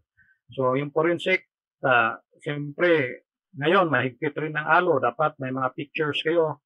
Part sa inyong mga reports ay request. So, mag-request kayo. I-attach sa inyo yung mga digital printout ninyo doon sa mismong request letters ninyo. Kung ano yung evidence pinadala ninyo, dapat mayroon yun. Naka-attach doon. May picture na maliit doon. Kasi pwedeng nga tayo ma-challenge later on sa chain of custody. So remember this procedure, chain of custody, very important. If you break the chain, there is a breach in the chain of custody from you as investigator to the laboratory, to the courts, your case might be dismissed. So, sayang naman yung efforts mo. Ilang araw ka nagpapawis ka dyan, dugot pawis mo. Munti ka na mamatay, munti ka na mabagsakan ng adobe, ng poste, ng pader, ng flooring. Nagkagutom-gutom ka na, sakit ulcer ito. So, dami. Minsan, nag-away kayo ng misis mo dahil sa hindi mo na napabayaan mo na siya. More on, inihimas mo yung mga pieces of evidence. So, and then matalo ka lang. So, mahirap yan. Dapat talagang sipagan mo mabuti, ingatan mo ang ebidensya mo.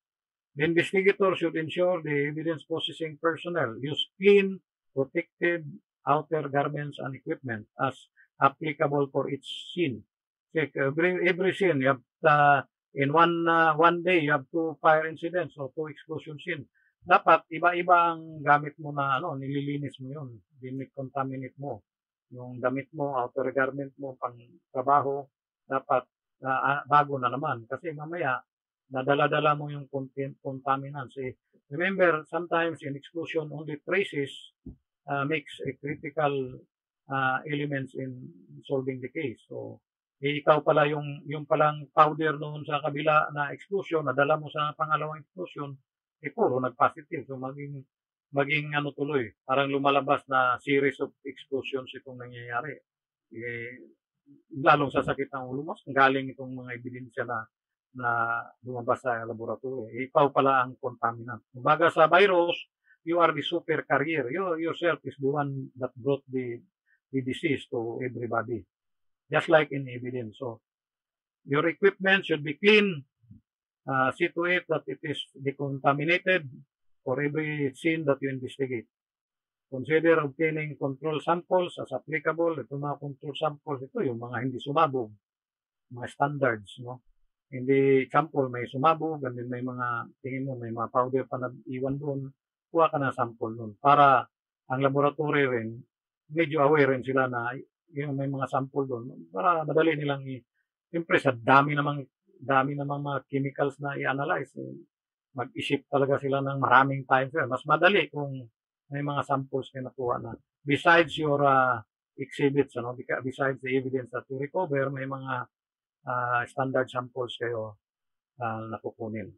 So, package collected evidence in a manner that prevent loss, degradation, or contamination. So, packaging, if it is coming from a bomb, yung mga materials niyan, yung mga plastic na nalagyan mo, dapat non-static. So, there is a special plastics for mga explosives evidence, yung mga traces, residues na, samples na makukuha mo, nilalagay ito sa mga non-static containers or plastic bags. So, ang mga containers naman, pwedeng lata, pwedeng ang lalagyan, pwedeng plastic, pwedeng paper. So, yung package collected evidence in a manner that prevents loss, So, baka mamaya mawala, volatile yun, flammable, hindi mo tinakpan, hindi proper ang seal nung yung lata. Siyempre, pagdating dun sa laboratory sa Manila, wala na, expired na, lumabas na yung mga, very sensitive yung mga ganun. Pag lalabas na sa lata mo, wala na, dissipates in air. So, kasayang, ebidensya mo, mga negative yun.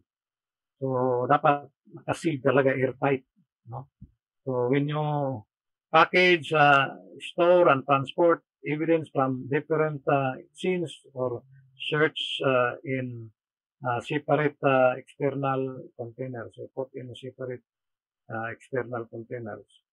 So, yung mga containers, yun na rin ang example, may pala ka. Minsan ang pala contaminated. So, you use the cover of the lid of your can container, usually 1 quart or 1 gallon capacity of paint. Yung mga malinis na paint cans, malilinis yun, empty na yun. So, hindi yung mga use, may mga binta diyan sa hardware na gikan pa sa factory, naka-seal yun, hindi pa nagamit yun. So, 1 quart maybe cost you 20 pesos, and 1 gallon maybe siguro mga at least 100 siguro. So, meron ka na naka-store diyan sa bahay mo, sa sasakyan mo, sa oksina ninyo, para pagdating mo doon, all you have to do is recover and then mark. So, when you use the lid, the cover of these cans, yun ang gawin mong pala. Yun ang ipala mo to. Yun na rin nasara mo. Ibig sabihin, you are assured that this is what we do. We're encouraged by our instructors and when we did our post-class investigation seminar to use this lid or this cover so that ito, isa lang. Hindi mo naman ginagamit ito. Clean. Isa lang. Pag lagay doon, yun na rin ang cover niya. Chances if I use my shovel, baka na contaminate yun, galing sa iba. Pala dito, pala doon. And then, yun na rin yung ipapala mo para sa evidence mo. Hindi makontaminate. So, you will have a problem later on. So, nung packaging, pag pinadala mo sa LBC, they will accept that, yung mga burnt materials. Provided hindi yung mga liquid na flammable, anything that is flammable, pwede pa magsindi, hindi po pwede yan. Any explosive materials na pwede pa sumabog, hindi pwede, deny nila yan. Pero yung mga bakal na twisted, black, yung mga burnt materials, pwede nilang i-pan. But now, it will take them 2 to 3 weeks to send your package from here, especially from Mindanao to Manila. I just don't know from your area. Maybe it will take you 1 week or 2 weeks the most. So, ito yung mga yung mga facts na makapikto sa ating speed sa pag-imbestiga. Kasi, siyempre, may required tayong number of hours. So, doon sa sending pa lang, 2 linggo, 3 linggo na. And then, ang pagdating doon, examinin, will take another 2 to 3 weeks pa rin, yung mga 15 days. So, medyo may katagalan sa ganun lang na proseso. But under these times, this is abnormal time. So, this is not a normal time. So, but we have to adapt. And then, anyway, pagdating doon, they will certify kung ano yung kailan nila natanggap. May mga resibo ka na dapat nare-receive ang evidence mo. Yung may mga receipt naman ng LBC na magpapatunay na na-receive itong isang evidence ng ganong tao. So that will form part of your yung chain of custody later on, So may masilan, mahirap, but doable. To identify, collect, preserve, inventory, package, and transport. If possible, if you do not rely much of the services of the LBC, medyo kinabahan ka, ito sensitive masyado ito, sir. Madadali tayo dito pag natalo tayo dito. So I have to bring this personally. So the investigator on case hand carries the evidence to the national office. Ang budget niyan, siyempre, yung local, kayo, yung asan kayo manggaling, yung commander niyo magpundo para sa kayo makaalis. Hindi po pwedeng ipasa mo yan sa isang courier ng finance. Dala, paki yan, hindi po pwede. Question na kagad sa chain of custody. Di ba? Kasi, finance siya, paano siya nakahawak ng ebidensya? Dami pang tanong. Hindi ba possible yan na dinoktor na niya to? Or wala pakialam yan sa handling. Nawala sa kanya ang ebidensya mo. Sino ang makakaso? Di ba? Ikaw, kasi ikaw ang investigator on case. So, you will be facing an infidelity in the custody of evidence. So, sakutik ka pa sa walang kabagay-bagay. So, the search focus on the discovery of physical evidence that may establish that a crime was committed and link elements of the crime to possible suspects. The preparation of evidence, recovery logs. So, may mga logs kayo, parang logbook. So, nandun yung mga entries, dates, personality that witness these events. Ano yung mga measurement kung meron. So, etc. Evidence log. Anong klaseng evidence ba ni-recover? The identification of evidence. Anong klaseng evidence? Documenting the location of victims prior to and after the explosion. So, even the victims should be documented, sa anong location nila, anong position nila, nakatihaya sila, nakataob, nabiyak ng katawan nila, putol ulo, putol tiil, putol paa, or yung paa niya, or putol kamay. So, lahat yan documented by photographs and sketches, plus measurements. So, you take measurements always, the victim to fixed points. So, if it is a room, there must be two measurements. Fix. Hindi pwede mo i-measure siya doon sa isang bagay na gumagalaw. So, dapat naka-fix. So, parang meron kang guide sa yung sketch when you present it in court. The search focuses on the discovery of physical evidence. So, yung search na ginagawa mo, yung field of debris, kung saan lumipad yung mga karamihan ng ebidensya, yun ang nabigyan mo ng priority. Kasi in an area, minsan 360 degrees, minsan the the design of the building of the room affects the manner of the spread of the debris, in a certain area. So, kung anong pinakamarami, siyempre tayo, we prioritize our activity as investigators for purposes of organized, systematic, and fast and or speed, ng yung investigation, mabilis pero pulido, kumbaga sa kasabihan. So, concentrate ka doon sa mas marami. But lahat yun, of course, kunin mo. Priority lang ito kasi baka nandoon na kagad ang hinahanap mo. Malaking advantage yun. So, the preparation of an evidence recovery log, the identification of evidence, documenting the location of victims, the identification of evidence, collection of evidence, including suspected bomb components, if there is a bombing, and fragments, including those recovered from the victim. So, bakit magkaroon ng recovery sa victim? So, usually, if it is a bomb component, IED example, sumabog. Sometimes, ang mga recovery ng ebidensya doon sa fatality sa victim, yung mga wires, yung mga part ng bomb pumasok sa ilong, dito sa utak. Akala mo, walang pero pag in-x-ray, nandun pala, naka-embed. So, yun pala, kailangan mong ebidensya, nandun sa utak ng tao. So, this thing, very difficult ang investigation sa post-blast kasi mga very small materials lang ang ma-recover mo. Siyempre, sumabog ba naman yan eh. It could be recovered in the crater itself, yung mga bomb parts, hinukay mo yun, makita mo yun doon, you will be able to piece that together, magkaroon ka ng comparison with anong klaseng materials yun.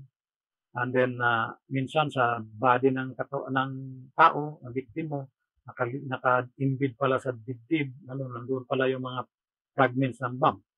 So, which is part of your processing the cadaver. Kaya nga, minsan sa atin, investigator, minsan, yung tao, mga 4 months na nakalibing, hukayin pa yan. And expect that, so mayroong Makati incident, 4 ang patay. Isang nanay, 3 mga anak niya, they were buried already, 4 months already on the ground. But the family of the woman believe na hindi accurate yung findings ng local investigator. So they requested for another re-investigation.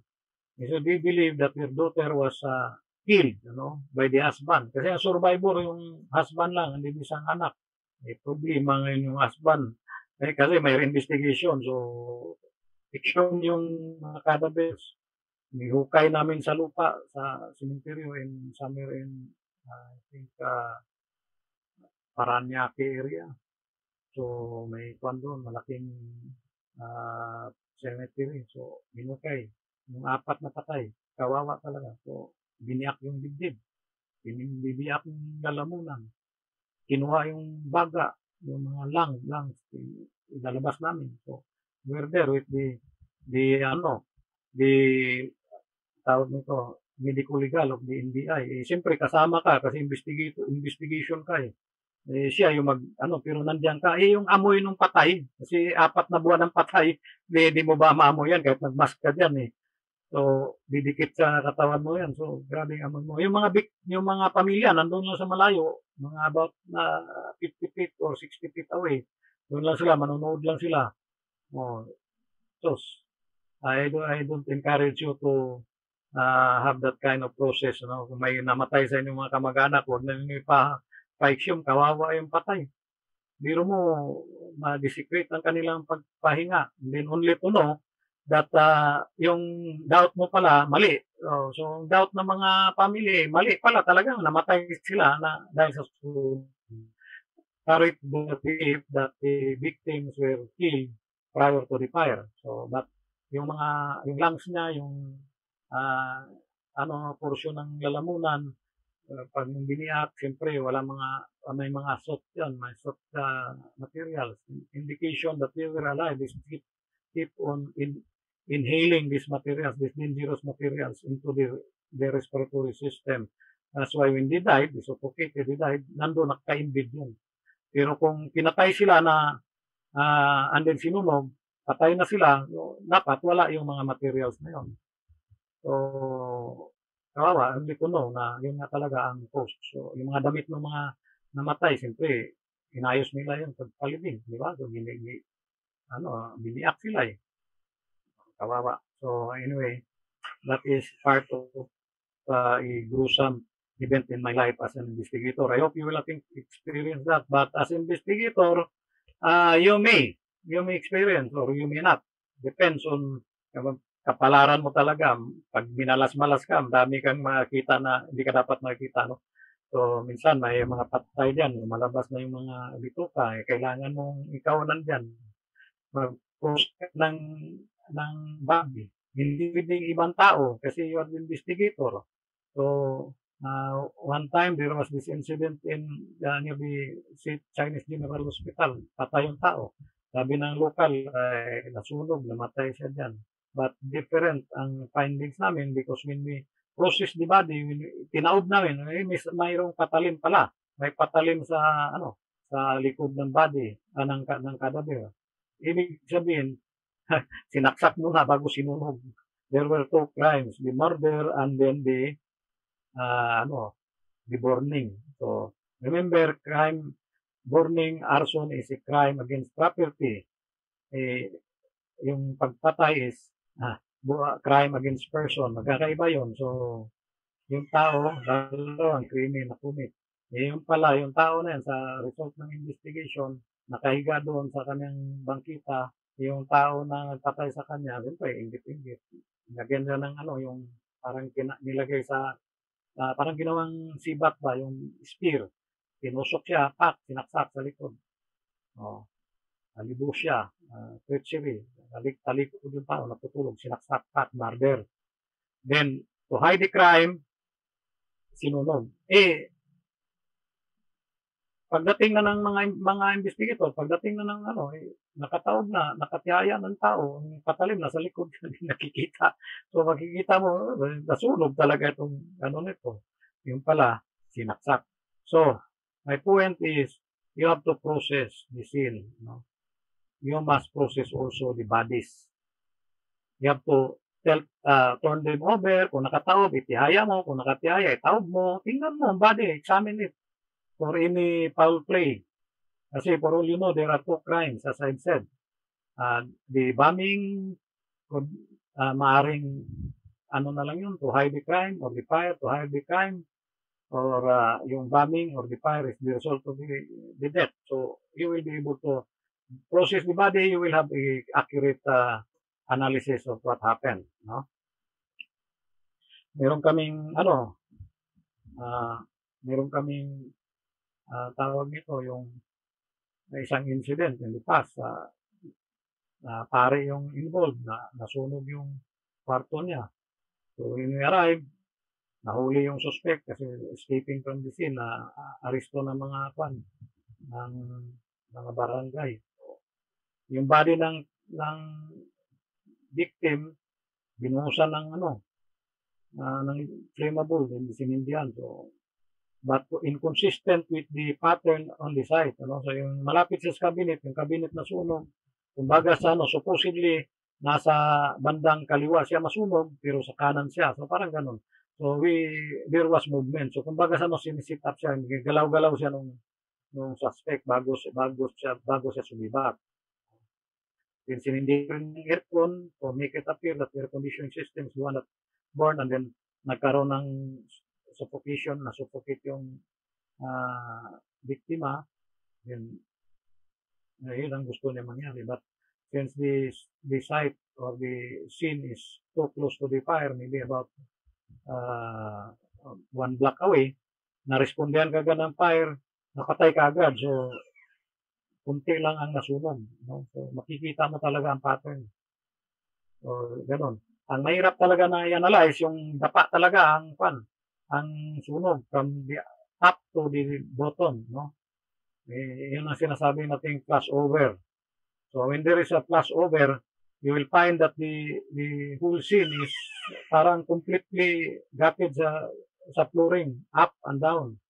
Why? Because there is already a flashover, no? So there was a fire, and then because of the containment of the uh, heat, and then nag-develop ang fire hanggang sa lahat na na-involved. So even the flooring catches fire. So when you examine that, akala mo mayroong flammable in-introduce. Napakababa naman itong burn pattern, but actually there was already a flashover. So it also takes an eye to do that. Ako, when I did my arson, additional arson investigation training in Bangkok in the International Law Enforcement Academy, we were sent there by the US Embassy to learn yung mga techniques. So, doon sila, nagsunog talaga sila ng mga makeshift na ginagawa nila mga structure para sunugin lamang. Kompleto sa mga thermocouples, may mga temperature, each level, every coop, makikita mo ang development talaga. Scientific ang pag-imbestiga talaga. Makikita mo ang development ng flame up to the time na magkaroon ng flashover. So, makikita mo talaga. So, it's very difficult to determine a fire scene na nag-flashover if you have not seen one. Hindi mo makita yung stages, how it develops pag wala kang training. No? So, but in investigation, that's why I encourage you to have additional training. Do not stop from undergoing training. May special purposes, doon mo nakikita yan, lahat. So, this can be duplicated by tawag natin yung mga demonstration fire. Sa mga bombing, nakikita mo talaga. So, well, this seminar is at least it will make your eyes open. So, suspected materials used in the construction and transportation of the explosive device. So, kailangan natin yan. May mga materials. So, gather mo rin. This should be marked. No? Kasi pwede matrace kung saan galing. May mga Latin prints pa nakadikit sa mga kahon na yan. O whatever. Makadagdag sa tulong sa ating investigation. The collection of evidence including crater material. Ito yung question kanina, yung anong makukuha natin doon sa crater. Pag nag-dig tayo, yung crater material, kung bombing, of course, yung mga parts ng bomb, that's what we are looking for. Yung mga wires, yung mga bit cord, or yung blasting caps, yung part ng pipe, kung may pipe man, o kung may shell man siya, lahat yun makikita doon. May mga bits and pieces nandoon kasi yun ang crater, sigurado nandoon siya eh. Only, we have to recover that. And then yung mga other pieces of evidence such as mga traces ng chemicals, kung ano man yun. So, yun yung mga crater materials. That is inside the crater, we recover. Lalagyan mo na marking na these are evidence coming from the crater. So, residues and other trace evidence, to yung mga maring posible yung mga nasa wall, may mga swabbing, yung bagas nakita kayo na sinusab na tao, sa ilong, sa bibig, di ba? Yung sa tubig. Sa investigation, meron rin ganun. Especially, you will see that sa bombing post-blast investigation. Sinaswab nila yung mga walls, mga anything they suspect. Kasi although may swab yan, pwede nanikit yung mga powder dyan, unborn material, dumikit sa wall because of the explosion. So, this can be recovered. So, ganun yan. So, comparison samples of indigenous materials, o mga local materials, makasumasabog mga local materials. Iba-iba mga imagination ng mga bombers. Kanya-kanya silang gawa ng mga diskarte nila. The mind of the bomber is limitless. So, dapat tayo should act, should think like the bomber so that we will be able to catch them and identify kung ano yung pinag-iisipan nila, ano bang ginagawa nila. Kasi, very imaginative mga hindi mo basta-basta mauli yan. Wala namang fixed rule na ito lang nagawin. Nagwa siya ng maraming klase. So, tayo naman, talagang expected sa atin, lahat ng klase rin nating alamin.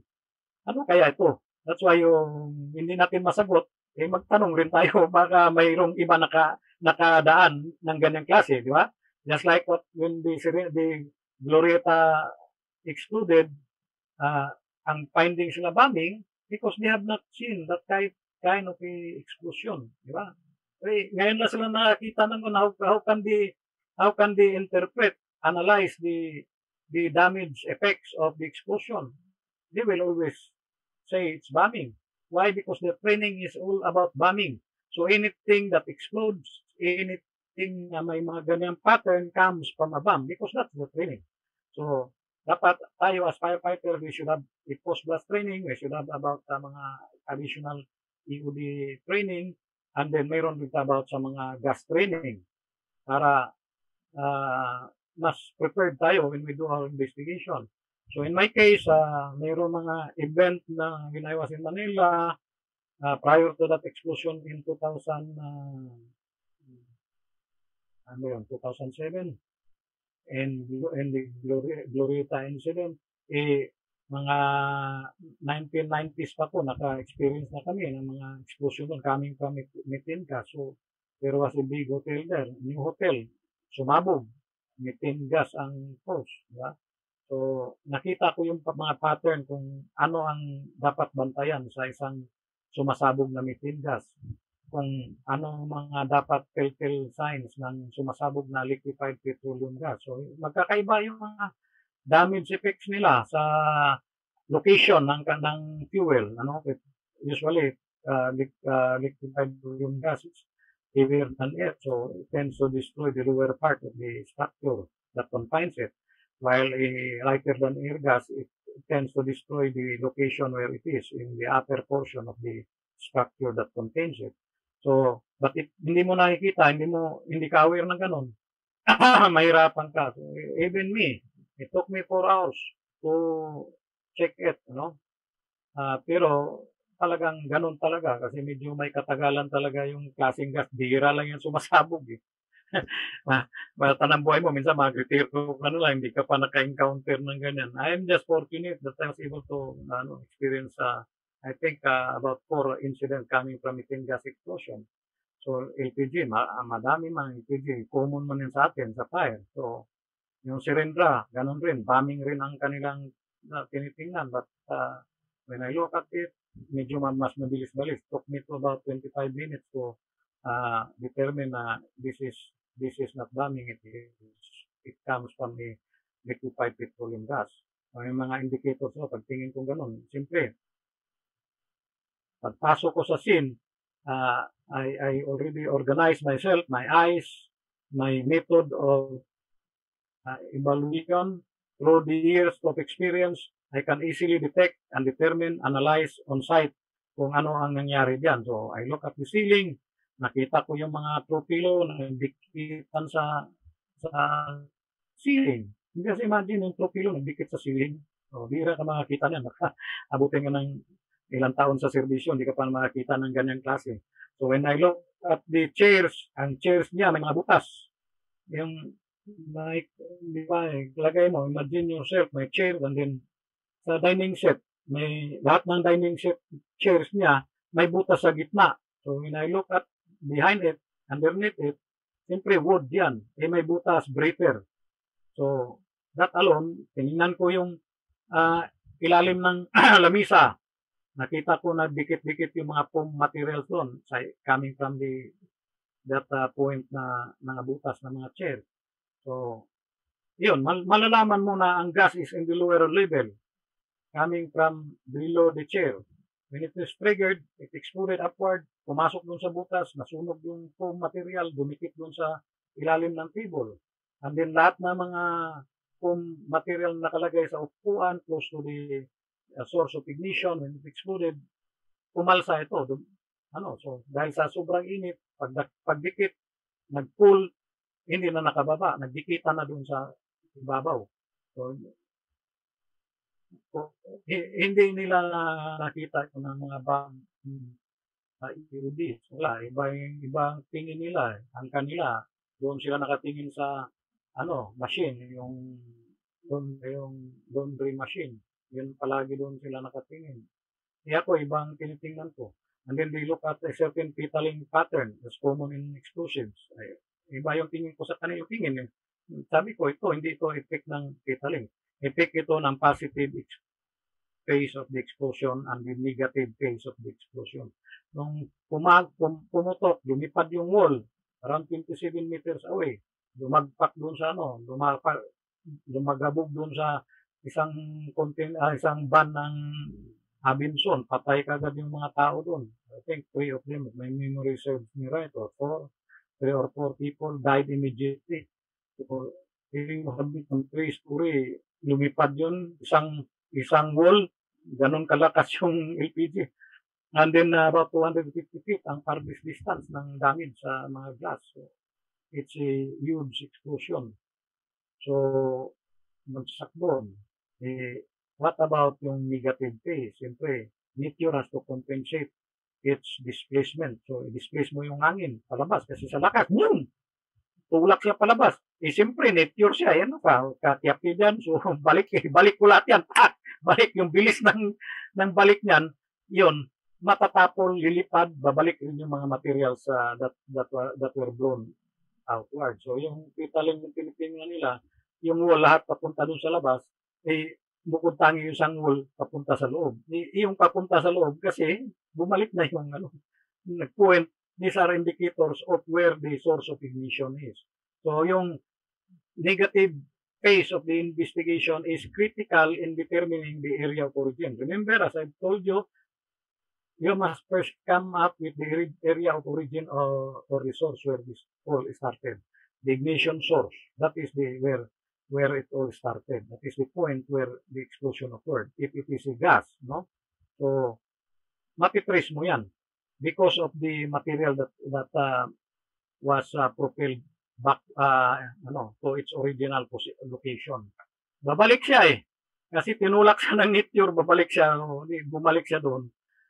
Makita mo yan siya. Either a big piece or a wall like that. It can do that, the negative phase. So may kalakasan talaga, but these are observable and this can be interpreted. So, awa ng Diyos, tama naman ang aking findings. Ang aming findings, so since I'm the lead investigator, so although marami kami, but I provided the direction. No?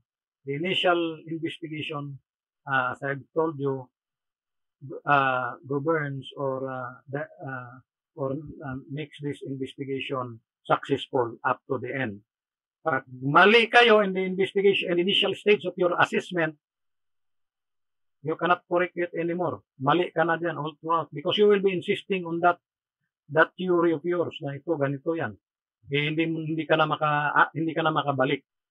So, makompromiso ka na. Di ba? So, meron kaming kasama na PNP na kasama namin dati sa IATF when we did the super investigation. Sinabihan ko na siya, mukhang tagilid dito, Brad. Dapat medyo pag-isip-isip ka na. Medyo, but sabi, kompromiso na. He has to support the findings of their group. So, baka ganun ang mangyari sa inyo. Ay, hindi ka truthful in coming up with investigation. Pag may mali doon sa yung investigation, you must be man enough to declare the error. So, wala tayong magawa. Talagang human as we are, we commit mistakes. But for us, investigators, you are worth your salt. You are an expert. You seldom commit mistakes. And then when you analyze, you have only 1, 2, 3 analysis. 1, 2, 3 options. 1, 2, 3. Tatlo lang to. 1, 2, 3. Pero pag ordinary investigators, ang dami ang possible causes niyan. Minsan, pag tingnan mong listahan, ang dami. So, dami kang i-rule out. Pero sa mga experts, kunti lang. 3 lang yung i-present sa'yo. Magkaiba ang inyong findings. Ang iyong lista, haba ang lista, pati kung ano-ano yung nilalagay mo doon. Lahat, nislagay mo na. Sa kanya, 3 lang. So, 3 only. So, 1 possibility, 2 possibility, 3 possibilities. Either of the 3 are the possible causes. So, can you present 3 causes? Pwede. Kasi, depende yan sa iyong paggawa ng report. No? But, technique yan. So, it needs a another seminar for that. Kasi kasama na yan sa fire investigation, arson investigation, hindi purely post-blast investigation. Okay? So, the evidence is photograph, blah, blah, blah, package, labeled properly. So, labeling, you label it clearly, then make your signature there, sign it. May witness ka, pasign mo. Kung bakal siya, you have to initial the metal with your initial. Meron kang pin knife, i-engrave mo yung initial mo doon. So, and the date that you signed it. Kasi, when that will be brought to court, you will be made to identify what whether you are the one who signed this signature appearing on the evidence. Pag tingin mo, ibang tao, that's not mine. Pero pag tingin mo na sa'yo, siyempre, that's mine. I can easily identify it. That's my signature. I affix on that day. I can still clearly remember that. Paano mo ginawa yan? Well, I have a pin knife. Kaya tayo, dapat investigator, mayroon tayong pin knife. Yung maliliit na ladsita. Dapat mayroon kang ganun. Kasi pang-engrave yun sa mga evidence mo. Especially mga metal, made of metal. So, the labeling, transportation, and storage of evidence by labeling evidence for storage and shipment. Mention ko na yan sa LBC. Kung sa postal, napakatagal. Baka abutin ng ilang buwan yan bago umabot ng National View sa ALO. Na delayed ka na na-delay. So, either you hand carry it. Nowadays, the problem is airplane. Wala namang magdala ng, wala namang flight ngayon. Hirap naman. So, by land travel. So, ang hirap sa panahon talaga ngayon. Everything is, restricted, restricted. You move by land. Dami mga inspection. Baka ma-quarantine ka pa, etc. Paano yung kaso mo? Who will send the evidence to the arson laboratory unit nasa Manila, nasa Quezon City yun. Those things are mga realistic questions, So dapat sa ngayon pa lang, if you are ever assigned in a investigation section, do not think when you are confronted with that problem. Dapat ngayon pa lang mag-isip ka na, ano kayang gagawin ko diyan? I already give you the guide, so dagdagan na lang ninyo. Maybe magka-difference lang yan sa araw. So, on matter of technique, nasa inyo yan. It's you who will develop your own technique. Every people has different techniques. Baga sa my technique is different from yours. From mga mga foreigners na nagdatingan dito. But if you are really expert, their findings and your findings truthfully will be more or less be similar. Hindi na lalayo yan. Pero kung sinungaling, magkakaiba talaga yan. Paano i-insist mo yung kasinungalingan mo? Baka nalagyan ka talagang i-insist mo yun hindi ka mabayaran sa budget mo, kulong ka pa. Yun ang problema diyan. Huwag ninyong ibinta ang kaso, That's number one. Ako, I am a ruthless investigator. Maski buntis, pakulong ka talaga kita. O ikaw ng arson, pakulong talaga kita. Huwag mo sabihin buntis ka. Let the court decide whether they will forgive you or not. But you born something, in my area of responsibility, I will send you to jail. Whether you're my brother, whether kapwa kita fire, whatever. Sorry na lang. Talagang ganun ang dapat ang thinking mo. Otherwise, makompromise ka kasi maawa ka. Pag naawa ka, ikaw ang kawawa kasi ikaw naman ang ikulong. Mahalata ka dyan. Ay, nako. Bakit na nakulong? Kasi dinoktor yung report kasi maganda yung inimbestigahan niya. Sana ipakukulong niya. Naging syuta na niya. Nagbago yung report. Mabuti kung hindi ma-reinvestigate yung case mo. Sometimes it can be reinvestigated. Lalabas yung baka NBI ang mag-reinvestigate sa'yo. Mas masilan rin yung nila. Mamipikuloso rin nila. I know it. Kasi I sometimes work with them in the past, Siyempre, mga NBI yung mga kasama ko. May FBI nga kami nakasama sa investigation, sa Superpire. So, hindi na yan, yung baga sa unusual sa akin. at least alam natin yung kabila na investigador. Ganun rin sila, hindi papakulong talaga tayo, wala yung kapatid nila sinasabi, bombero ka, mag-investigador lang, kawawa lang talaga tayo. Kaya tayo, pag sila nagkamali rin, pakulong rin natin sila. Huwag na yung marami pang daling salita. Kung ako magkamali, ipakulong ninyo ako, kayo pa kaya hindi ko ipakulong dahil kuwan kayo, ganon. No. Do not compromise. Do not make compromise. Do not doctor your reports. Do not lie. Dapat sabihin mo ang katotohanan. Kung marami ka syuta, sabihin mo, marami ka syuta. Ganon yun. Yeah? Joke lang. Oh. Babuking ka rin later on. Dami mo syuta. Tignan mo, di ba, gulpi ka. So, ganon rin sa investigation. Pag nagkamali ka, nagsinungaling ka, kulong ka, bata ka. So, ensure that all investigative steps are documented. Now, how do you document? By in written form, in yung mga tawag niyan, in photographs, in video, yung mga ganun. In recorder, yung tape recorders. To ensure that the permanent record will be complete, the investigator should review all documentation before releasing the scene. So, before you release the scene, lahat yan titingnan mo, isa-isa, maski pa isang sako yan. Kami, pag nag-process ng aming mga documents na nag-gather, napaka-voluminous. Sako-sako talaga. So, may problema pa ako pag retiro ko kasi ako ay ugali ko talaga mag-keep ng aking file rin, magpa-duplicate ako ng sarili ko. Nung matapos ako sa career ko na daming tambak na mga basura tuloy. So, well, iba naman yung mga record dun sa opisina kasi duplicate naman sa akin, but I prefer to have my own, even sa mga financial transactions ng opisina when I was the district marshal. Dapat may copy ako. Hindi ko kung pwede magpapirmahin mo kung din wala akong kopya. Dapat meron akong copy, authenticated copies. Just in case magkawalaan, mga cases na yan, experience ko na yan eh. Nadidili yung budget ko kasi sabi, nung wala yung mga part ng mayroon naman akong ready na So, mahirapan sa akin. Pag investigador ka, you have to anticipate mga iipitin ka, no? Kasi kapwa mo, minsan, pag kapwa ko, kinakasuhan ko. Kapatid ko, classmate ko, nakakasuhan ko eh. Hindi ko nabanggitin yung mga pangalan nila. Kaya minsan, pag nagkakita-kita kami sa until now, talagang allergic sila sa akin. But, no, I can look them straight in the eye. Kasi sabi ko, ito, trabaho lang. Kayo, nagtrabaho naman kayo, siyempre, hindi ko naman ako nakialam sa trabaho ninyo, paano yung ginawa yan.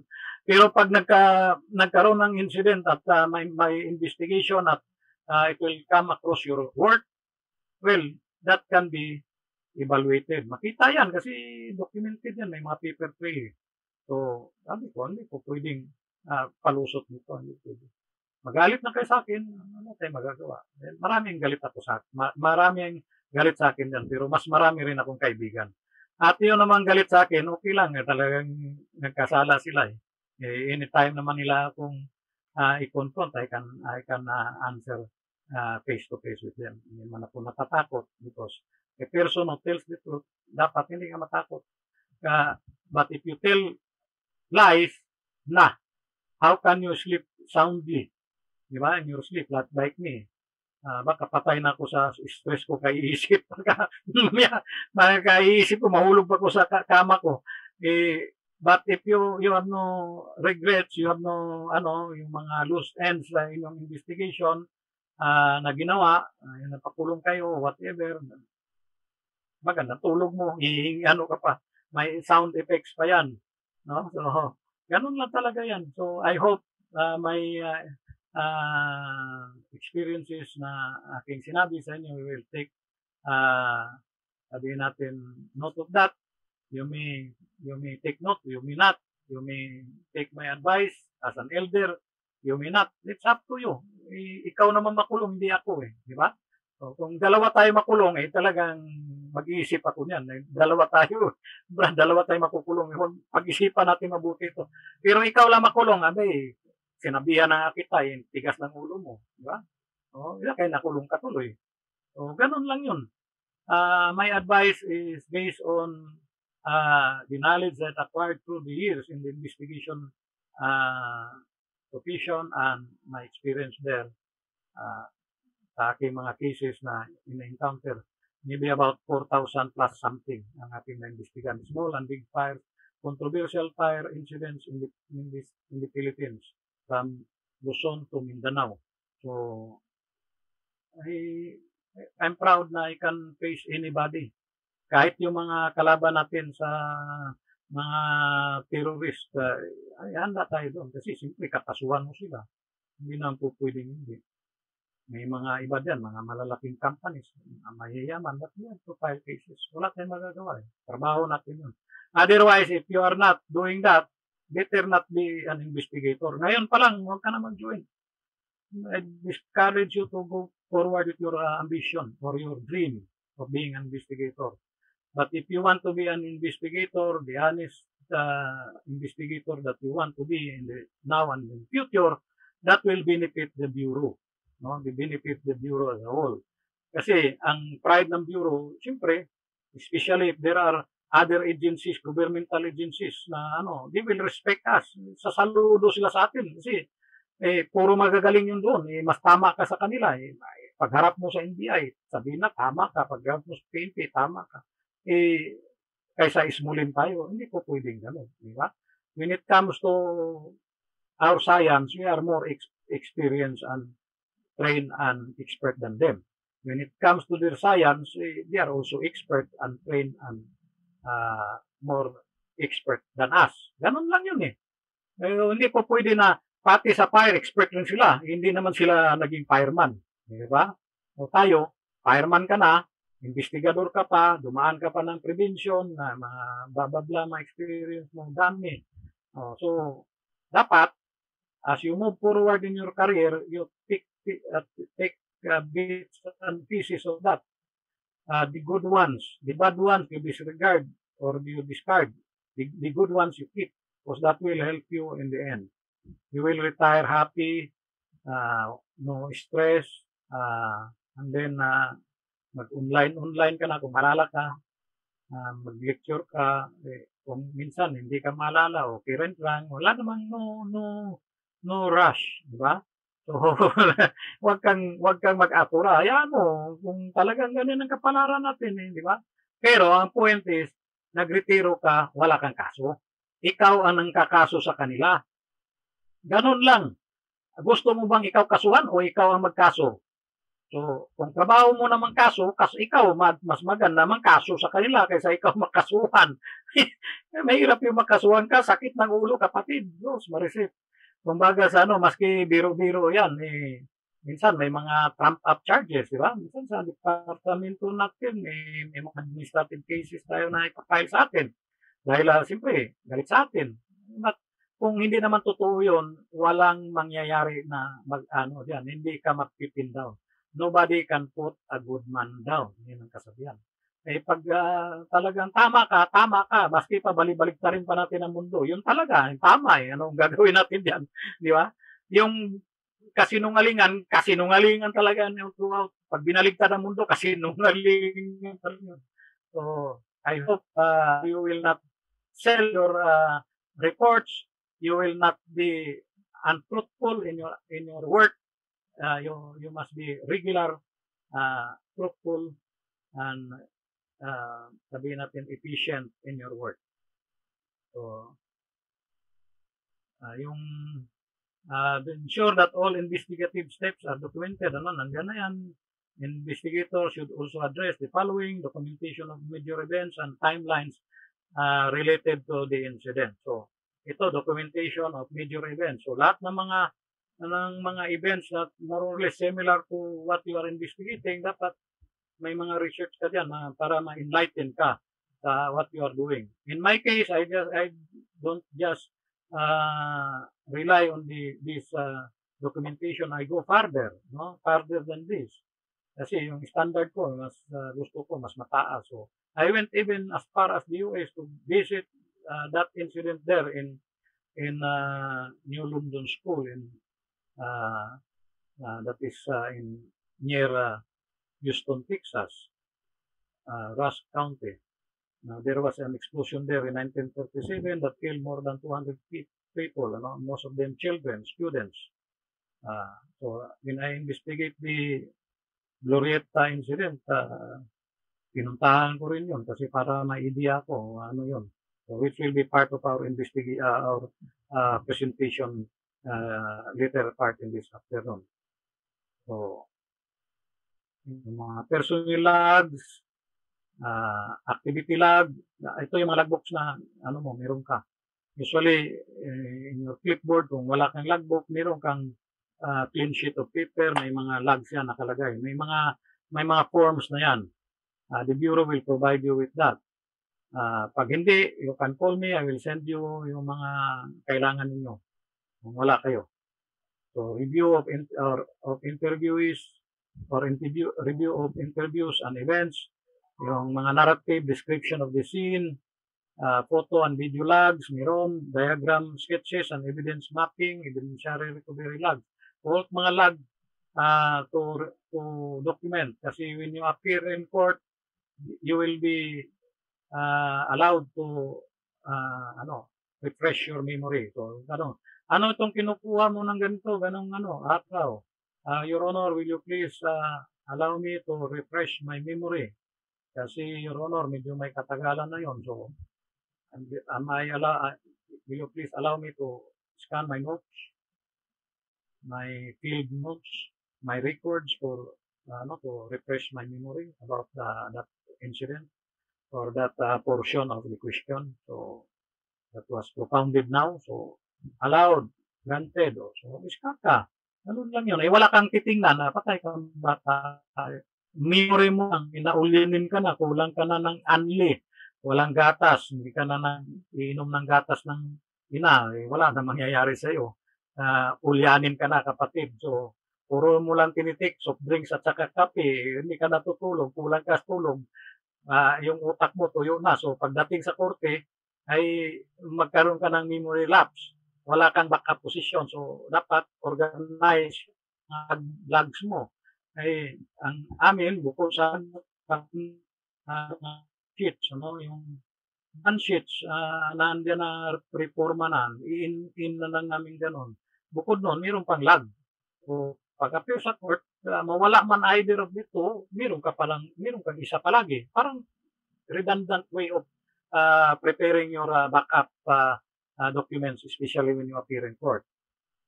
Diyan, makikita rin ng court ang demeanor mo. Titingnan ka ng court naka-observe lang yan, nakatingin sa'yo.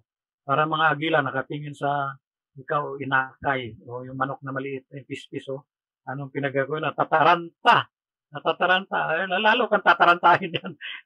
Hindi ka na babalik sa court later on kasi nakulong ka na, kinontempt ka na sa court dahil saka yung mali-mali na yung pagsasagot mo, kaya nakanganga ka ganun. May mainis sa iyo korte. So ensure that all hindi ikaw ang custodian, dapat nasa inyo yan kasi kayo nag-imbestiga. Hindi mo pwedeng ituro, evidence, Your Honor, is not with me, it is with the another department, blah, blah, blah. Nalit sila. Patay kang bata ka. You will be made to explain that. Para So, recover and inventory equipment. So, yung mga equipments natin, you have to, sa atin at saka yung mga evidence na yung nire-recover. Kung mga malalaki, dapat yung mga serial numbers nito, usually mga machines, yung mga nasa big plants, mga factory, manufacturing factories, may mga machines ang haba, laki ng parang mga table na malalaki na haba. May mga serialize yan, may mga serial number yan, parang sasakyan yan. So, you have to stencil them, documentation, photographs, etc. Then compare that to the affidavit of loss that you will be submitting. So, dapat yung affidavit technique for you to be sure that the evidence, the affidavit of loss that is submit to you is more or less isa lamang. Dapat malaman mo sa kanila na ito bang binigay mo sa akin, ito rin ba ang binigay mo sa insurance company. Kasi mamaya iba yung sa insurance company, iba sa iyo. Yung sa iyo doctored na, filtered na, yung sa insurance company, yung claims niya. Kaya ka nga kukuha ng inventory para malaman mo kung itong imbestigahan mo in arson case is probably yung fraud fires, or para makaklaim siya ng insurance. So, it could be, the fire could be coming from a bombing incident, yung introduce ng mga incendiary bombs that will burn the building, or it introduce a flammable to burn the building, etc. Or get materials within the building just to start the fire. So, these things, you have to into consideration and the equipment there. Kasi sometimes, ini-claim nila yung pala, na-move na pala yung equipment, napalitan na. Hindi na iba na ang serial number nun. Yung iba, minsan wala ang serial number. So, kumbaga iba ang equipment na ito, mahal, millions. Na yun, sinibat na nila yun. Yung mga, binalik nila doon, nilagay yung luma na, kapareha, similar looking, sunugin nila yun. So, ikaw naman, akala mo, tama yun. Hindi mo, you have no way of looking at where the serial number of these equipments are located. So, these things. Yeah, as part of experience when you encounter, you are investigators already. Huh? Yes? Sir. Sir, permission to talk. Sino? Who are you? Sino ang Permission to talk, class. Class marcher? No, wala sir, question. Permission to talk, sir. Yeah, who is you? Who are you? Pakilala ka muna. Sir, si Paitrini Rivera, sir, class marcher. Oh yes, class Sir, marcher. Ibang busis mo ngayon. Parang mag-inom ka ng kape siguro. Para madulas yung lalamunan natin. Anong request mo? Yes, sir. 15-minute break. Ayun, tama break, na. Iba ng busis mo. Mag-coffee break tayo siguro. Magkape muna tayo. Iba ng garalgal ng busis mo eh. Ako, ilang oras ako salita dito. Sabi ko, matuyuan ako na. Kailan ba yung break natin? Hindi mo tumatawag yung class marker natin. Gano'n lang, sir. Naghanap ng tempo. Dapat mag-abiso na kagad kasi hindi kayo magsalita. Ako, tuloy-tuloy. So, ilang minutes, class marker? Para makakapit 15 minutes, sir. 15 minutes. So, the time is 3:05. So, yes, sir. 15 minutes po.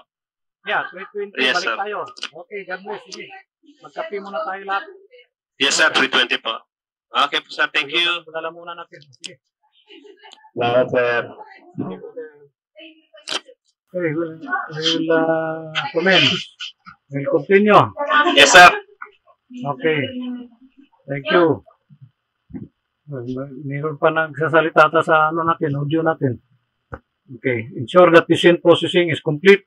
Release the scene only upon conclusion of the on-site investigation and a thorough evidence collection process. Investigators should perform a review of scene investigation with all personnel to include the following. So, discuss the team members, including those not present at the scene, preliminary scene findings, and critical issues that arose during the fire incident or the explosion incident. Ensure that all identified evidence is in custody. Recover and inventory equipment, the contaminate equipment, photo, video the final condition of the scene just before i-release. It is released, So, ang procedure natin, huwag kang basta-basta mag-release ng scene. Investigator on case, dapat you should be cautious in releasing the scene without the approval of your immediate superior or higher authorities. Huwag yan on yourself, you will release it hastily or for some motive or another, basta na lang i-release mo, ikaw lang nakaalam without the approval of your superior. So, now, magkaroon ng problema yan in case your higher authorities such as coming from the national headquarters or the DILG, especially the secretary, may visit the scene, wants to see. Siyempre, baka yung incident mo, concerns public interest or public interest. A lot of people are clamoring for him to visit the scene. So we want to go there. Pagdating niya doon, nirelease mo na. Okay lang yan, nirelease mo. Pero pagtanong, who authorized the release? Hindi mo alam. Ikaw, you, as investigator on case, I am the one who released the scene, sir. What is your role? I am the investigator on case. You alone released the scene? Yes, sir. Where is your superior? Tawagin ng superior. Did you allow him to, did you approve his releasing of the scene? No, sir. lagay ka. Kaso, abutin mo, kapatid. Huwag ka magmamadali. Kasi sometimes the scene should be preserved. It is not just easily released. Once it is under the control of the DEP, dapat may proper way of turning it over back to the owners. Kasi sometimes, even the Senate, yung mga senador doon, tulad ng Glorieta incident, nagkaroon ng explosion doon. The senators want to visit the scene. Kung na-release na yun, nahirapan ka. So, dapat huwag muna. Kasi may mga higher authorities pa who are interested. They want to see for themselves na ano ba talaga ito. Nangyayari na yan. Lalo na maraming patay. Pupunta yan sila. Politiko. So, pupunta sila doon. Inirelease mo na. So, releasing the scene is not just easy as that. Na-release mo kasi ikaw investigator in case, tapos ka na, release na. No. You're finished, you must inform your commander na tapos ka na, nakuha mo na evidence, etc. So, nagkaroon ka na ng final walkthrough. Ibig sabihin, yung pinaka-final walkthrough mo, you should request the presence of your commanders, the marshal, district marshal, your chief in the IIU, or even higher authorities, kung interested sila. At least, kung pag-release na ni-release mo na, they were already properly notified that after the final walkthrough in a few days, you will release the scene unless they will come to visit the scene. So, they have no objection, this scene will be released. So, ganun lang. I-release, ibalik sa may-ari. So, it is released to the owner of the building or structure or area or the administrator, the building administrator. Kung maraming occupants, be careful in releasing it to them kasi baka mamaya mag-object yung may-ari. Hindi niya gusto na ma-release doon. Dapat siya. Kasuhan ka tuloy. Namali ang pag-release mo. Ibang tao pala yung na-releasean mo. Ba't niya doon binigay? Your Honor, hindi naman authorize yung tao na yun. Kapitbahay namin yun hindi naman yung occupant. Ano lang yun, yung visitor ng isang occupant yan, ba't doon na-release? Madali ka nga eh. So, yun ang problema. Do not do it hastily. Kailangan pulido. Nandiyan ka na sa finishing touches ng investigation mo. Matisod ka pa. Dapat at tuloy. Okay? So, you must address legal consideration, discuss post-scene issues. So, after the investigation, may post-fire or explosion analysis. So, pwedeng mag-meeting kayo, upo kayo, lahat ng mga investigators na kasama mo in your team, or office, mag-discuss kayo. Many heads make a good, sometimes many heads spoils the broth, but there are situations that you will have a good,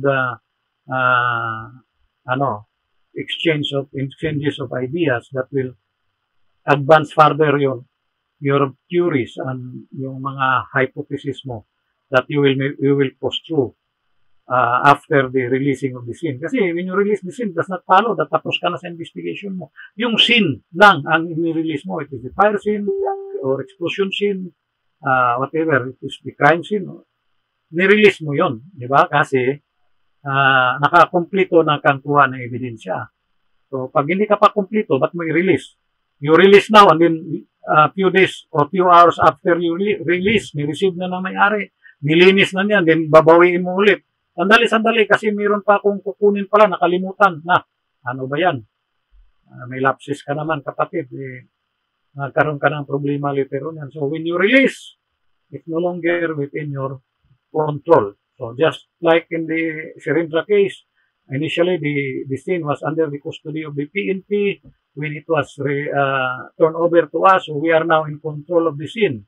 Here comes top PNP commander came to the scene with 2 FBI agents, wants to enter the scene and examine the scene. Sabi ko, hindi ko pwede. Sabi ko, Brad, tinurn over na niyo sa akin Okay sana kung sa panahon mo yan. I don't care kung anong ginawa mo dun sa time ninyo. Kayo pa ang custodian yan. But now, it is under my custody. So, anything that may happen when I allow you to be inside the unstable structure, nahulog yung mga FBI na yan, nabagsakan yan, namatayan yan, na-injured yan. It's an embarrassment to our country. Diba? Mo, another Federal Bureau of Investigators nandun sa scene na nahulog sa butas or something, nabagsakan, unstable yung area kasi galing sa explosion. So sabi ko, I will not allow that. If you want, ako dito, mayroon pa naman ako mas mataas sa akin, you will seek the approval of the higher authorities. If the secretary, the chairman of the IATF will allow you to be inside or to enter the scene, I will of course oblige kasi commander ko yun. Pero hanggat walang authority sa kanya, I will not allow it. Hindi, Brad, kasi ganun. Daanin sa ranggo, hindi po pwede. Hindi ako ma-pressure ng ganun. Wala tayong magagawa. Talagang we have to protect the scene. Tayo na may hawak Kaya, when you cordon the scene, it is your responsibility, investigator on case. Anything that happens there, hindi ka makialam dyan. May na-aksidente dyan, kinordon mo yan, may dumaan na passersby along near the building, natapol yung block ng isang pader dyan, nabagsakan yung mga tao na yun, dumadaan. Kasalanan mo yun, bakit hindi mo nilagyan ng perimeter na hindi madaanan ng tao? These things. So, basically what I am driving is the scene, once it is under our control, should only be released with proper authority. At anything happens there, it is our responsibility. We cannot point to anybody. Hindi natin pwede ituro yung ibang mga investigator na ibang agency. Wala. Hindi sila mga ano dyan. Sabi niya, buntot mo, hila mo. Kayo ang nandyan. Diba? Anong alam ko dyan. Diba? So, ganun yan. So, even in the past, we used to put or bring in mga huli natin sa arson, mga arsones, different cases, dali natin sa PNP for to be under their custody kasi wala naman tayong detention cell. So, dadali natin kanila doon. Later on, may mga cases na sa kanila na may nagpakamatay, nagbigti sa loob ng kulungan. Kaya medyo masilan sila. So, ngayon, hindi na sila tumatanggap ng mga galing sa atin to avoid later on be responsible for something. Kumbaga sa huli mo yan bakit kami mananagot yan? Huli mo, ikaw magtago niyan, hindi kami. Ikaw mag-safekeeping. So that is why tayo, mga huli natin, tayo na nagsisafekeep. So dapat mayroon tayong custodial cell sa ating mga opisina ng investigation and intelligence units. So yun. So magkakaiba ang opisina natin sa other investigation units kasi may iba na investigation, walang intelligence. Tayo, investigation na intelligence pa. So there are two groups of investigator inside the office. The investigators, these are the overt people, nakalantad sila, naka-uniform, and the overt, the covert, yung mga undercover, mga intelligence group ng ating opisina. So, but of course, hindi ganong na-maximize ang effectiveness kasi hindi ginagamit. So, but at you look at the title of your office, investigation and intelligence. So, dalawa yan.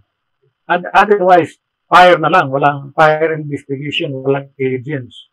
So, mahirap yun, di ba? So, kasi mayroong mga investigators natin na concentrated lang sa investigation, wala sa intelligence gathering. Dapat balance yun. So, minsan sa amin, when I was in Manila, siyempre may mga mayroon kami mga CAP, mga naka-type B o naka-uniform, pupunta sa area to investigate witnesses. Matakot yung mga testigo magbigay, mag-share ng kanilang nakita kasi ayaw nila na ma-implicate sila o mahasel sila o mababagla sila. So, but may mga intel naman tayo, gumagana na doon sa area nila. So, magsasalita sila, makikinig lang yung sila, ganun. So, once yung mga information not critical to the investigation, they will just inform the uniform group, the investigation group to yung tao na yan, nakasombrero, nakakulay-pula ang damit, may alam siya, ito ang sinasabi niya, ganun-ganun. Imbestigahan mo. So, pupunta, magulat yung tao, paano nalaman yung ano.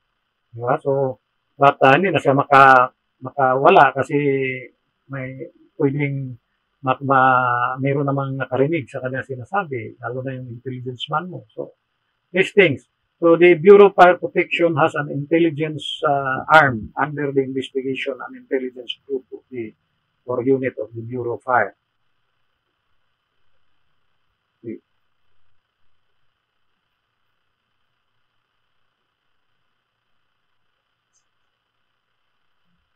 So, release the scene. The scene must be documented. The investigators should ensure communication of known scene-related health and safety issues to a receiving authority at the time of release. Kasi sometimes when we do release the scene, minsan may mga health, ano yun? Kaso, hello? Meron natang, may nag-away nata yung mga kasama natin dyan. Kinagat na ng aso. So, siyempre, asa na ba tayo? Nalingat na naman ako, asa na ba yun? Yung mga scene-related, ano yun? Hello? Baka may ingay. Sir Tige, naka-open po. Naka-unmute ka, Sir Tige. Pag-mute. Ma'am Tegi. Ma'am Tegi. Naka-open ang audio mo, ma'am. Baka nagpakain ng aso eh. Ma'am Tegi. Ng aso, hindi nagpakain. Ma'am Tayo Ron. na nag-i-snack. Ma'am Ron. Ma'am, ano po si Ma'am Tegi? Pwedeng paki-mute po. Hindi ako ang host. Hindi ka host? Hindi ka Ibalik- Ma'am. Ibalik ko sa akin ang pag-host, Sir Sumangid.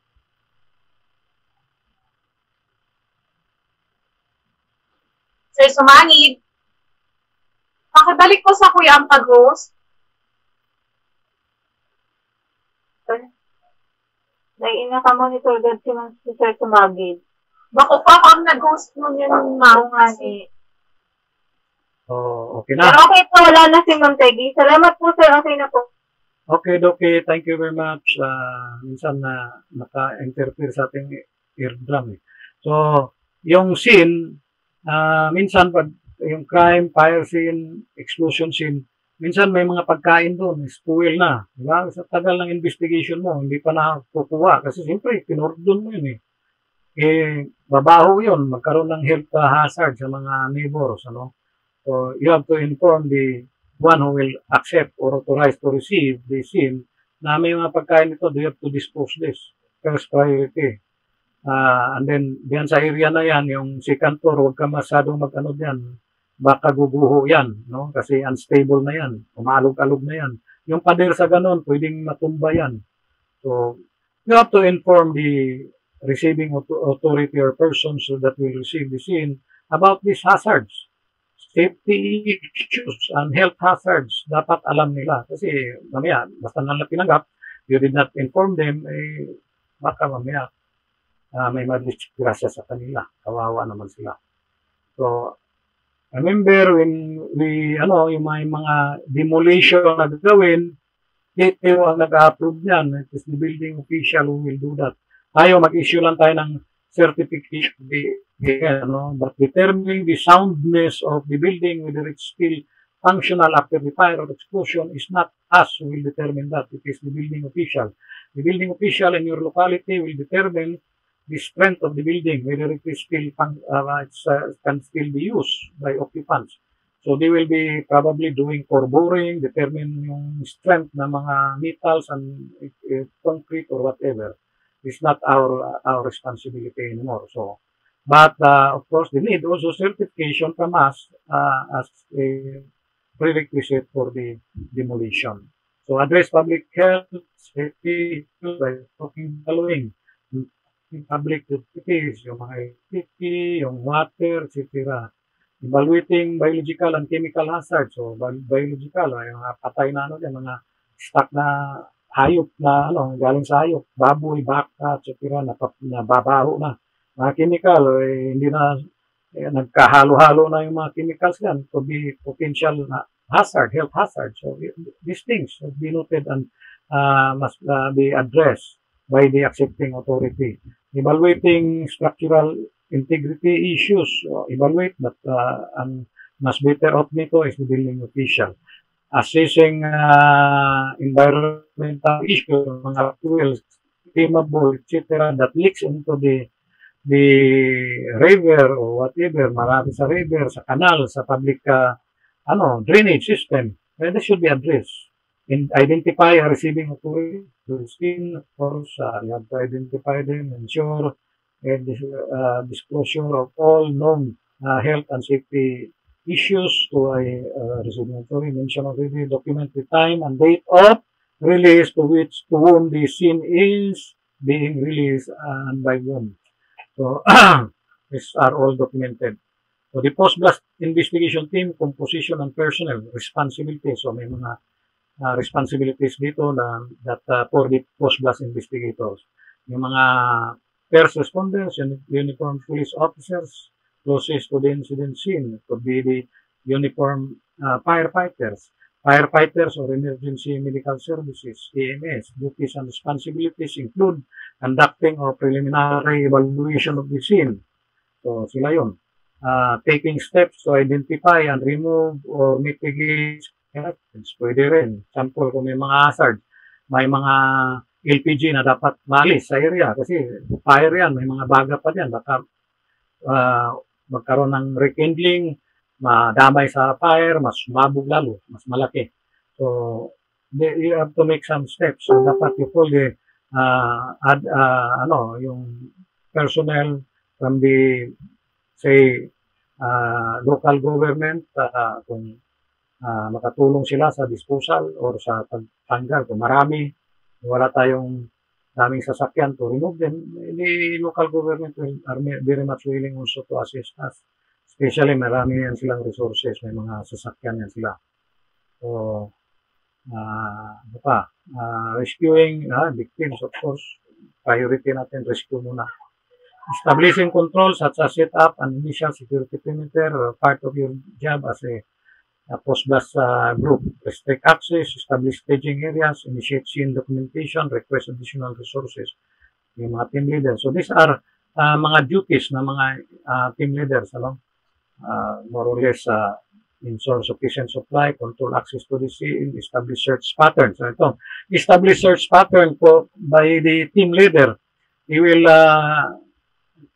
lead the way in the scene or search of the scene, the crime scene, the fire scene, or the bombing scene. So, ano mangyari dyan? Or the crime scene. Pwede niyang i-apply yung spiral method of search, spiral, from the fire area of origin, or from the point of origin, or from the epicenter of the explosion, going outward in a spiral manner. Punta, palabas hanggang palaki ng palaki. Hanggang lumabas yan ang kanyang building. Ng kwarto, lumabas sa building, lumabas sa field. Ganon ang spiral. So, gusto mo yung zone type na if this is a room, you will divide it into 4 quadrants. First inner quadrant, second inner quadrant, third inner quadrant, fourth inner quadrant. So, everything documented, any pieces of evidence recovered in that quadrant must be documented. Saan siya nakuha? Anong mga measurements niya? Take always 2 fixed points measurements. And of course, Ay, paglabas na doon is the general area already. So, there's a procedure also for that.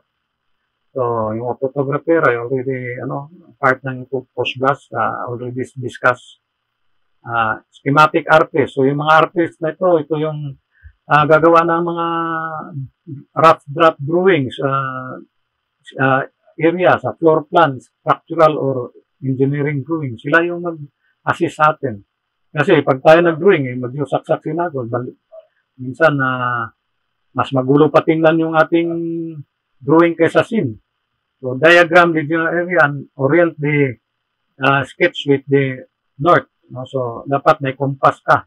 Why it is important in the spread of fire, siyempre, you must be able to show the direction of the wind from the south to the north with a compass. Because why do we need the direction of the compass? Because when you explain in your report how the fire is spread from south to north, you need the compass. Paano? Direction ng sabog-sabog rin. So, the wind from the south comes, because that's the coastal area. The wind in that direction moves at this particular hour. The strong wind passes this building, moves to the north. So, that's why most of the damaged building in a fire going in that direction, the north.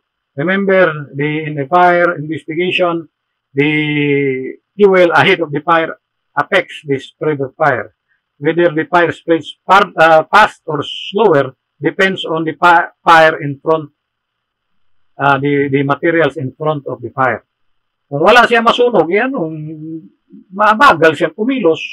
Hindi na, baka naka-steady na lang yun, wala naman masusunog. Pero kung marami masusunog, bibilis rin yan. Depende sa nasusunog. It's made of ordinary combustible materials. Medyo may, normal lang natakbo. Pero kung may mga flammable, siyempre bibilis. Kung may pagsabog pa rin, lalo nang bibilis, it will be accelerated immediately. Nakita mo kagad yung pagsabog, bang, kita mo kagad yung damage. Nakita mo yan because of the pattern that will be left behind by the explosion.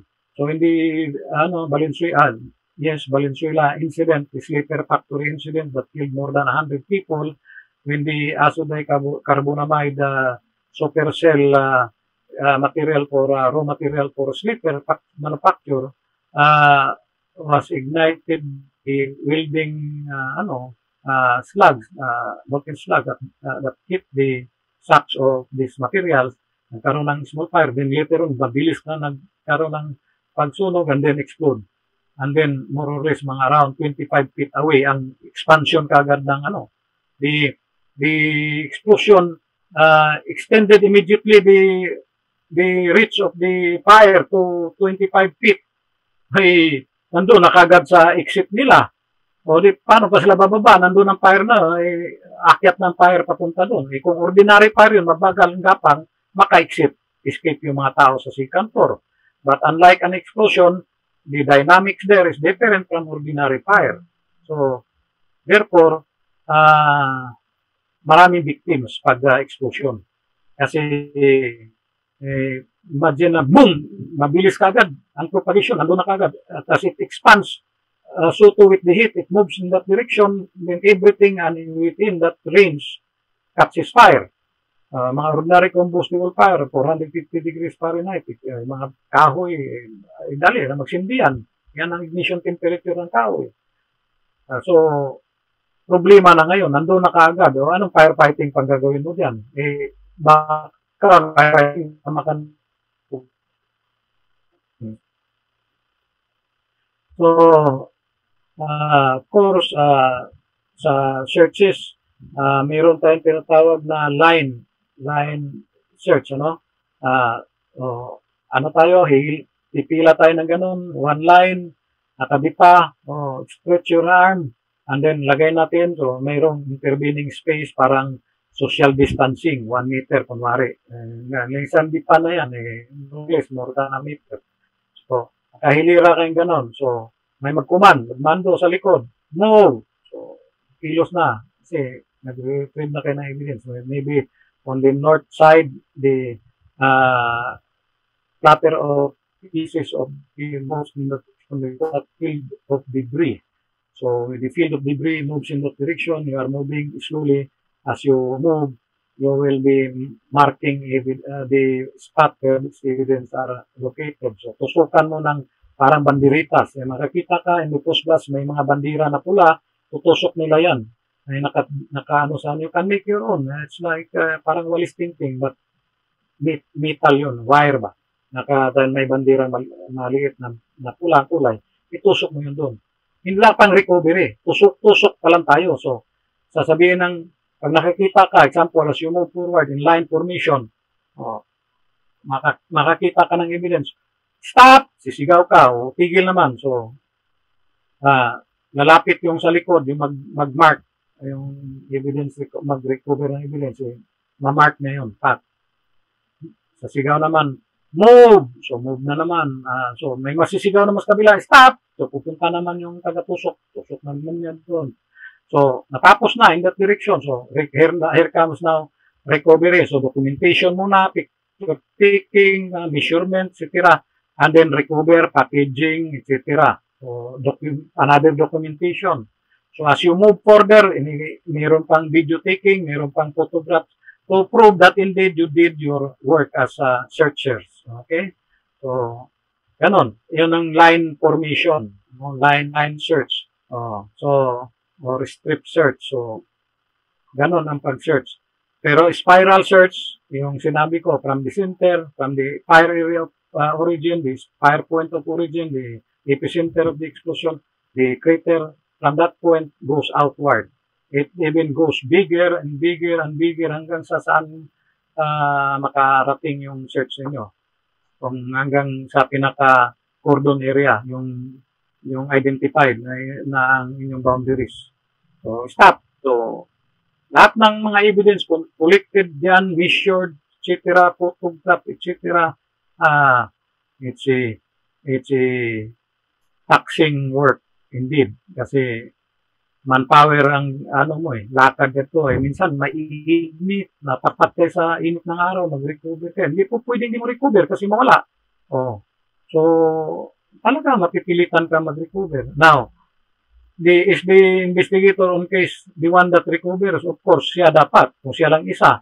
Ay, yung mga marami kasi mga force multipliers, you will assist him. So, lahat yun, mga trained post-blast investigator. So, but the investigator on case is still the one that controls investigation. Nandun pa rin siya. So, probably, maaaring nandun siya sa pinaka-inner the explosion or fire. So, include measurements, distance, etc. Do not say there na you draw it by to scale. Instead, put a disclaimer, not drawn to scale. I mentioned that. That's a good technique in court presentation. If possible, make an artist's conception of the scene prior to the blast with the help of witnesses to the explosion. So, may mga sketcher kayo, mga magaling mag-sketch or detail style. You have pictures, you can blow that up. Yung Sirindra incident namin, mayroong mga photographs na recover namin, binigay sa amin na may-ari prior to the explosion. Nakakuha rin kami ng mga photos prior to renovation from the tawag nito yung designers of the room kasi pinagawa yon. So, plus the physical presence of this scene natin na hawak, o compare natin sila before the explosion, after the explosion. So, makita mo ang comparison. So, we were able to check na yung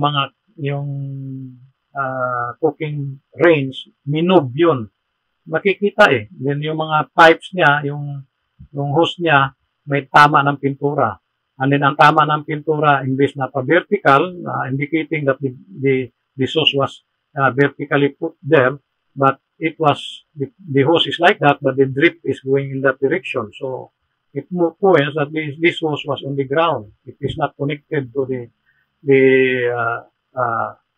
inlet of the stove. So, maraming mga points namin. If you open the web page of the DILG or extract a copy of the Sirindra explosion, you will see it there. So there were two versions, our report and the call company that was hired by the DILG. Dalawang naggawa ng report doon. So, schematic artist tools. So, kung ikaw ma-assign ka as artist, dapat may mga directional compass ka, clipboard, logbook, 60-meter measuring tape, 25-meter measuring tape, notepad, 3x5 cards, marking pens, and pencils. So, ito yung mga, these are only guides. Once you will be assigned, just look back at my presentation, kung saan man ang concern mo, saan ka na-assign, naging photographer ka, sketcher ka, evidence custodian ka, investigator ka, or whatever. You can use this as a guide. It will make you, magkaroon ka ba ng guidance, and then you do it your way, of course, para ma-improve pa. So, mga evidence technician, ensure chain of custody from the collection site to the courtroom. So, there is an evidence card that will be filled in by the investigator on case. The Bureau of Protection has a copy for that sa atin. Nasa investigation yan. Binibigyan tayo ng mga copies na ganyan. So, all you have to do is put in the data. Huwag din yung pabayaan na hindi nyo nagagawa yun. There must be a chain of custody card. That's not for your own protection and for your own success in court. Select evidence, gathering equipment, prepare the evidence, log, coordinate with the schematic artist and photographer. So, coordination within the team, dapat gawin mo rin as evidence technician or custodian.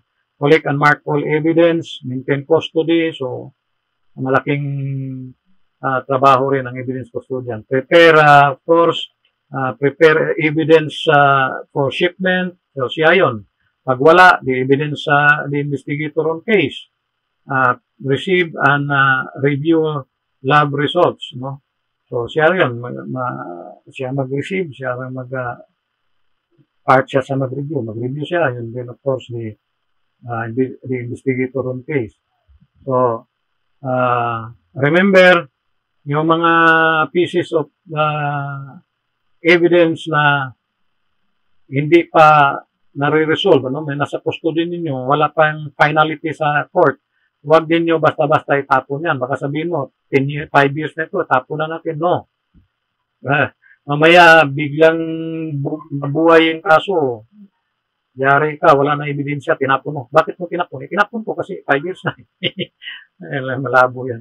Kung magtatapon ka na ebidensya, magpaalam ka sa korte kasi hanapin ng korte yan. You want to dispose something, you seek the approval of the court.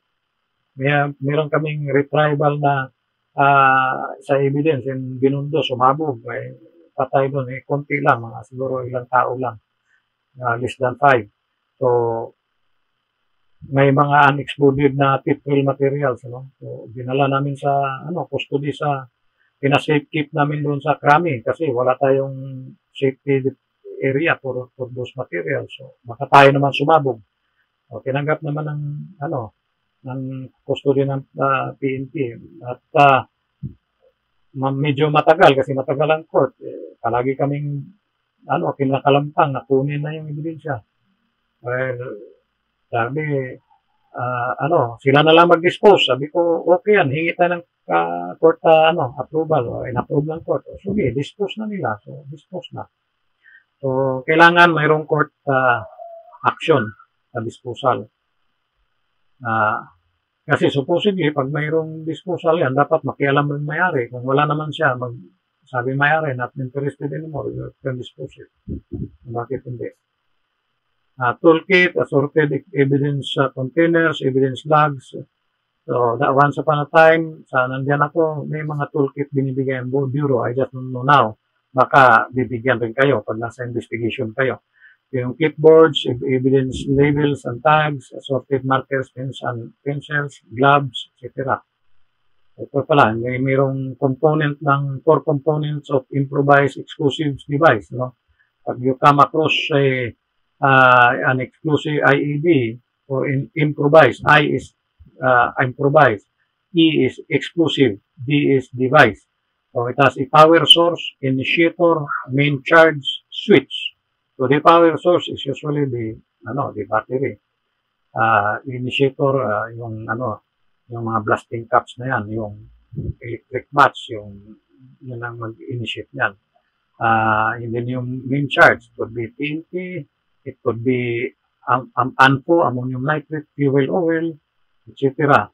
Then the switch, so may switching system that triggers it. But sometimes, this is done by the bomber itself. So, suicide bomber, may sariling switch yun. Pag hinatak na yun, sasabog na, kasama siya. Or may pinindot siya, sasabog na, mag-complete ng circuitry ng kanyang explosive train. So, sabog siya. Pero, magawa na niya yung mission niya. O, iba naman, remote control. So, by remote control detonation by cell phone. So, and it has also optional components consist of booster charge, shrapnel, and a container. So, yung mga shrapnels, minsan mga bits and pieces of bolt and nuts, ipoxy nila doon sa IED or sa pipe bomb, ilalagay nila doon sa gilid so that when it ruptures, it explodes. These bits and pieces of bolts and nuts, lilipad yun, left and right, all throughout. Tamaan ka sa ulo, parang bala yan. Tamaan ka, di basag ka ng bungo mo. So, even small portion of that, yung mga pieces of metal, mga kasing laki ng granule ng bigas, pag tinamaan ka sa lakas, sa bilis, tamaan ka sa utak, pasok sa utak mo, patay ka. Pasok sa mata mo, patay ka rin, dito sa utak mo. So, swerte mo lang kung ma-recover ka pa. Kung minsan, may mga tao na malalakas ang utak, nabubuhay pa. Yung iba, medyo may bakante ang utak, dito siya pumunta na hindi doon sa walang porsyon na bakante.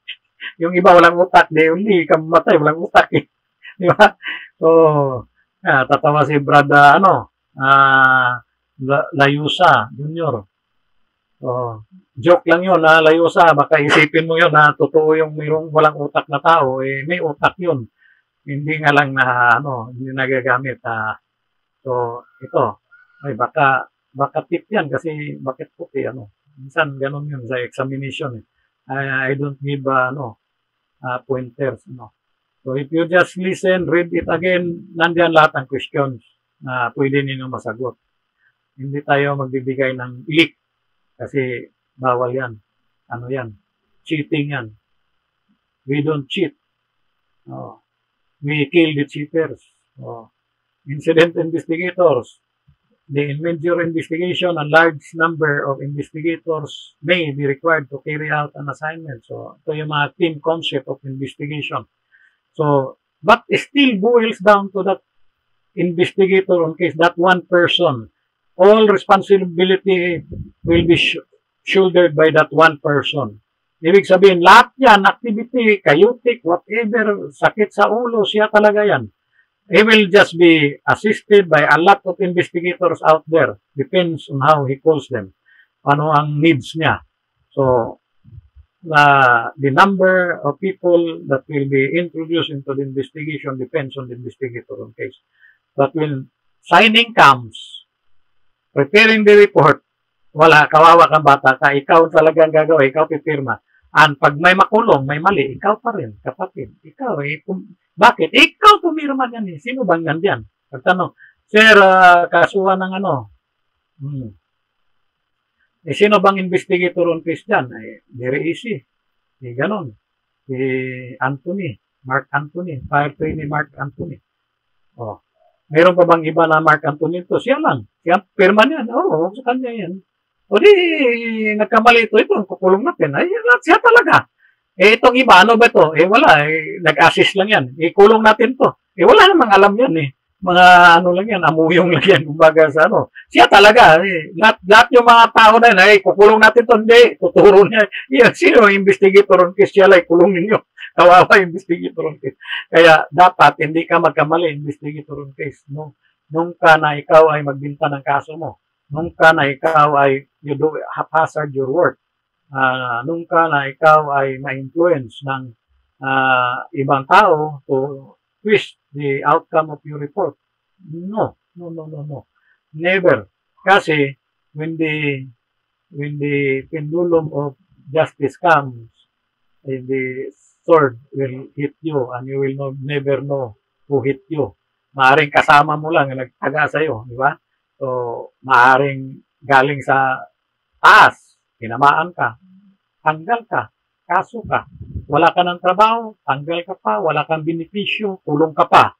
Mahirap na pangyayari sa investigador na nagpapakulong. Maraming pinakulong, that litero nakasama na yung pinakulong doon sa kulungan. Magkasama, gulpe sarado pagdating doon sa loob kasi marami nakulong eh. Yan yung napakulong sa akin. No?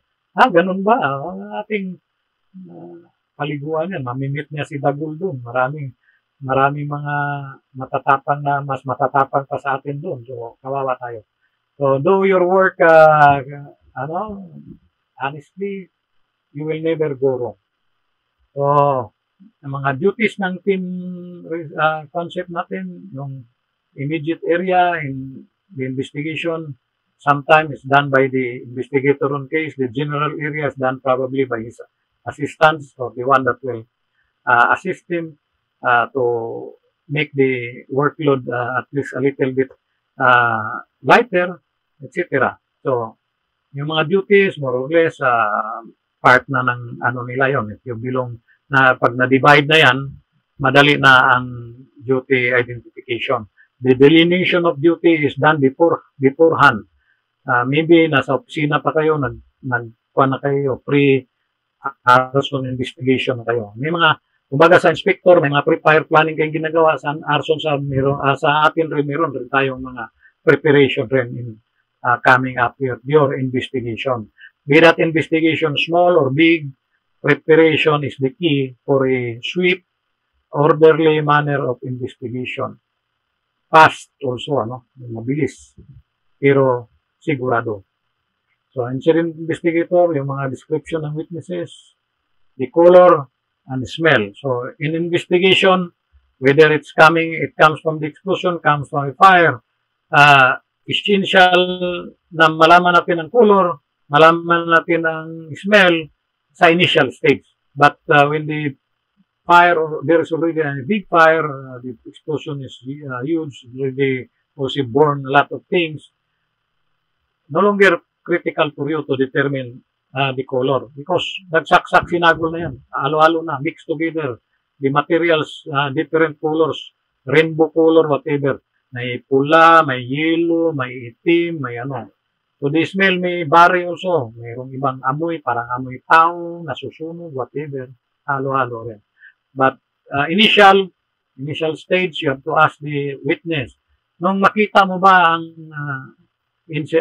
fire, gano'n ba kalaki ito? Will you please demonstrate to us with your hand? O, ganito sir, mga isang di pa lang. Okay. Gano'n kataas ito? Yung fire, yung flame. Sabi mga 1 meter lang siguro sir. Yan lang, more or less, hindi na masyadong malaki. So, ang next question dyan, anong color? O, gaano kakalayo? Ganon. Wala ka bang diferensya sa mata? Baka malapit nan, anong oras ba yan nakita mo? These things, distance of the person in coming up with his observation. Wala bang diferensya sa ilong? Siyempre, matter of smell. His smell will be balanced. Ano sabi na gasolina yan? Ano ka ba? Expert ka ba sa gasolina?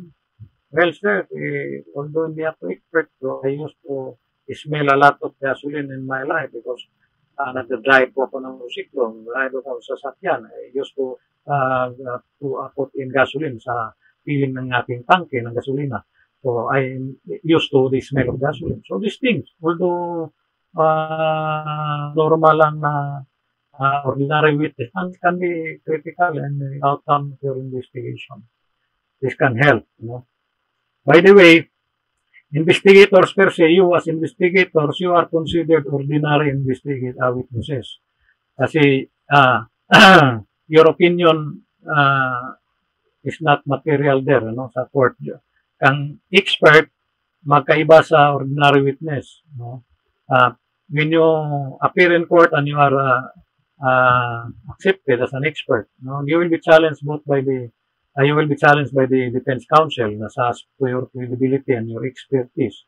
If you are you are not approved by the court, so it's the court who will approve whether you are a witness in their eyes, you are a witness or not. So, whether testigo ka na witness ka o testigo na ordinary ka, magkakaiba ang sabihin mo diyan. Kung ordinary witness ka, you're only confined to your personal knowledge. If you have no personal knowledge, anything you say may be considered as hearsay. So, but if you are an expert, even your opinion will be considered by the court. No? Yung opinion mo may bigat. Even if you are not there, personally, they will ask you a certain question. They will be showing you photographs and asking you some hypothetical questions. You are allowed to give your opinion because you are considered an expert by the court. If you are an expert, of course, malaking budget mo. Diba? Sa minor-appear in court. Pag ordinary witness ka, siyempre, ordinary rin ang budget mo. So ganun lang yun. At least may idea kayo ng testigo, maging expert ka if you are qualified. And who will qualify you? The court will be the one to ask kung qualified ka nga. There, you have to establish your credibility. Then that's the time you will know na importante pa sinasabi ni General Laudia na kailangan pala ng knowledge, experience, and training dito. Kasi tanungin ka sa mga training mo, tanungin ka sa mga experience mo, tanungin ka sa mga knowledge mo, and then they will now post mga questions, mga hypothetical questions. Nag-research yung mga tao na yan. So, pag mali ka dun sa, they will ask you, example, will you please explain to us, you said there, yung fire pattern that you evaluated. What is this low-born pattern? What is this fire demarcation pattern? What are these spalling? What is this chickering? What is this alligatoring that you mentioned? Daming tatanong sa'yo. Pag hindi mo nasagot yun, alam naman yung nasagot, dapat, just to test your credibility, they will not accept you.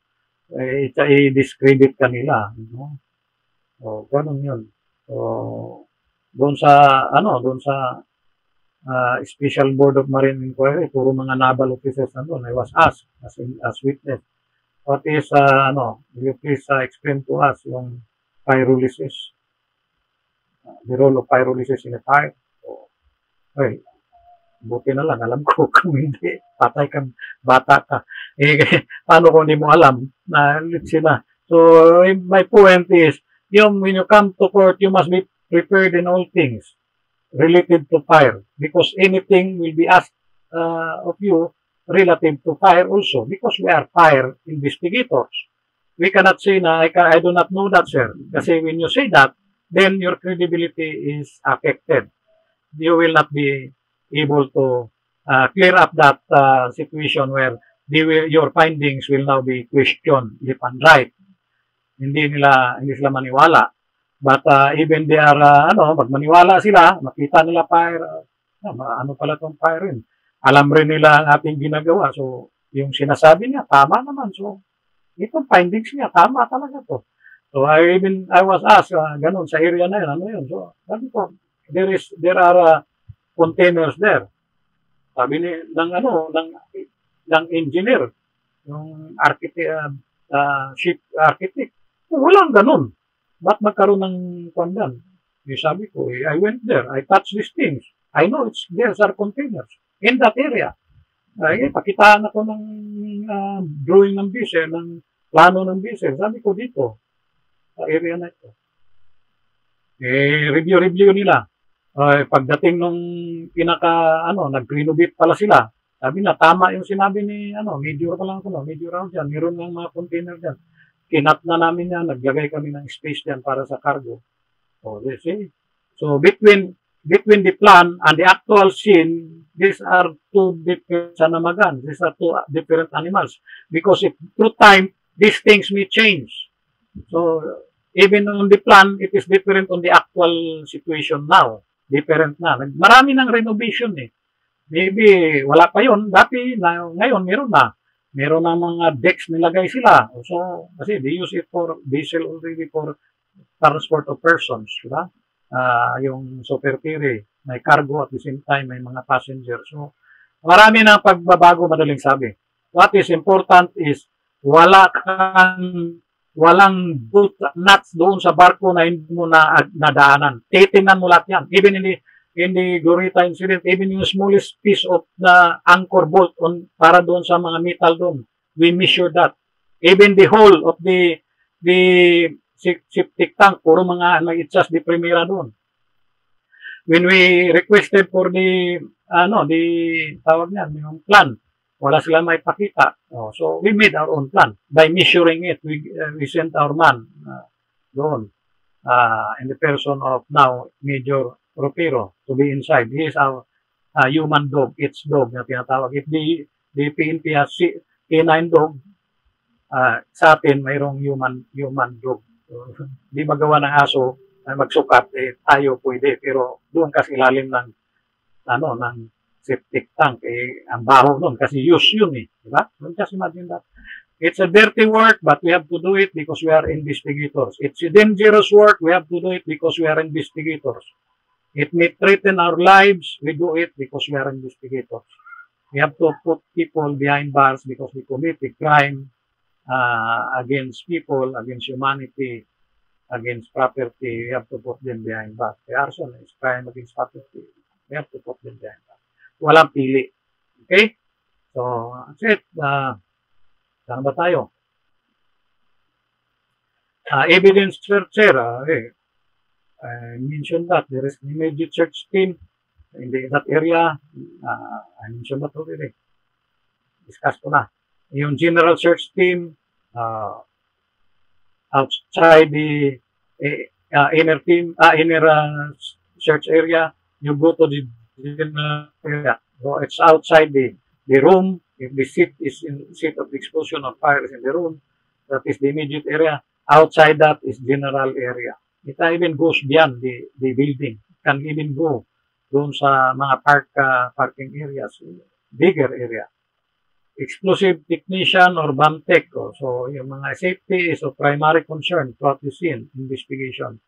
In the explosive tech, if available, should be on the scene to assist. So, well, may mga explosive technician or bomb tech nandun sa PNP o nandun sa military. We have to request them to assist us in the rendering safe of bombs that are left behind by the bombers or whatever.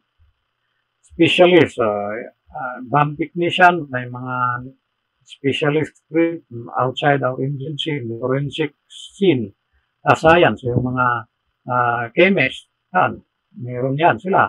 We can call from the NBI, from the PNP, from the, may mga schools, may mga chemists sila doon, mga professors, we can call them to assist us. So, evidence search and collection techniques, so of course, marami, different types of techniques na nandyan. So, you will be able to identify the bits and pieces of the smallest part of a bomb during your search and collection. Sa iyong mga technique yan nakukuha, then preserve and then brought to life with the laboratory that assists you. And then you can come up with a very good and credible, successful investigation.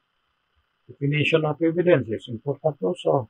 Evidence could be direct evidence is the proof that directly connects the suspect, such as fingerprints, handprints, etc.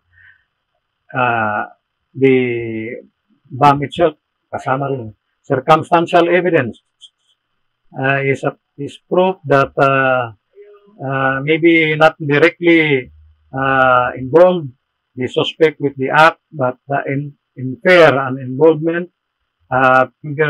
Fingerprint identified on a material that is not part of the device but is in close proximity be considered as circumstantial evidence. What are examples of this?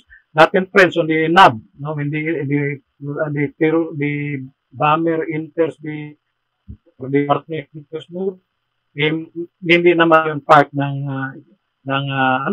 device. So, these are circumstantial evidence. So it infers that nandun nga siya when this crime was committed, no? So ganon. So ano yun, itong may nagtawa. Sandali muna, akin muna itong isara ang pintuan.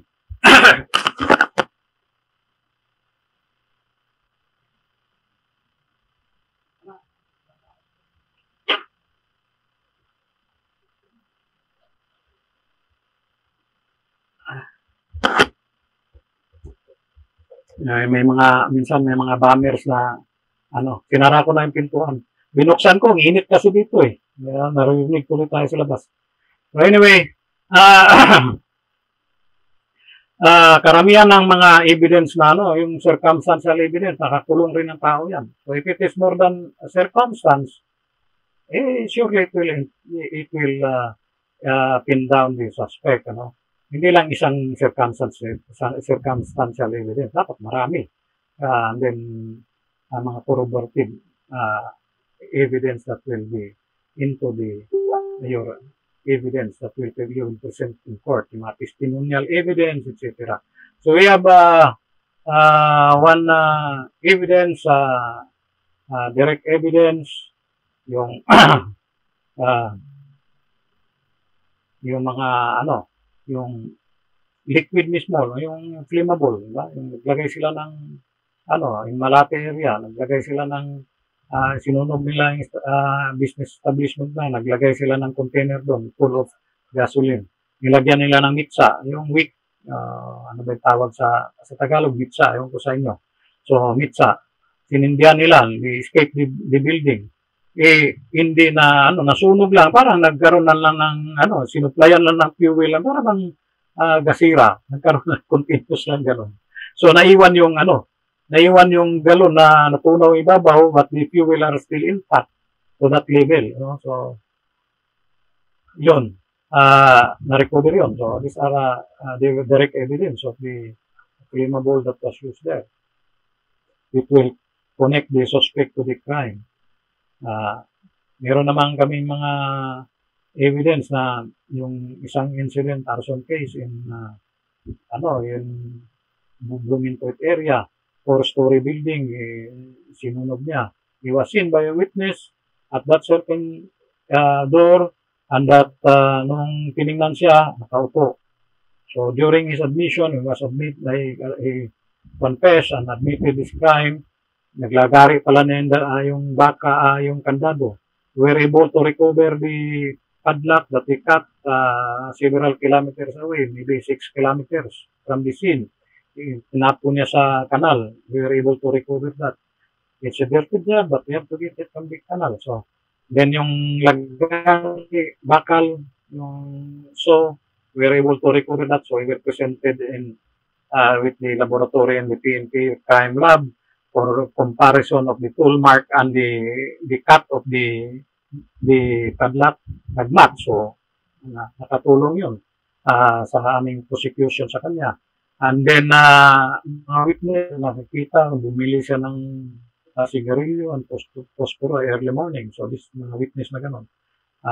Plus yung admission na. So, it's not just the admission of a person, but it must be corroborated also with other evidence besides his admission. Hindi purely admission lang. Pwede kang matalo rin doon.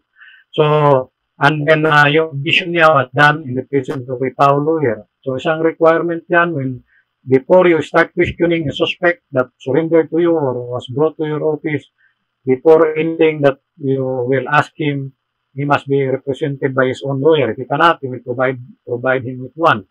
Saan tayo kukuha? Sa PAO office. So, there must be advanced coordination with the PAO office for the lawyer there to represent this person. So, tanongin niya, tinanong ka na ba dito? Pag sinabi niya, tinanong na to. Maraming tanong, marami nang tinanong. Sabihin ng abogado, sorry, hindi ako hands up ako nito. Hindi ako pwede makialam, tinanong mo na yung tao. So, problema ka ngayon, walang abogado yung tao. So, the best, before asking, call the PAW lawyer. Okay? It's a best practice. So, yung mga, primary physical evidence recovered at the post-blast scene will fall into one of three main categories: primary, secondary, and evidence. So, yung mga detonators will be under the primary, yung mga other parts close to the device may be secondary, and other evidence that is collected may fall in other categories. So, yung search method, spiral search method, mentioned already. Yung line method or script method, I mentioned that already. General procedure for conducting in the line search, mentioned that. So, may mga, may mga plugs yung nasabi natin, no? From the line, assignated to the search, yan sa line. So, this one, remember, when there is an explosion, the farthest piece of debris will be added 50% of the distance. It is 100 feet plus 50, 150 feet. Okay? So just remember that. So in the bombing interview guide, this is just guide. You can add, you can delete, or whatever. As the source seen the device, so these are mga questions na dapat mo i-raise. How large is the device? Doon sa tinatanong mo. What does the device look like? Does the device have a container? What type of vehicle? Anong make, anong model na sasakyan? Is the device concealed within this vehicle? That's why we have a guide here.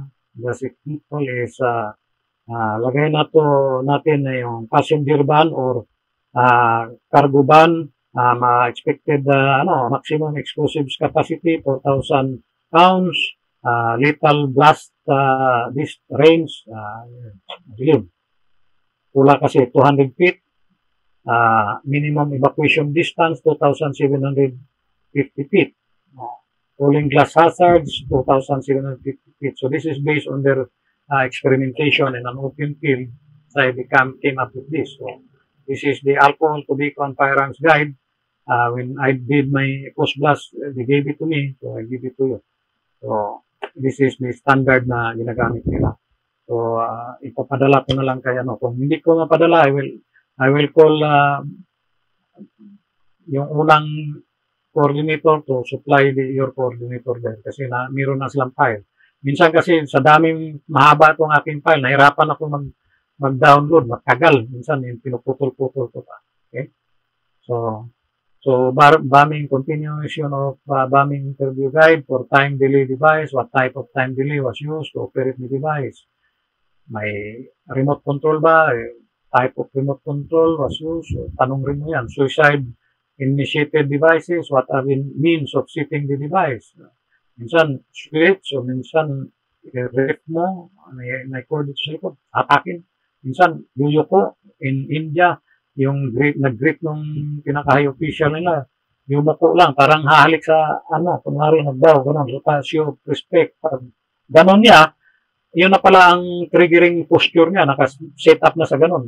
Sabog ang liparan kagad yung mga shrapnel sa kaharap niya, patay.